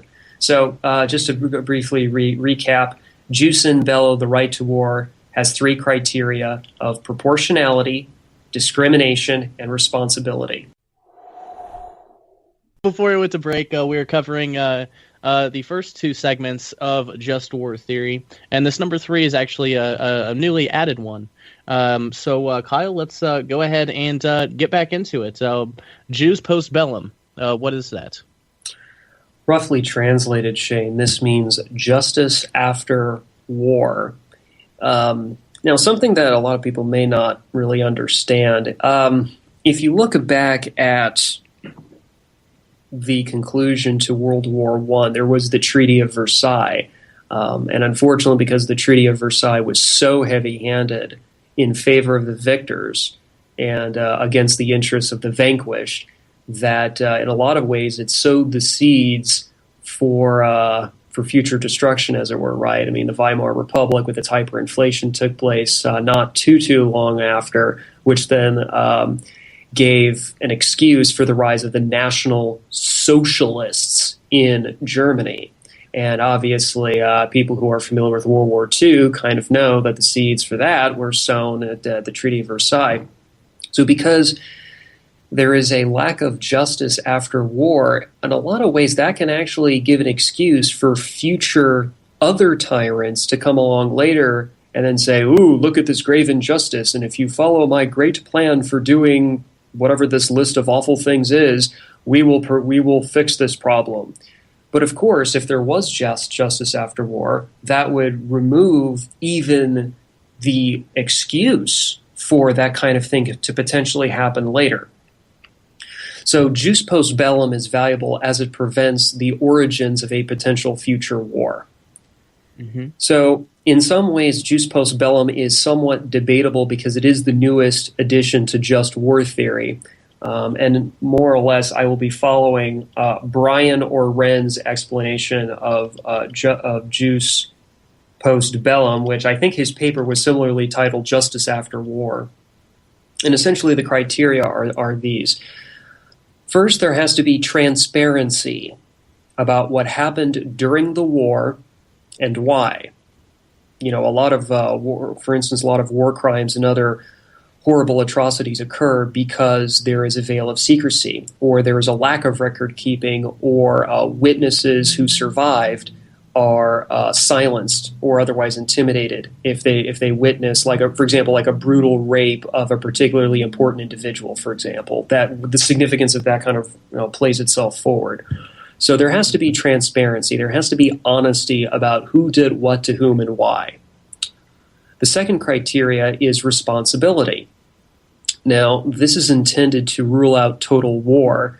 It's, as the name kind of suggests, and much like the previous segment on Jus and Bello, the idea here is to find out who is responsible for the war. So, for example, if you look at after World War II, there were the Nuremberg trials, and the whole point of the Nuremberg trials was to determine responsibility for who committed what, again, who did what to whom and why. So in a lot of ways, that does kind of play back into transparency. But of course, you can't even find out, as you see that those two criteria are, I guess you could say, kind of related, because you can't even determine who did what to whom and why if you don't have the transparency and, like, whether it's records or photographs or eyewitness statements or whatever your evidence is.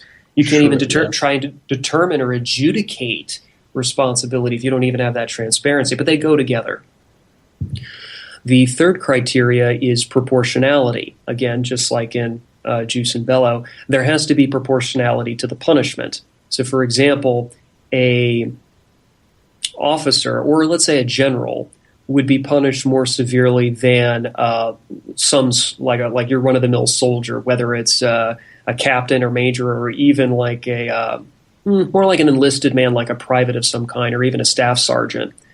And the idea here is that those, I'll just use the term broadly here, those soldiers who are in the war room have more responsibility than, say, the soldiers who are in charge of, who are like at the garrisons, who presumably would have more responsibility than the soldiers out in the field dodging mortar rounds.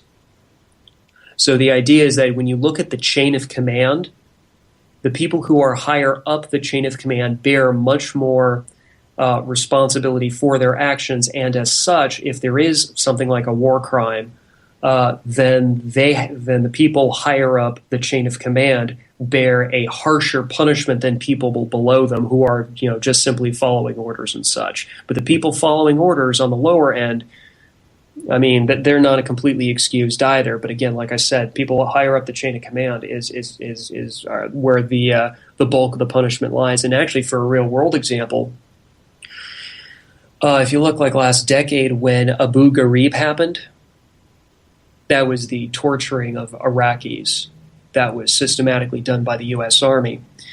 Mm-hmm. You go up the chain of command, there was evidence that actually went back to the Bush Jr. White House, and certain people in the Department of Defense, the Orwellian title Defense Department, which is really the Department of War, and that was actually its original name historically.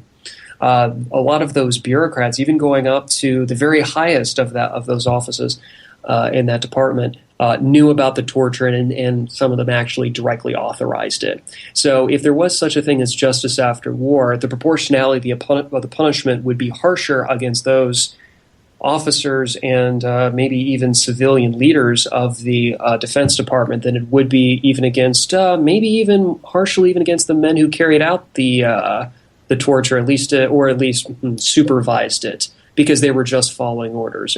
So that's one way of thinking of it, anyway, at least according to just war theory. And the fourth criteria is compensation and rehabilitation. There has to be some form of restitution for the property damage at bare minimum. So let's say you have something like I'm trying to remember the name of it right offhand, but like in Peru, after Shadow Path, which was, I think it was, memory serves, or I think it was a communist insurgency rebellion or whatever the hell. 10 years after that, there was actually the Peruvian Truth and Reconciliation Commission. And the idea behind that was to provide justice after war, because what had happened in Peru was that you had this kind of communist insurgency which basically wrecked the country. And then you had kind of this like quasi-fascist dictatorship that took place that was in control of the country for about another decade or so. And then after all of that corruption imploded on itself, then there was a kind of restoration of sorts, or at least an attempt to do so, by trying to have justice after war. So in the Peru case, it took them a little while to get their act together, but they eventually did. So just to briefly recap in terms of jus post bellum, justice after war, the four criteria, or at least approximately the four criteria, because again, this is the newer part of the theory, so maybe other theoreticians can sort this out a little bit better. But the four criteria, as I understand it, are transparency, responsibility, proportionality, and compensation and rehabilitation, or you could even just say restitution. Okay, very good. So I guess the question I have is, obviously this more so applies to governments, and we might have gotten to this later on, but like for individual, or I guess for groups carrying out this guerrilla warfare or something, this would also, just war theory would also apply to them, right? Or could it apply to them, I guess is the question? Like outside of government. Well, this is actually rather interesting, isn't it? I think what you're trying to get at, Shane, is does just war theory apply to like individual citizens or even private groups in addition to nation states? I think that's what you're asking, correct? Yeah, essentially, yeah. Honestly, I don't know.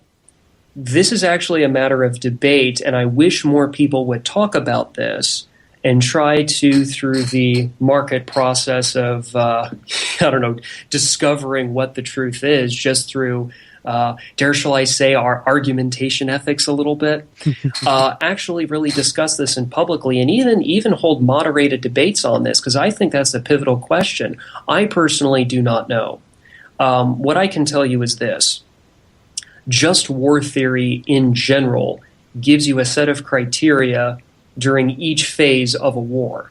And especially with the jus post bellum, it gives you an analytical way to make a judgment as to whether the war was just or not. So it's kind of like it's guidelines, in other words. Now, what I think your question was kind of more applying it to things like revolutions or populist uprisings, for lack of a better term, and such, right? Correct? You're more Correct. like a populist effort? More like a populist effort. Yep, correct. And just to be also clear, I think you're also getting at something like secession. Yeah, it can include that as well, yeah. Well, like I said, I don't know, but let's look at some recent history. For those who may remember, especially for those of you who study foreign policy, issues of war and diplomacy, not too long ago, I think this was 1 or 2 years ago, maybe even sooner than that, when there was the issue about Ukraine seceding from Russia. Yes. And a lot of it was over the annexation of Crimea. So there's an interesting question, isn't it? Do the Ukrainians possess the right of national self-determination? It's a good question. How you answer that question is very important, because if you answer that question in the affirmative, then everything kind of flows out from there. That the Russians are the violent aggressors or whatever, and they're the ones violating the NAP. However, if you answer the question the other way, that kind of begs the question as to whether, well, geez, if the Ukrainians are not free as a people, can it really be said that the Ukrainian individual, an individual who is natively born to the Ukraine, that they're really free? So I think there's further issues that, quite honestly, people smarter than myself would have to really kind of resolve, whether it's through a priori argumentation or maybe even looking at some examples of history, like empirically what happened. All I'm saying is I think just war theory, I think, can be a valuable analytical tool to gauge when there is a use of force. Is that use of force justified? Now, if people want to debate and argue with each other as to whether just war theory applies to nation-states only governments, or they can also apply to certain organized groups of some kind, like a revolutionary cadre, or maybe even individuals. You've heard the term like one-man wars or one-man army, right? I think that was a slogan of the U.S. Army for a while. That, I think, is a rather interesting question.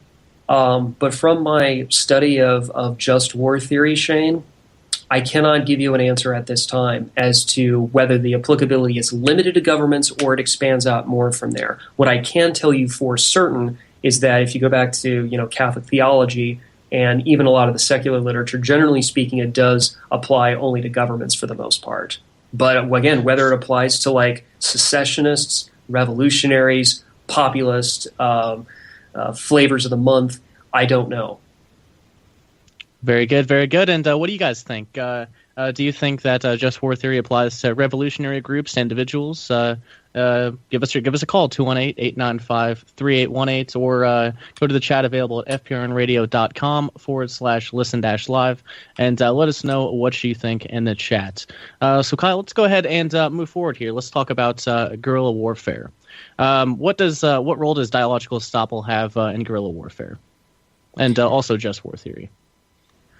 Well, dialogical estoppel, I think, is a simpler alternative to just war theory. Now, I was mentioning argumentation ethics a little bit earlier, so maybe I should briefly explain that. And I think you did. I think you had something on argumentation ethics, I think, up on the LUA website recently, if I remember correctly. Correct, yes. If you go to the libertyunderattack.com, there is an argumentation ethics anthology. The audiobook's not there yet. Hopefully it'll be there soon. But yeah, you can definitely check out the whole discussion on argumentation ethics. And one of those editions was Stephen Kinsilla's Dialogical Estoppel. So yeah, if you want to go ahead and let the listeners know what dialogical estoppel is, and maybe even briefly argumentation ethics, that'd be good.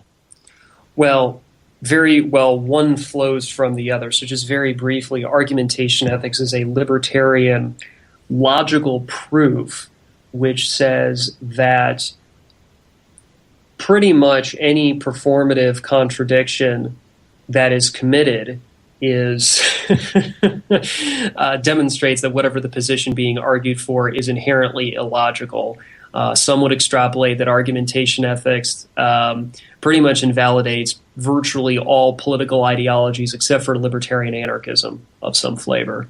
But the idea being is that more important than what it validates is what it doesn't validate. So essentially people who are arguing against private property have to actually use property rights in order to argue that private property is bad. So for example, if I was somebody who doesn't like capitalism, so-called, and I were arguing that, you, Shane, should not have property because property is bad because, I don't know, Proudhon say property is theft or some silly phrase or whatever. Well, in the very act of doing that, the speaker, or if you're typing, whatever the mode of communication is, the person making that argument is contradicting themselves in the very act of saying that. No response is needed, technically, to rebut it, because the person is using their own property rights in their mouth and throat and in their mind. Or if they're writing something down, they're using their property in the sense of using their fingers, a keyboard,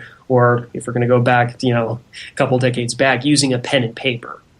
Their pen, their paper, licking the stamp to put on their envelope. Okay, you get the point. They actually have to use property rights to do that. So dialogical estoppel was more the idea of how do you enforce a violation of argumentation ethics. And basically the idea here with dialogical estoppel, and you could view a dialogical estoppel as, there's two ways of viewing it. You can either view it as an extension of argumentation ethics, or, and this is probably a little bit better way of viewing it arguably, viewing it as parallel to argumentation ethics. So dialogical estoppel essentially says this, Shane.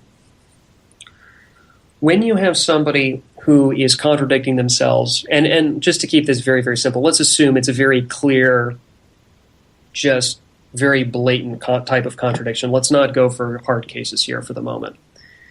If somebody's contradicting themselves, the idea here is that if they do so blatantly enough, because it's based off, dialogical estoppel is based off the legal notion of estoppel itself, is that they can't complain about any punishment they receive because of their contradiction.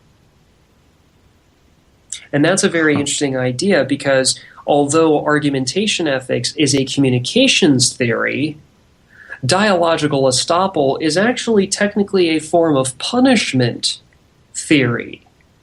So that's very interesting, isn't it? Just right off the bat, the type of theory it is.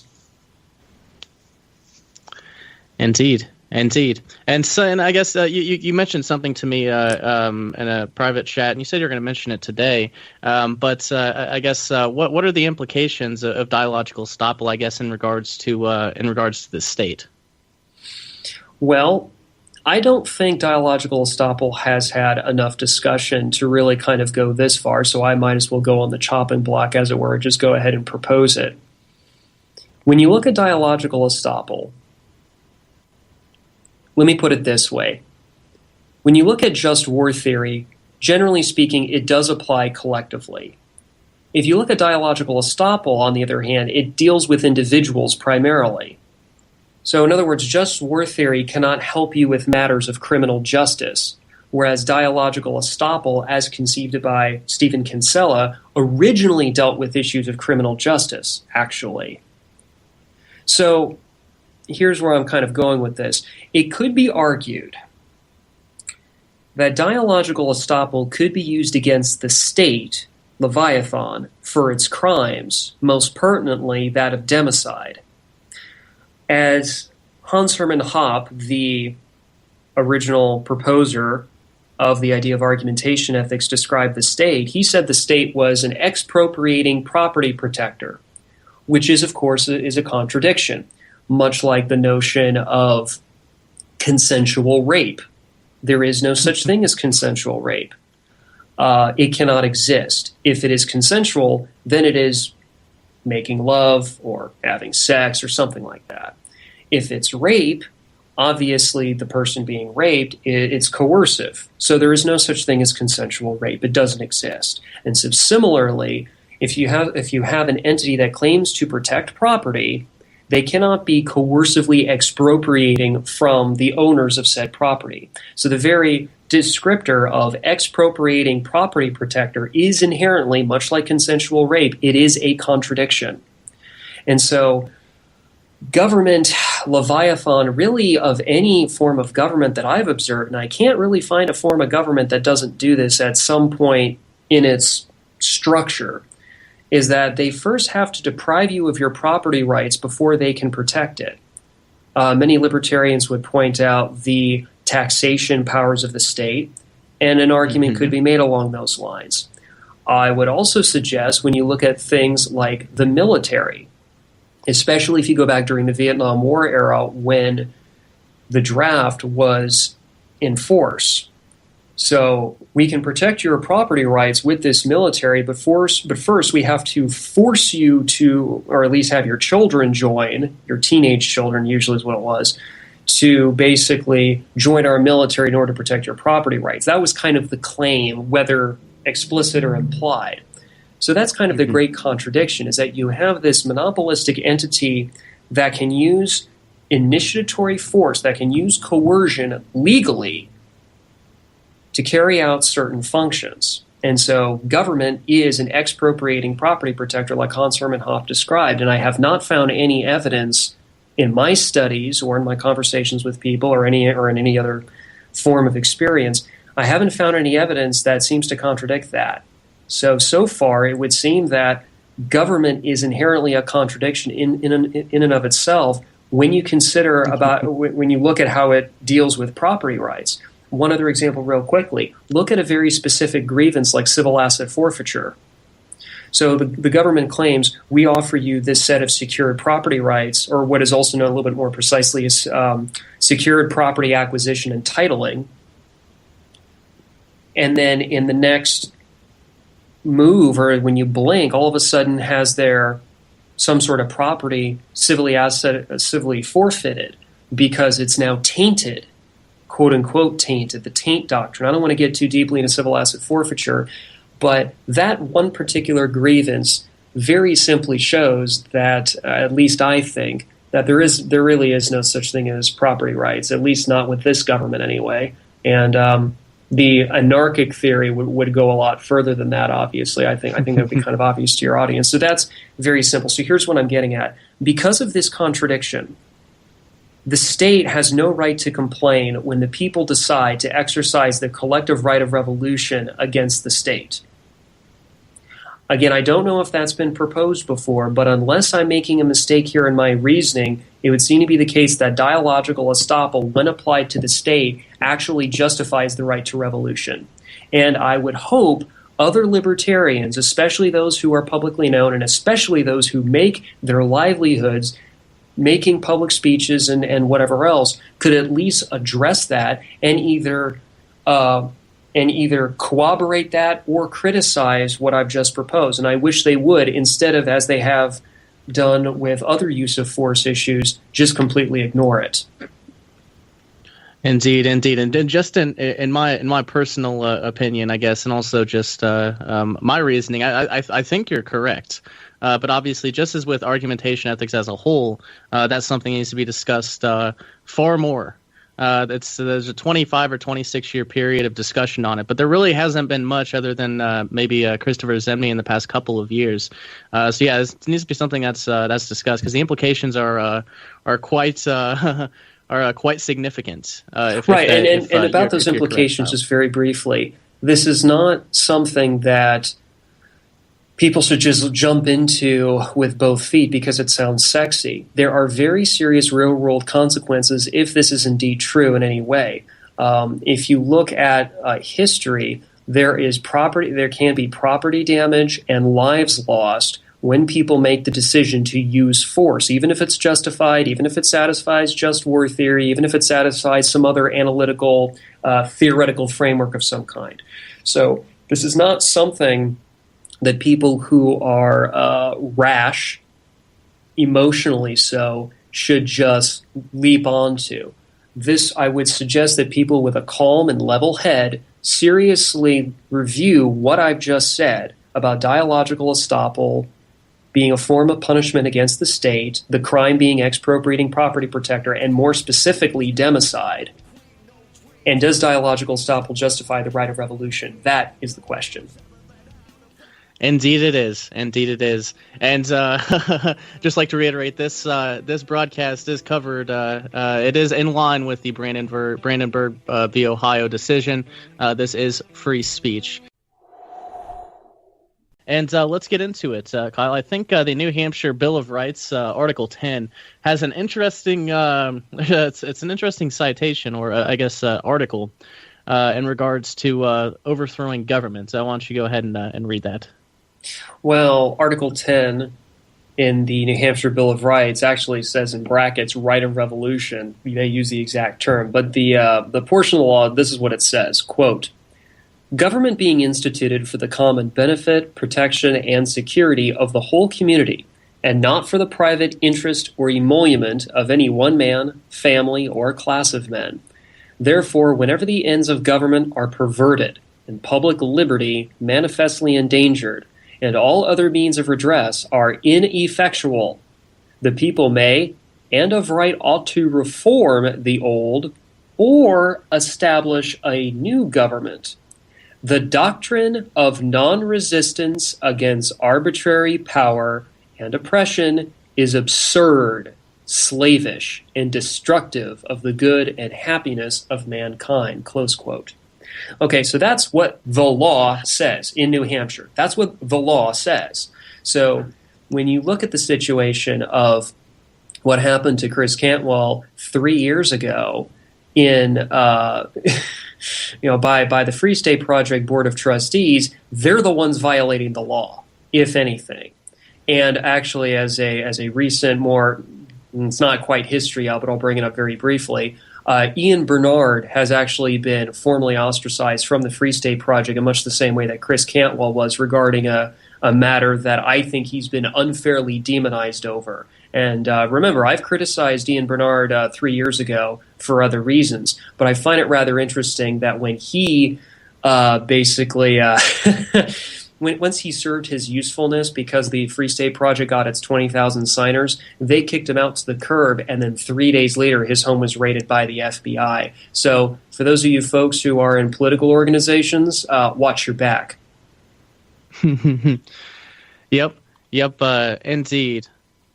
And it's also, I guess it's also worth mentioning that the Free State Project Board of Trustees was actually more tyrannical than the government when it came to those things. I think that case could be made. It was acting more tyrannical than the government that they're supposedly calling overreaching and all of that good stuff. But let's take a look at the insurrection clause of the Constitution, Kyle. Sure. Hold on just one moment. Sorry.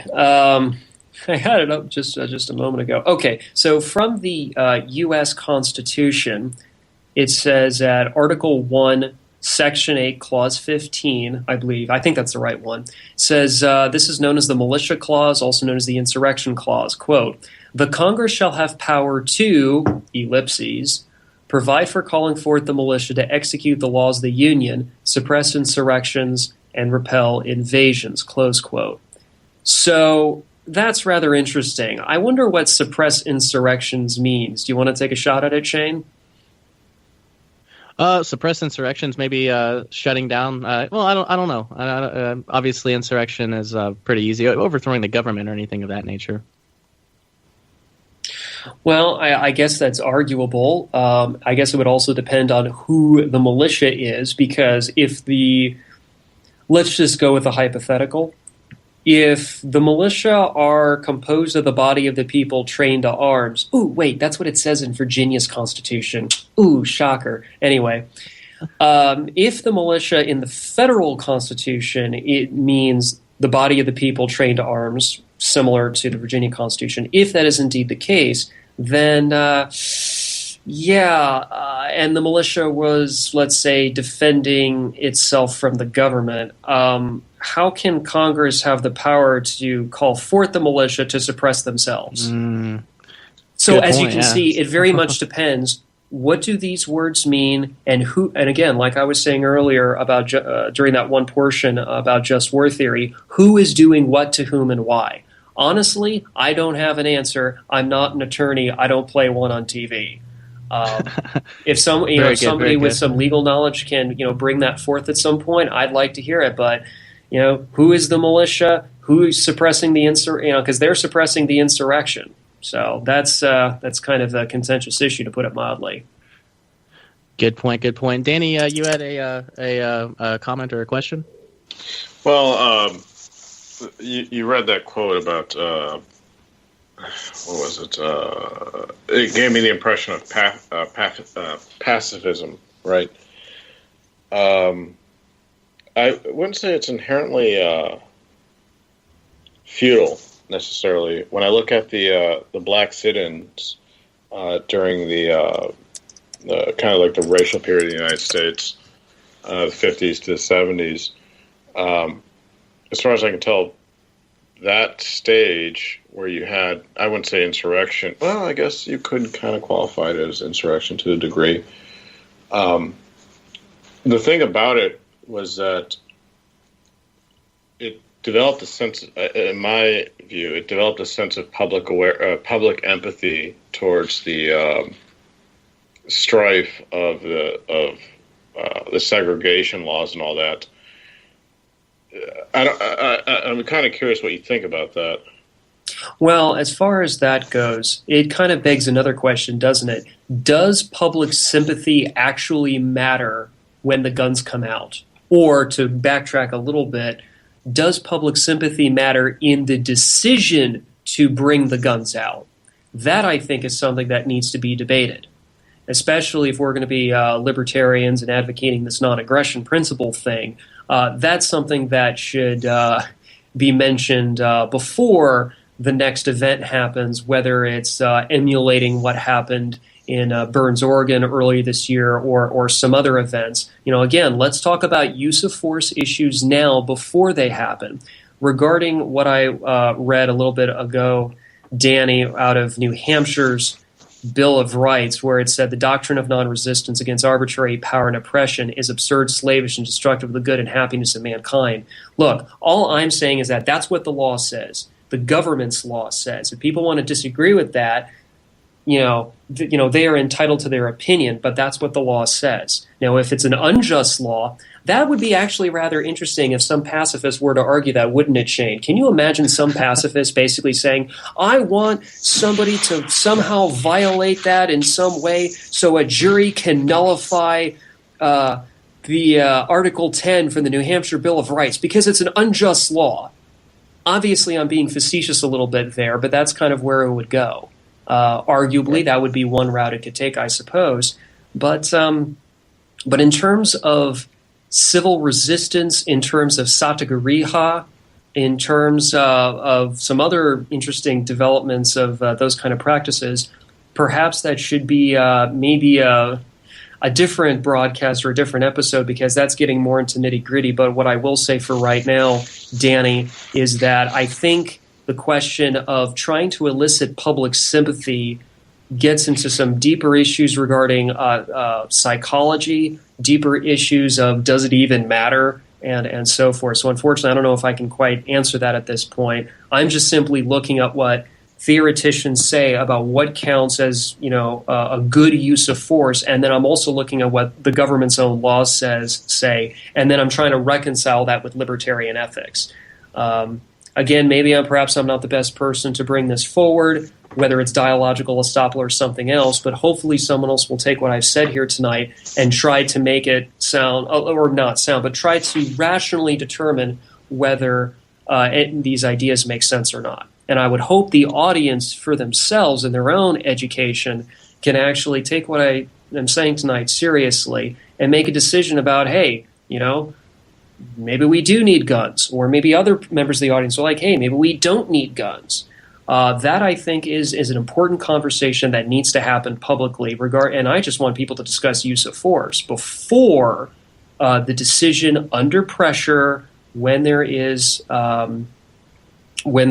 quite frankly, life and death at play, much like what happened earlier this month. Yep, indeed, indeed. Go ahead, excuse Danny. me, earlier this year. I'm sorry. Now, you had brought up Ian Freeman.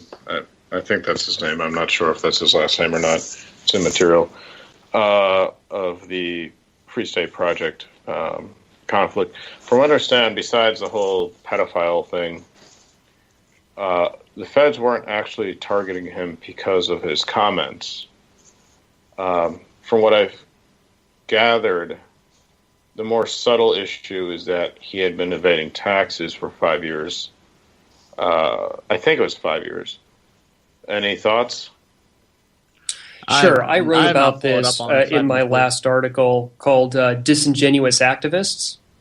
And for the first time, I actually defended Ian Bernard because I think he's being unjustly profiled look, in this country, there is a presumption of innocence until proven guilty, not the other way around. So it doesn't matter what he's being accused of until he's had something resembling his day in court. The fact of the matter is that he's been accused of a whole bunch of things. It could also be that he's innocent, but like I said, there is such a thing as a presumption of innocence. And what the Free State Project did for a man who is presumed to be innocent is rather unconscionable. They kicked him out specifically because of what he's being accused of. Now, with allies like that, who needs enemies? And that's kind of what's being faced here. So if Ian Bernard, who was the FSP's most successful recruiter, no disagreement about that from anybody's camp that I can tell. If he was the most successful recruiter, somebody who should be in a rather safe position, if his position wasn't safe, then whose is in any of these so-called activist organizations, to be perfectly honest? Indeed. Dan, go ahead. So, I've been kind of monitoring this closely. I've actually interacted with him a little bit. What he said, while it's incendiary and inflammatory, is it not within the right of, I don't want to say right, I can't think of a better term, the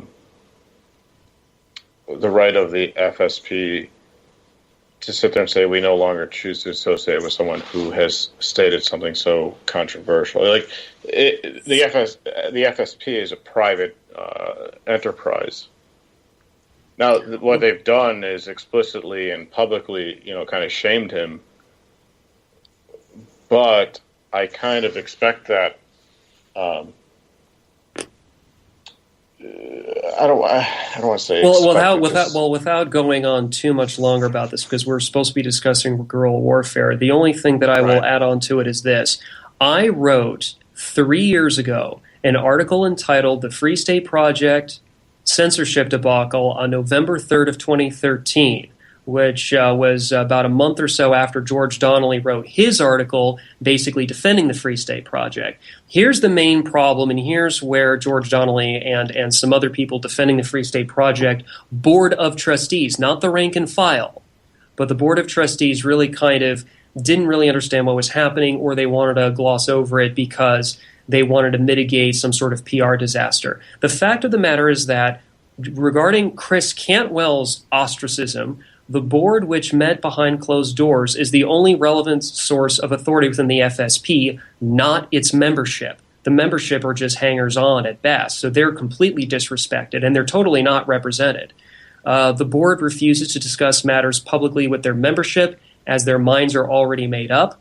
The board provides no means for an individual to argue his case before them, as was the case with Cantwell and Bernard both. The board is arbitrary and capricious in their decisions. The board appears to be comfortable with censorship, so much for your free speech. The board makes their own rules in secrecy, given that they are not made available to the membership of the FSP. And at the time, if you remember, Danny, Judy Underwood, one of the trustees, was basically saying that we have policies and we want to enforce these policies, but you can't see the policies. There's absolutely no transparency. Last two things I'll say very briefly: the board is not representative. They have no provision for input from members of the FSP, although they act as if they have implied police powers, like they're a government unto themselves, a despotic government especially. And finally, the board fails to recognize the Constitution of New Hampshire, as was just read a little bit ago regarding the right of revolution. So they're in the wrong as far as I'm seeing it. And oh, by the way, only individuals have rights. The Free State Project Board of Trustees has no rights. Similarly, government has no rights. Only individuals have rights. So this little tiny oligarchical wannabe group called the FSB Board of Trustees throwing out Chris Cantwell for his free speech,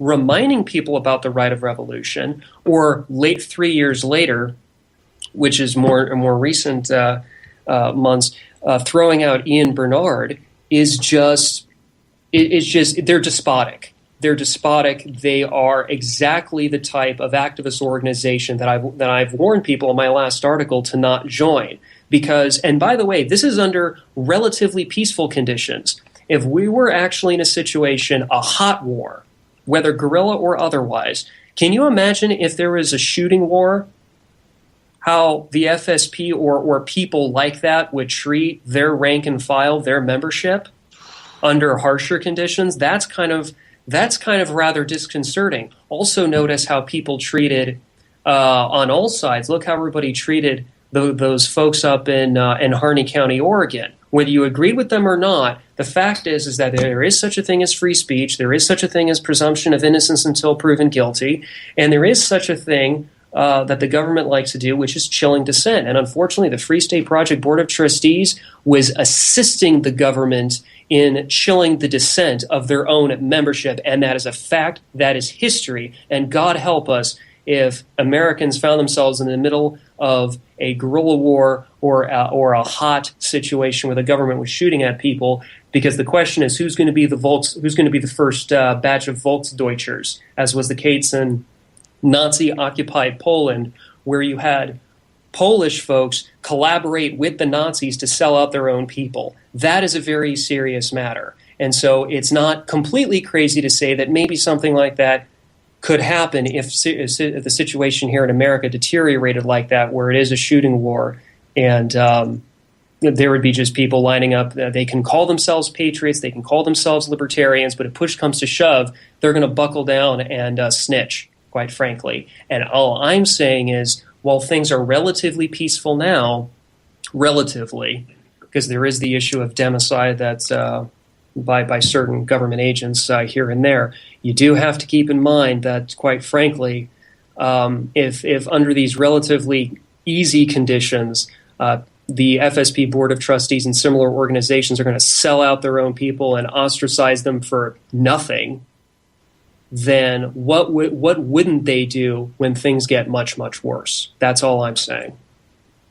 Indeed, and well said. And Mr. Producer, we're going to skip this final break here, just for the sake of time. Let's get back into it. That was a good segue for part of that. I think it was definitely important to get on the record. So let's talk about Henry Thoreau on the duty of civil disobedience. Sure. Well, a lot of the pacifists, and those of the pacifist tradition, if somebody wants to be a pacifist, that's their business. Don't.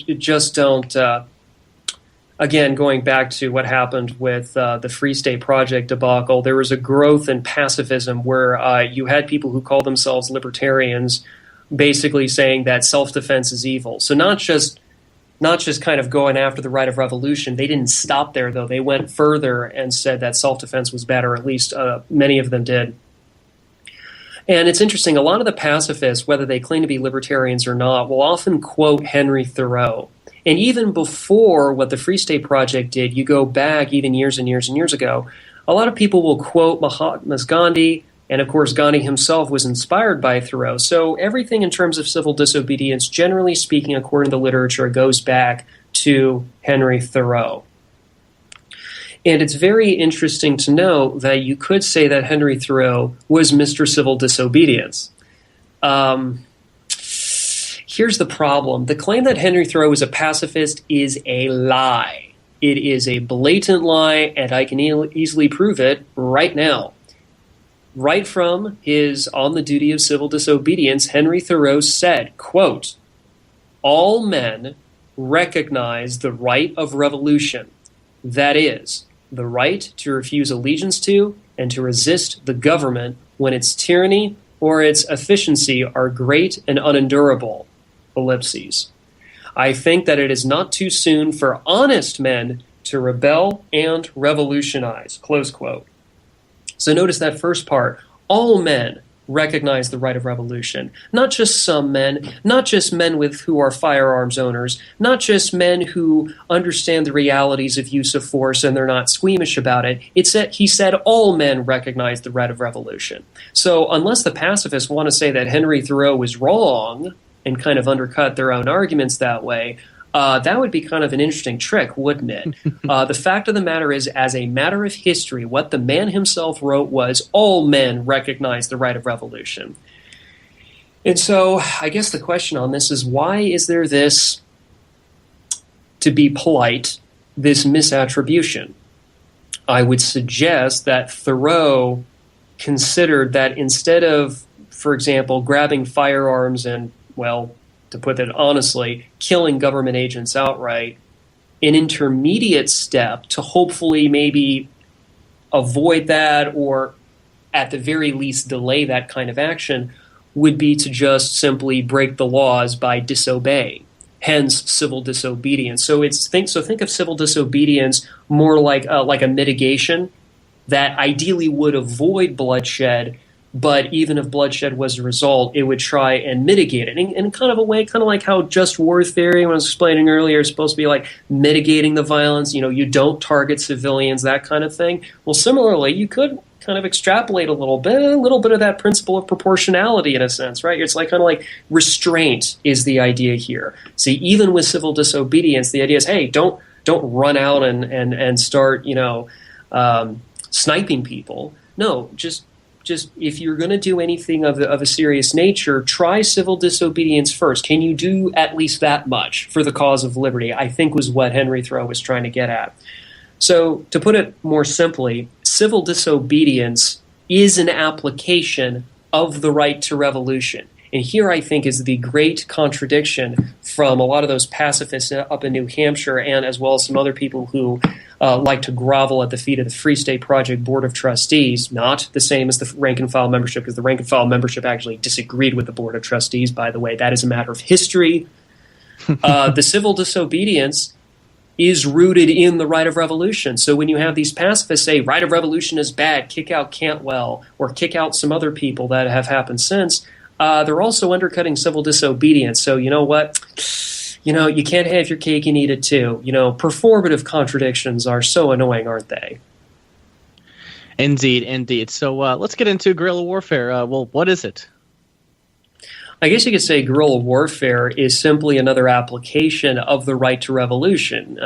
You basically have a populist effort at resisting tyranny. I guess you could say it's the strategy of irregular soldiers to forcibly resist an invading army without the benefit of a formal chain of command or even funding from any sort of governmental apparatus. Now, I would suggest that guerrillas, more likely than not, would still have to abide by the rules of war. So now, arguably, since they would not be civilians anymore, because now they have taken up arms and now they are killing, they are eliminating targets, to put it in more military terminology, because there is now the decision to kill, then, the Geneva Conventions, I don't want to get too deeply into this, but basically the Geneva Conventions have rules about dealing with irregular combatants, non-uniform combatants, and so forth. But I guess one other key feature of guerrilla warfare would be this. There is no formal ranking structure. There are no privates, there's no sergeants, no corporals, etc. So I guess you could describe as a guerrilla band. It's not centrally planned like a military. There's no, like I said, there's no chain of command. It's a guerrilla band would arguably be closer to a spontaneous order, like you see in the free market, right? You have a spontaneous order of, like, I don't know, people going to the beach, right? Nobody forcibly commanded them that they must be at the beach from 9 a.m. in the morning to 3 p.m. in the afternoon. It's a spontaneous order, and a guerrilla band would be kind of arguable. You know, in people's self-interest to come together to provide for their mutual defense, even if the operation is to forcibly throw off an aggressor. And so in that sense, it would be a guerrilla band would be more along the lines of something like a leaderless resistance in a lot of ways. One thing, Shane, before I forget, this was interesting. I remember when former Representative Ron Paul, Congress critter, yes, when he gave that one address about what if Texas was invaded by the Chinese communists.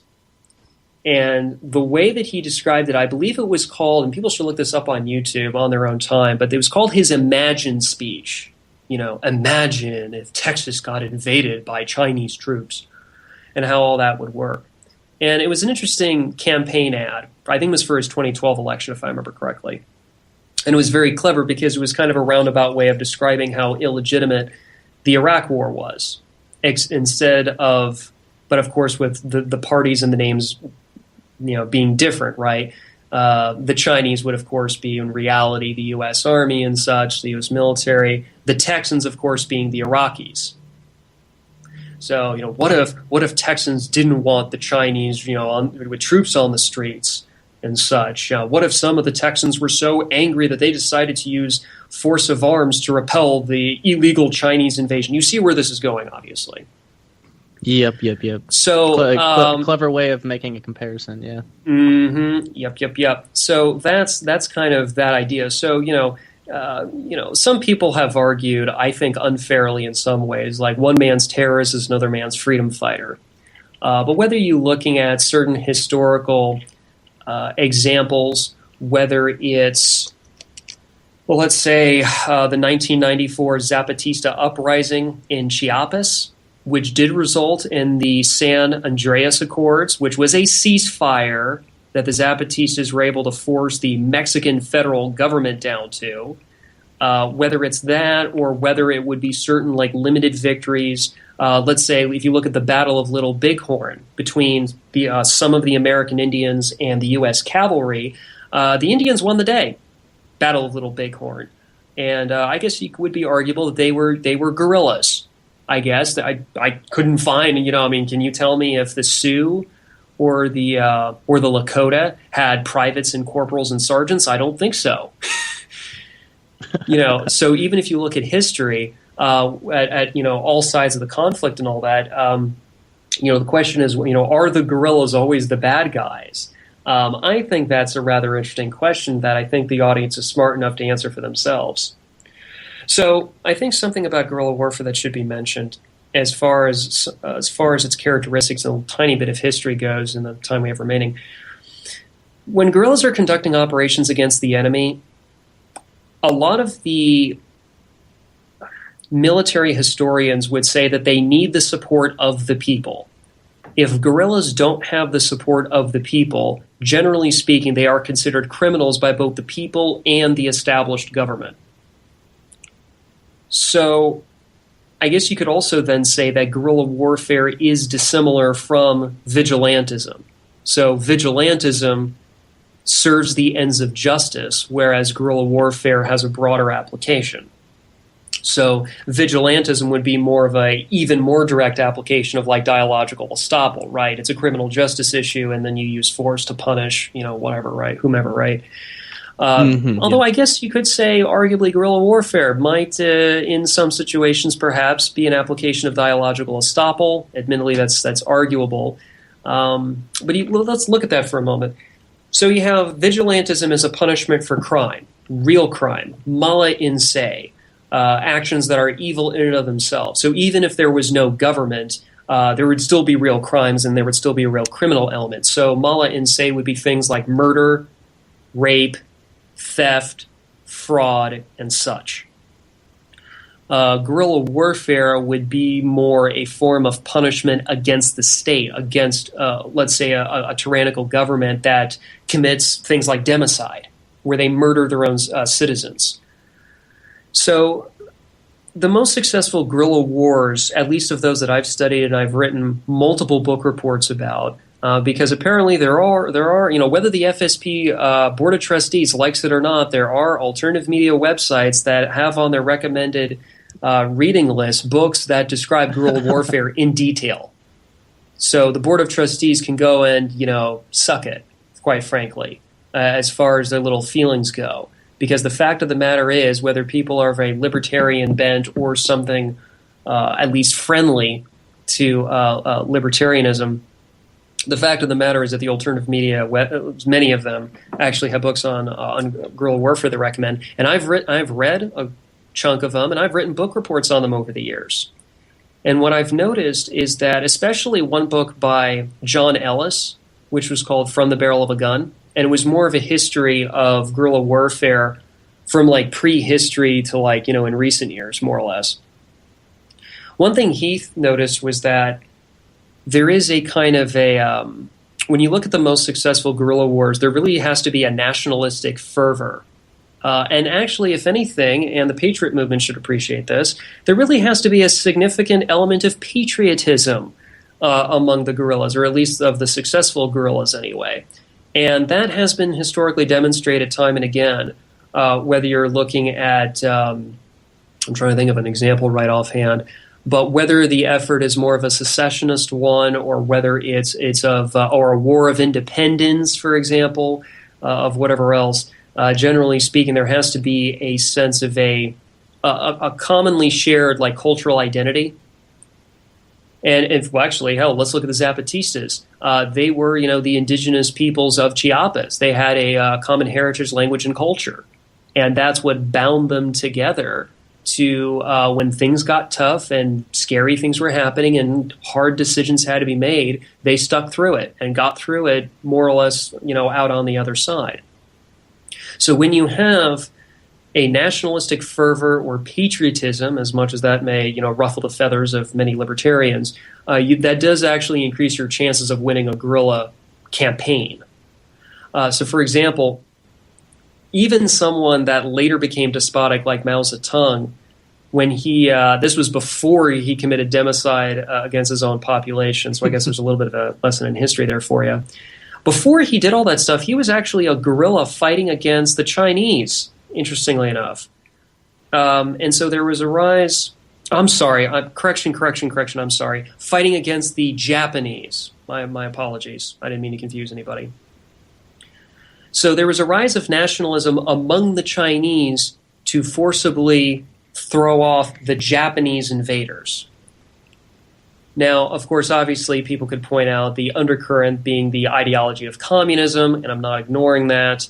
It's just as a more practical matter, the communist Chinese did win the war, and the communists became the dictators. However, I think it's very important that not all guerrilla wars are communist, because that's actually a fallacious notion, Shane, is this idea that, if you're a guerrilla, you must be a communist.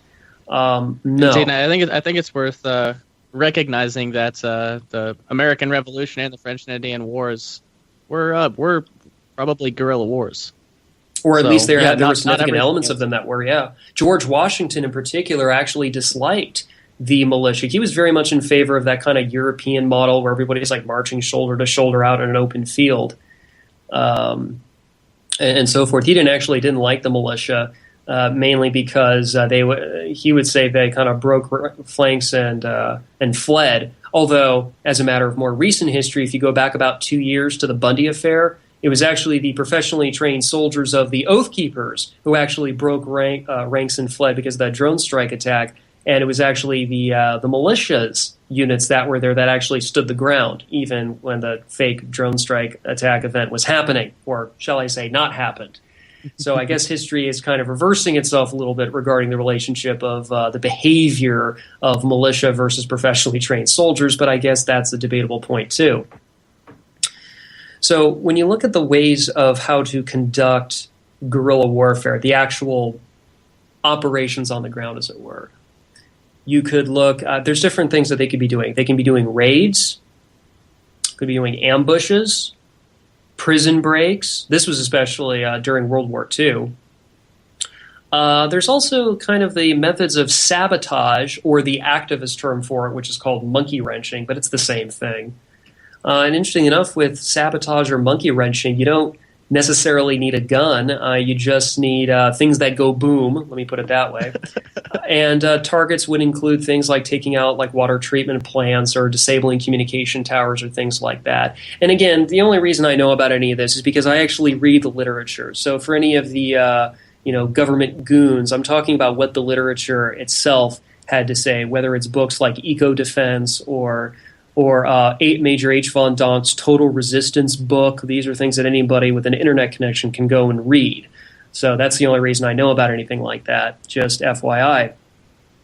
One thing that has come up, though, is that some people have recommended the use of the black bloc technique could be used to distract enemy forces from more serious operations like the ones I've just outlined with raids, ambushes, prison breaks, and so forth.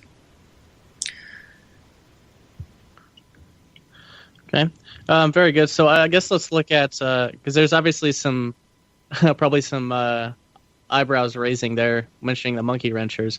But I know there's a couple different schools of thought when it comes to their difference in ethics. Why don't we go into that a little bit? Sure. Well, it's kind of very simple. It's basically revolving around about how do you feel about property. You can pretty much have the propertarian or pro-property position, and then the anti-propertarian, which kind of is, doesn't like private property too much. The anti-propertarian position of the monkey wrenchers is that as long, and this is them talking, they say, as long as we're not injuring or killing anybody, then any sort of property is fair game. It doesn't matter who owns it. That is, as long as the destruction of property gets us closer to our goals. So the anti-propertarian monkey wrenchers would be like the guys who do things during certain riots, let's call them what they are, like in Ferguson and other places not too long ago, in one sense, where they would do things like break windows, like Starbucks windows or something, or they would key cars, the practice of dragging a key along someone's car and defacing it, kind of like vandalism, I guess you could kind of say what it is.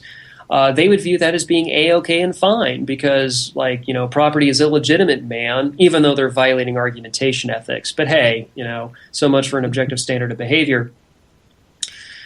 The propertarian monkey wrencher position, though, is actually less well known. And I guess it could be extrapolated to mean that only government property can be targeted. No destruction of private property, even corporate property. No destruction of private property can be damaged in any efforts to achieve whatever the goals are. So that's kind of Kyle, because I've never heard of, I guess, the propertarian monkey wrenchers. Typically, typically what I see and what I'm aware of is the anti-propertarian. Can you point the listeners in any direction of like actual propertarian monkey wrenchers? They're not on the internet for a very good reason, is because their security culture is exceptionally high. So they don't exist, not on the internet anyway. Good for them. Yeah, I mean, basically, they're monkey wrenchers, right? They're doing things that could easily put them in jail for a very long time, and so, that's just kind of the thing. Let me go back to just war theory for a moment. You remember when I mentioned about discrimination, targeting? The difference here regarding the two schools of thought of monkey wrenchers is that there's just a difference in terms of what's the standard for targeting. That's all that is. So just to kind of clarify, that's really what it is, and what types of property are they going to destroy or sabotage? Okay, and Danny, you have something to say? Well, Kyle, you made the remark that the propertarians are not on the internet because they have really strict controls and all that. I disagree fully. I know like 2 or 3 of them, and I meet them and I interact with them pretty frequently. Now, mind you, the context that we use as communication is encrypted. They're very much, they're pretty visible. They're on Facebook and everything. So where do you get this assumption that they're not out there, like, to find?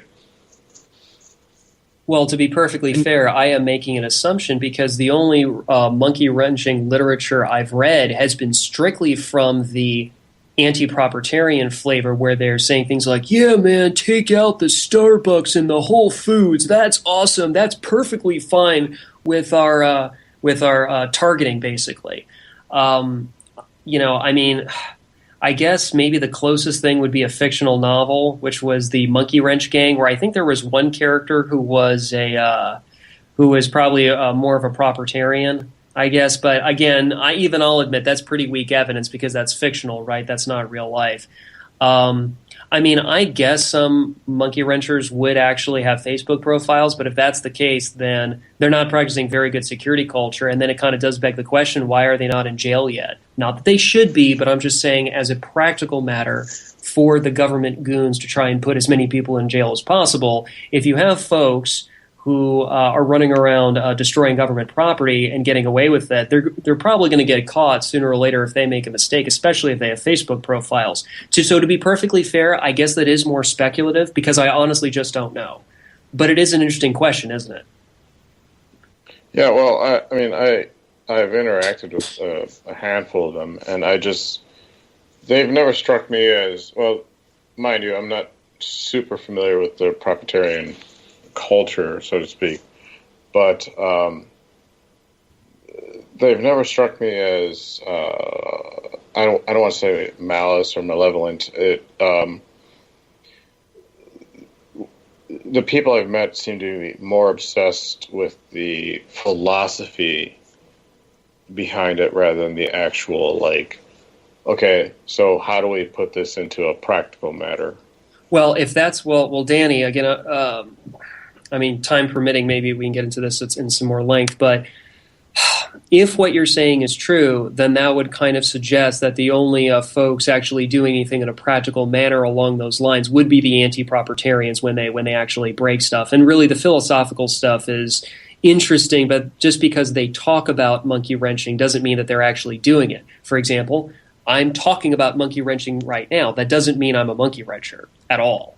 So if you're claiming that you know people who talk about it, that doesn't therefore mean that they're actually doing it. And so I guess that's kind of an open question. And again, if people are actually doing that kind of thing where they're only targeting government property, I'm pretty certain they're not going to talk about it even in private conversations, or at least not with people who are directly involved in the operation. I'm just saying, just as an operational security matter. Because even talking about more precise mission-specific details like that can get people in trouble. Remember, the government, like I've said before, and Shane, you've heard me say this before many times, the government is probably is the highest concentration of conspiracy theorists. They like to slap everybody with conspiracy. Even the guys up who did the whole thing in Oregon, Citizens for Constitutional Freedom. The thing they're, for the most part, all charged with is conspiracy to injure or impede officers of the United States. Again, conspiracy, not actually attempting to injure or impede, but conspiracy to do so. Conspiracy also means, like, talking.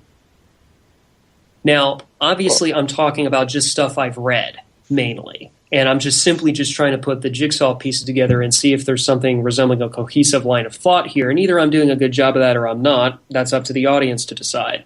I just find it rather interesting that in terms of targeting, in terms of what type of operations, and also the ethics, I think in a lot of ways what I'm trying to get to here is the ethics of killing.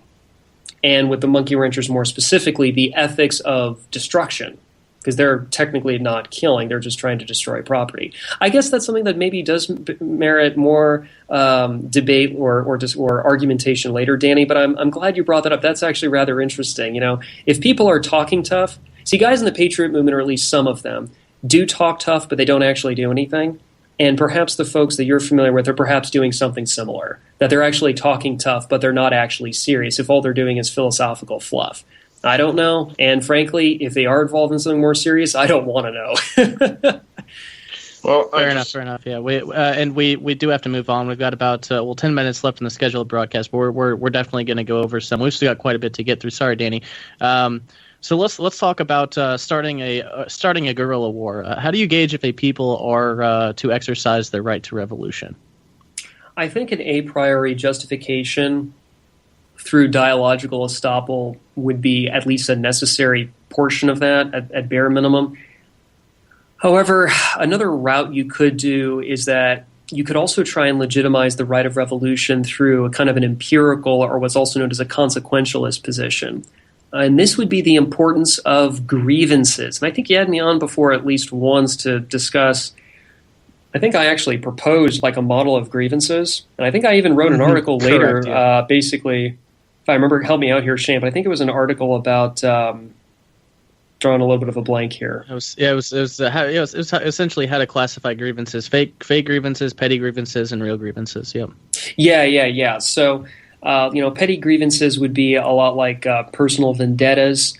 Arguably, vigilantism would be an appropriate approach for something like that, but not a guerrilla war, because that's just dragging other people into your own personal problems. That's just crap. Now, interestingly enough, fake grievances. And I did write an article on fake grievances, or at least what I thought were some fake grievances, and then people can kind of take it or leave it as they will. But yeah, fake grievances, whatever those are not justified for guerrilla war, like, at all. And so if you look at, like, for example, like the social justice equality freaks, which is what they really are, because again, they prefer like Alexis de Tocqueville predicted, they'll prefer an equal slavery to an unequal freedom. Unequal freedom. Yeah. I don't see the social justice whatevers attempting a guerrilla war anytime soon. And even if they did, it wouldn't be justified, not by a long shot. Oh, because of racism, because of sexism, because of homophobia, because of transphobia, we, the social justice warriors, are going to become literally warriors and launch a guerrilla war. Do you honestly see that happening? Because I don't. No, and obviously guerrilla warfare is, I guess, from my understanding of it's more so geared towards authority. And the SJWs, they like when government violence is used to pass to pass laws and such. So yeah, they'd be attacking their friends. So yeah, I wouldn't. It doesn't make and so as a just more of a kind of a raw gut strategic issue, that makes no sense at all. And they don't do that. Unfortunately, and the Patriots are not going to like me mentioning this, but it's got to be said, if we're going to have a free society at some point. I've heard a few of the Patriots, and maybe this is more common than I don't know, and some of the Patriots want to correct me on this. I wish they would at some point. But I am aware that there have been folks in the Patriot movement making jokes about sniping at Syrian refugees. And I would further like to add that for those who actually know anything about that particular situation, is that a good chunk of those Syrian refugees are Christians. So this assumption that at least a few of them, if not more, are making that somehow they're a bunch of Muslims is not even slightly accurate. So, look, any which way you look at that particular example, it's not justified.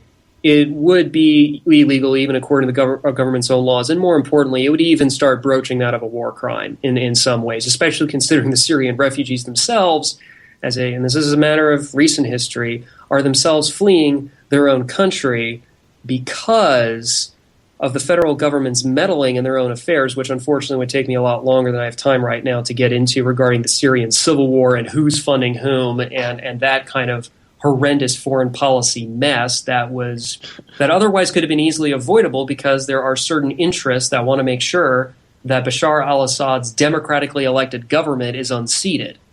It's kind of a bad scene, and so the Patriots joking about sniping Syrian refugees kind of begs the questions like, well, geez, I thought the Patriot movement was against the tyrannical federal government, but they seem to be almost tacitly supporting it when it comes to the Syrian refugees. So am I misunderstanding something, or did the Patriots completely contradict themselves? I don't know. It could also be an infighting thing. Lord knows that's happened over the years. I'm just simply saying, if you're making jokes, regardless of your ideology, if you're making jokes about sniping at Syrian refugees, I would suggest you're engaging in a performative contradiction. So Indeed. getting back more to grievances, so a posteriori or with evidence, real systematic grievances, I would say, just and obviously for the audience, I mean, subject this to your own empiricism and reasoning as for anything I say. If the systematic grievances are deadly serious enough, it probably would justify guerrilla war. And especially, I mean, much like I was saying earlier when we were talking about just war theory, because if you don't do it, the grievances will continue and more likely than not get worse until you are dead. So it's got to be like life-threatening, whatever the systematic grievances are. So, for example, like I was mentioning earlier, if you have a situation like where the government is ramping up the democide, then as a systematic grievance, like, okay, that's probably like an opening shut case, right? You would think. Now, obviously, what counts as a systematic grievance, what counts as a fake or petty grievance, I guess that would be kind of its own broadcast in of itself, right? Or maybe of its own series, perhaps. I don't know. But the reason anybody cares about grievances is what is the reaction to what is the proper response to real grievances? Is it due to reformism, which obviously you had me on before to discuss the problems associated with reformism? Mm-hmm. Is it reformism? Is it civil disobedience? Is it guerrilla war? Is it maybe something else that nobody's really brought up yet? I don't know. Maybe agorism is the right approach. I don't know. All I'm saying is that, can we at least start discussing it? Indeed. But yeah, let's go ahead and move forward here. I'd like to reiterate that we are abiding by 395 U.S. 444 Brandenburg v. Ohio decision. But Kyle, let's talk about assassination markets. And actually, before you go into that, I actually did mirror those articles. It's a series of articles. They're available at libertyunderattack.com now, and they're quite interesting. So I definitely recommend you go take a look at that. But we'll cover them real quickly here. Kyle, what are assassination markets? Well, to cover it briefly for right now, and perhaps this merits some further exposition later on a future broadcast, but for right now, this was basically Jim Bell's theory of setting up a market that uses a cryptocurrency whereby people would place a bet, but I guess you could say a bounty on, let's say, a politician's head, and then the person who correctly guesses when the politician would, go 6 feet under, would then collect on the winning bet. And of course, more likely than not, as Jim Bell himself pointed out, the correct guesser would actually be the assassin in question, more likely than not. So the value of assassination markets, briefly put, is that it's another way of making a guerrilla war work. It's a very interesting way of trying to make it work. It could also be used to incentivize the practice of vigilantism too. Now, however, without people getting all excited about, ooh, this is a possible thing I can just run out and go do, let's just hold your horses for a moment, because here's a significant problem. And it's a crippling one, too. And I don't know the answer whether this actually cripples it or not, but it does bear food for thought. The only problem with assassination markets, at least right now, is that it needs a workable, truly anonymous cryptocurrency to work. And quite frankly, I don't see any evidence of that working. Shane, like last November, I wrote an article entitled Bitcoiners Betrayed, Lobbyists Sell Out to the Government. And basically in that article, I pointed out how there was other reports that had come in basically saying that some of these Bitcoin lobbyists, whether it's Coin Center or probably more importantly, the Bitcoin Foundation, have been engaging in behind closed doors secret talks with federal regulators, everybody from FinCEN to the IRS to the Federal Reserve to basically the people to the federal agencies that you would think the Bitcoiners would be resisting or otherwise competing against. Instead, building relationships was the term that was used most commonly. They're building relationships with the feds and basically handing over the protocol, handing over the source code, and not only that, but also kind of like wargaming with the regulators how to provide a good regulatory environment for the Bitcoin ecosystem. Now, if that sounds crazy to you, that's because it is. And when I screamed a bloody murder about it, roughly about a year after the first report came out, the Bitcoiners I reached out to, they didn't give a damn. So whether we're talking about the Free State Project Board of Trustees throwing out their own membership, whether it's for, accusations that haven't been proven true yet, at least not in court, or whether it's for reminding everybody about the right of revolution, or whether it's these Bitcoin lobbyists selling out their own people, there are some really serious problems here. These organizations, and that's probably a topic for another broadcast. What I'm saying here is that in the context of assassination markets, that cannot even have a possibility of working right now because Bitcoin's not even anonymous. In fact, remind me, actually, Shane, I think you may have discovered how that blockchain worked with looking at the amount of certain people's wallets. Oh, yeah, you can go to blockchain.info, and I'd recommend doing this for Stefan Molyneux's. It's fun to look at. Just pull Stefan Molyneux's pull his, whatever, I forget what it's called. Pull the blockchain, the numbers, and just copy and paste it into blockchain.info. Yeah, you can see exactly how much money he's got in there, how much money he's withdrawn, all of the various transactions. Yeah, it's definitely not anonymous, to say the least. Yeah, and I think one other thing mentioning on this type of idea was something, I guess for a lack of a better term, I guess you could describe it as libertarian jackals. Now, this was proposed in 1989. Whew, boy, that was a while back, wasn't it? 1989 by a British libertarian by the name of Nick Roberts. And he proposed this as an attempt to lower the opportunity cost of war. His basic idea was this. Libertarian defense would be through the use of jackals, and this was the term he used to describe assassins.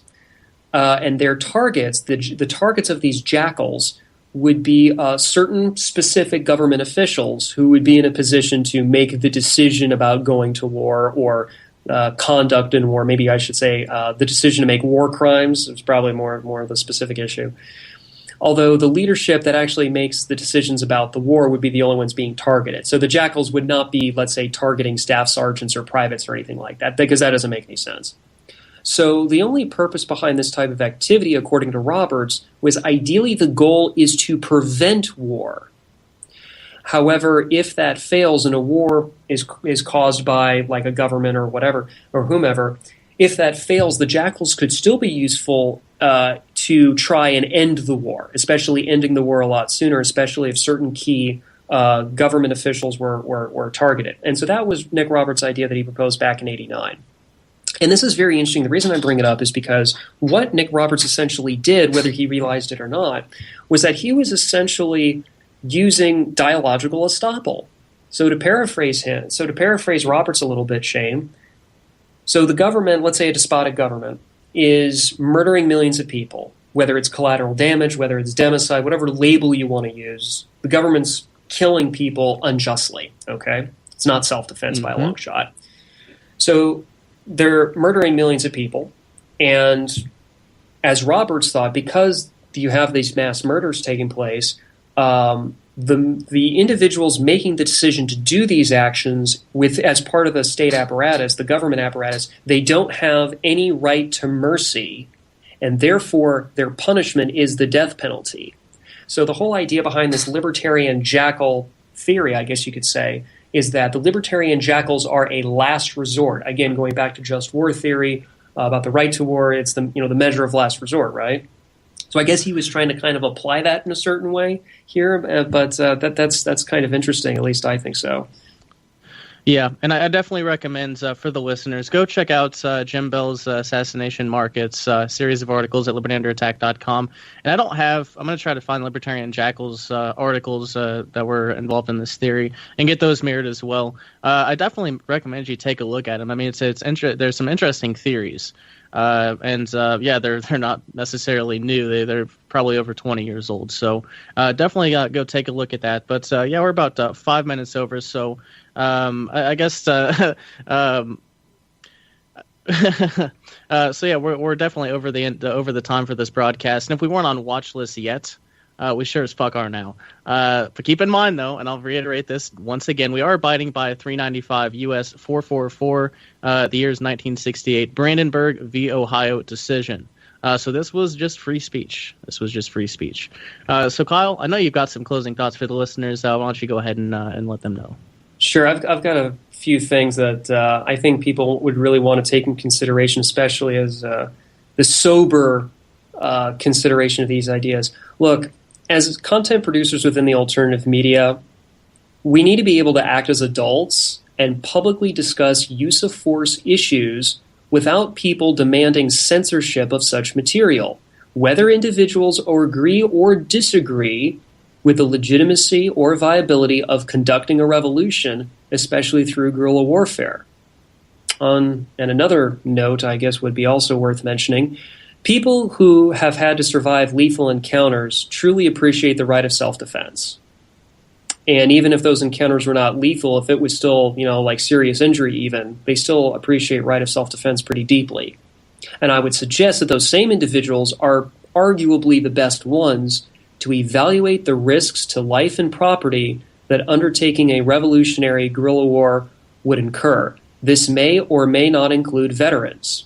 This may or may not include people who have had to be, who have suffered, unfortunately, as victims of crime. But I would suggest they, instead of these wannabe theoreticians where issues of force and violence are just kind of mere theoretical fluff in their minds, that people who have had to deal with these things in a very practical way are probably the very best judges of what does or does not violate the non-aggression principle. And one thing I would like to read, Shane, just in closing here. Yep. This is from Mr. Jefferson, Mr. Thomas Jefferson. I'm sure everyone remembers him, right? Mr. Declaration of Independence.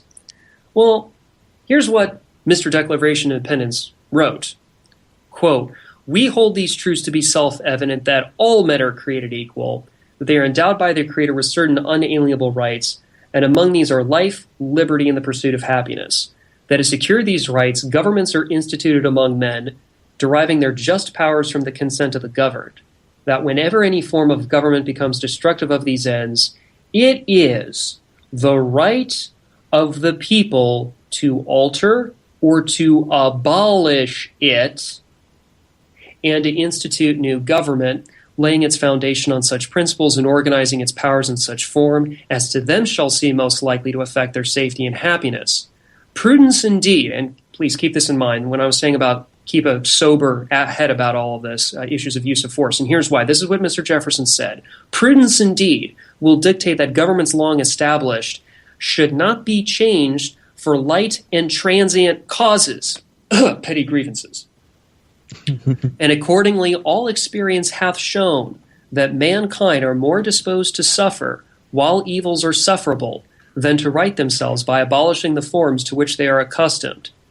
But," and this is a rather big but when there is a long train of abuses and usurpations pursuing invariably the same object, which evinces a design to reduce them under absolute despotism, it is their right, it is their duty to throw off such government and to provide new guards for their future security." Close quote. So that, with some, I guess, bracket annotations by myself verbally, that is what Mr. Jefferson said.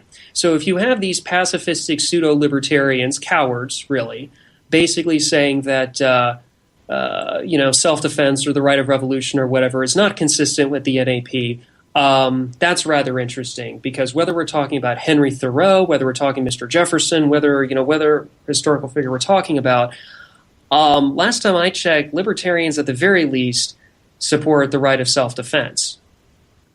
And I find it rather interesting that Larkin Rose got heaped on with as much crap as he did all those years ago, and he's not a revolutionary by any measure. He didn't go as far as Cantwell did by reminding everybody right of revolution. He was simply reminding them about self-defense. So again, we should be able to have adult conversations about use of force without people demanding forcible censorship by way of government. And having said that, Shane, I appreciate you having me on. You're listening to the PAZNIA Radio Network.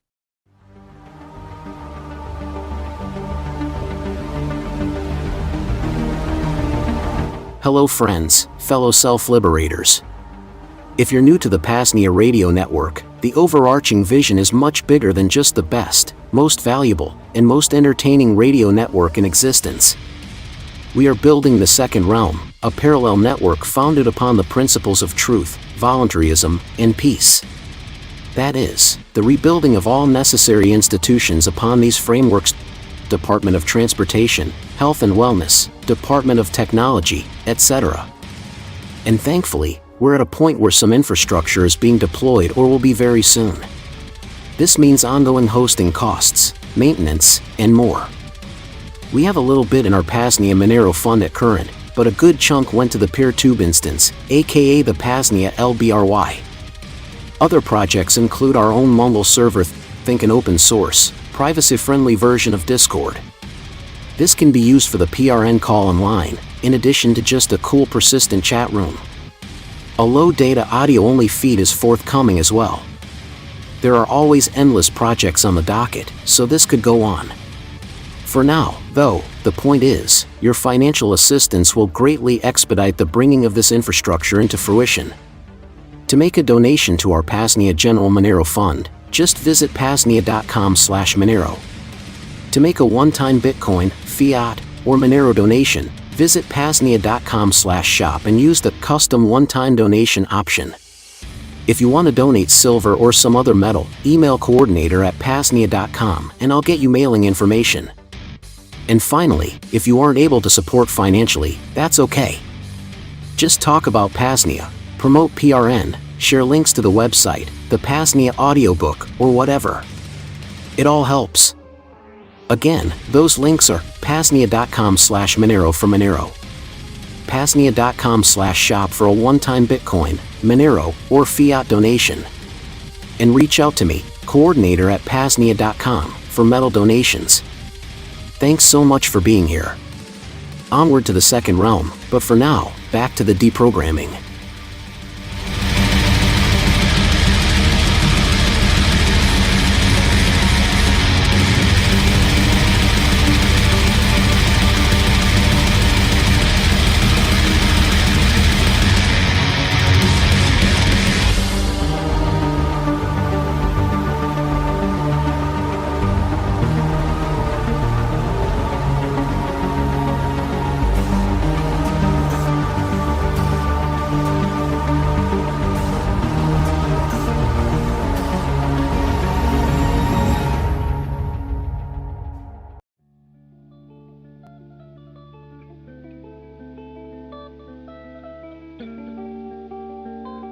Hello friends, fellow self-liberators.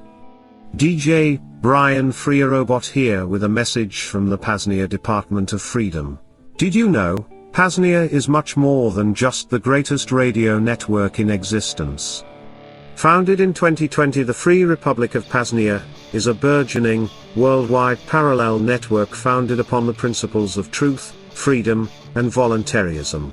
We're building out a network, and subsequent map and directory, of homesteads and farms, van nomad squat spots, guerrilla gardening plots, local health food stores, potential opportunities for alternative home bases, and much more, anything else that would be useful and necessary for a self-liberator.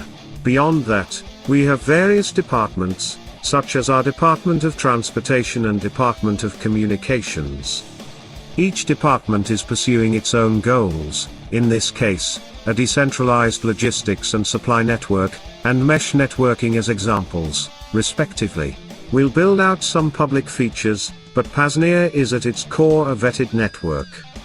And the first step is to become an honorary stakeholder. Features include discounts to other businesses/hustles in the Agora, access to the Second Realm network of non-coercers, a PAZNIA ID card, PAZNIA stickers and pens, a digital self-liberation bundle via Liberty Under Attack publications, a PAZNIA flag, and a shirt and a coffee mug or a hat. The full stakeholder donation is $333, but there are various tiers, $3, $55, and $99 if the budget is understandably tight. Your donation will go towards the expansion of the PAZNIA network and is a way for us to only get folks who will put their money where their mouths are per se. And you get some great advantages in return. To become an honorary stakeholder, visit PAZNIA.com/stake. Again, PAZNIA.com/stake. Bitcoin, Monero, and fiat accepted. Thanks so much for tuning into the PAZNIA radio network. Let's get back to the deprogramming. DJ Brian FreeRobot out.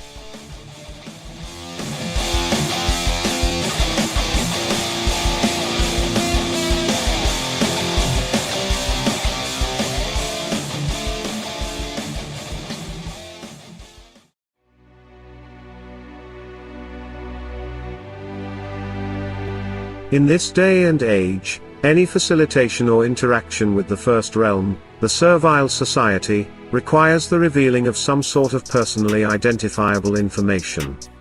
Whether renting a place, buying a house, or buying cigarettes, one is faced with the burden of taxes, regulatory burdens, and in the case of the latter, a doxing of themselves to any random corporate employee that asks.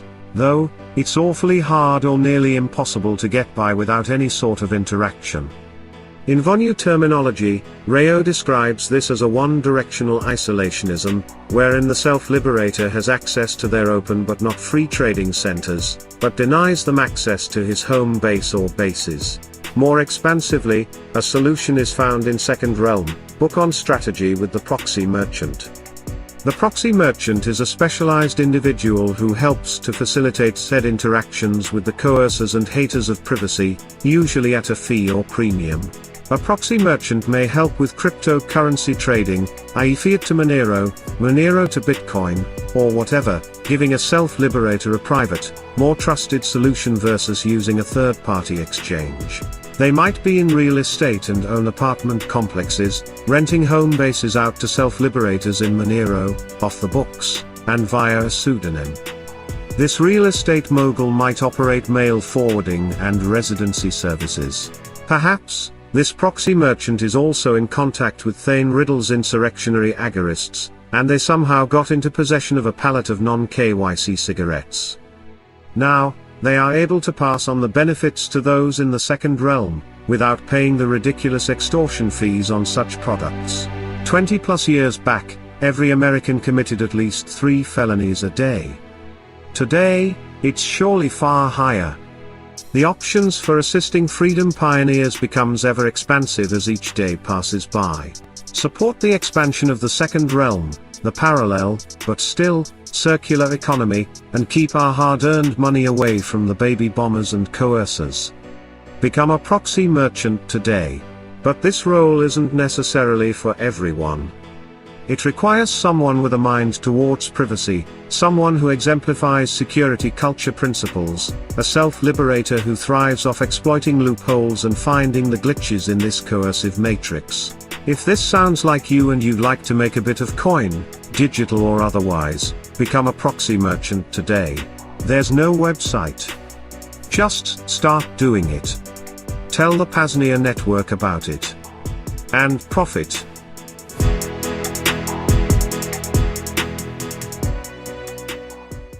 You've just heard a transmission of the PAZNIA radio network, the entertainment and propaganda arm of the Free Republic of PAZNIA, a public service of the PAZNIA Free Press. Long live the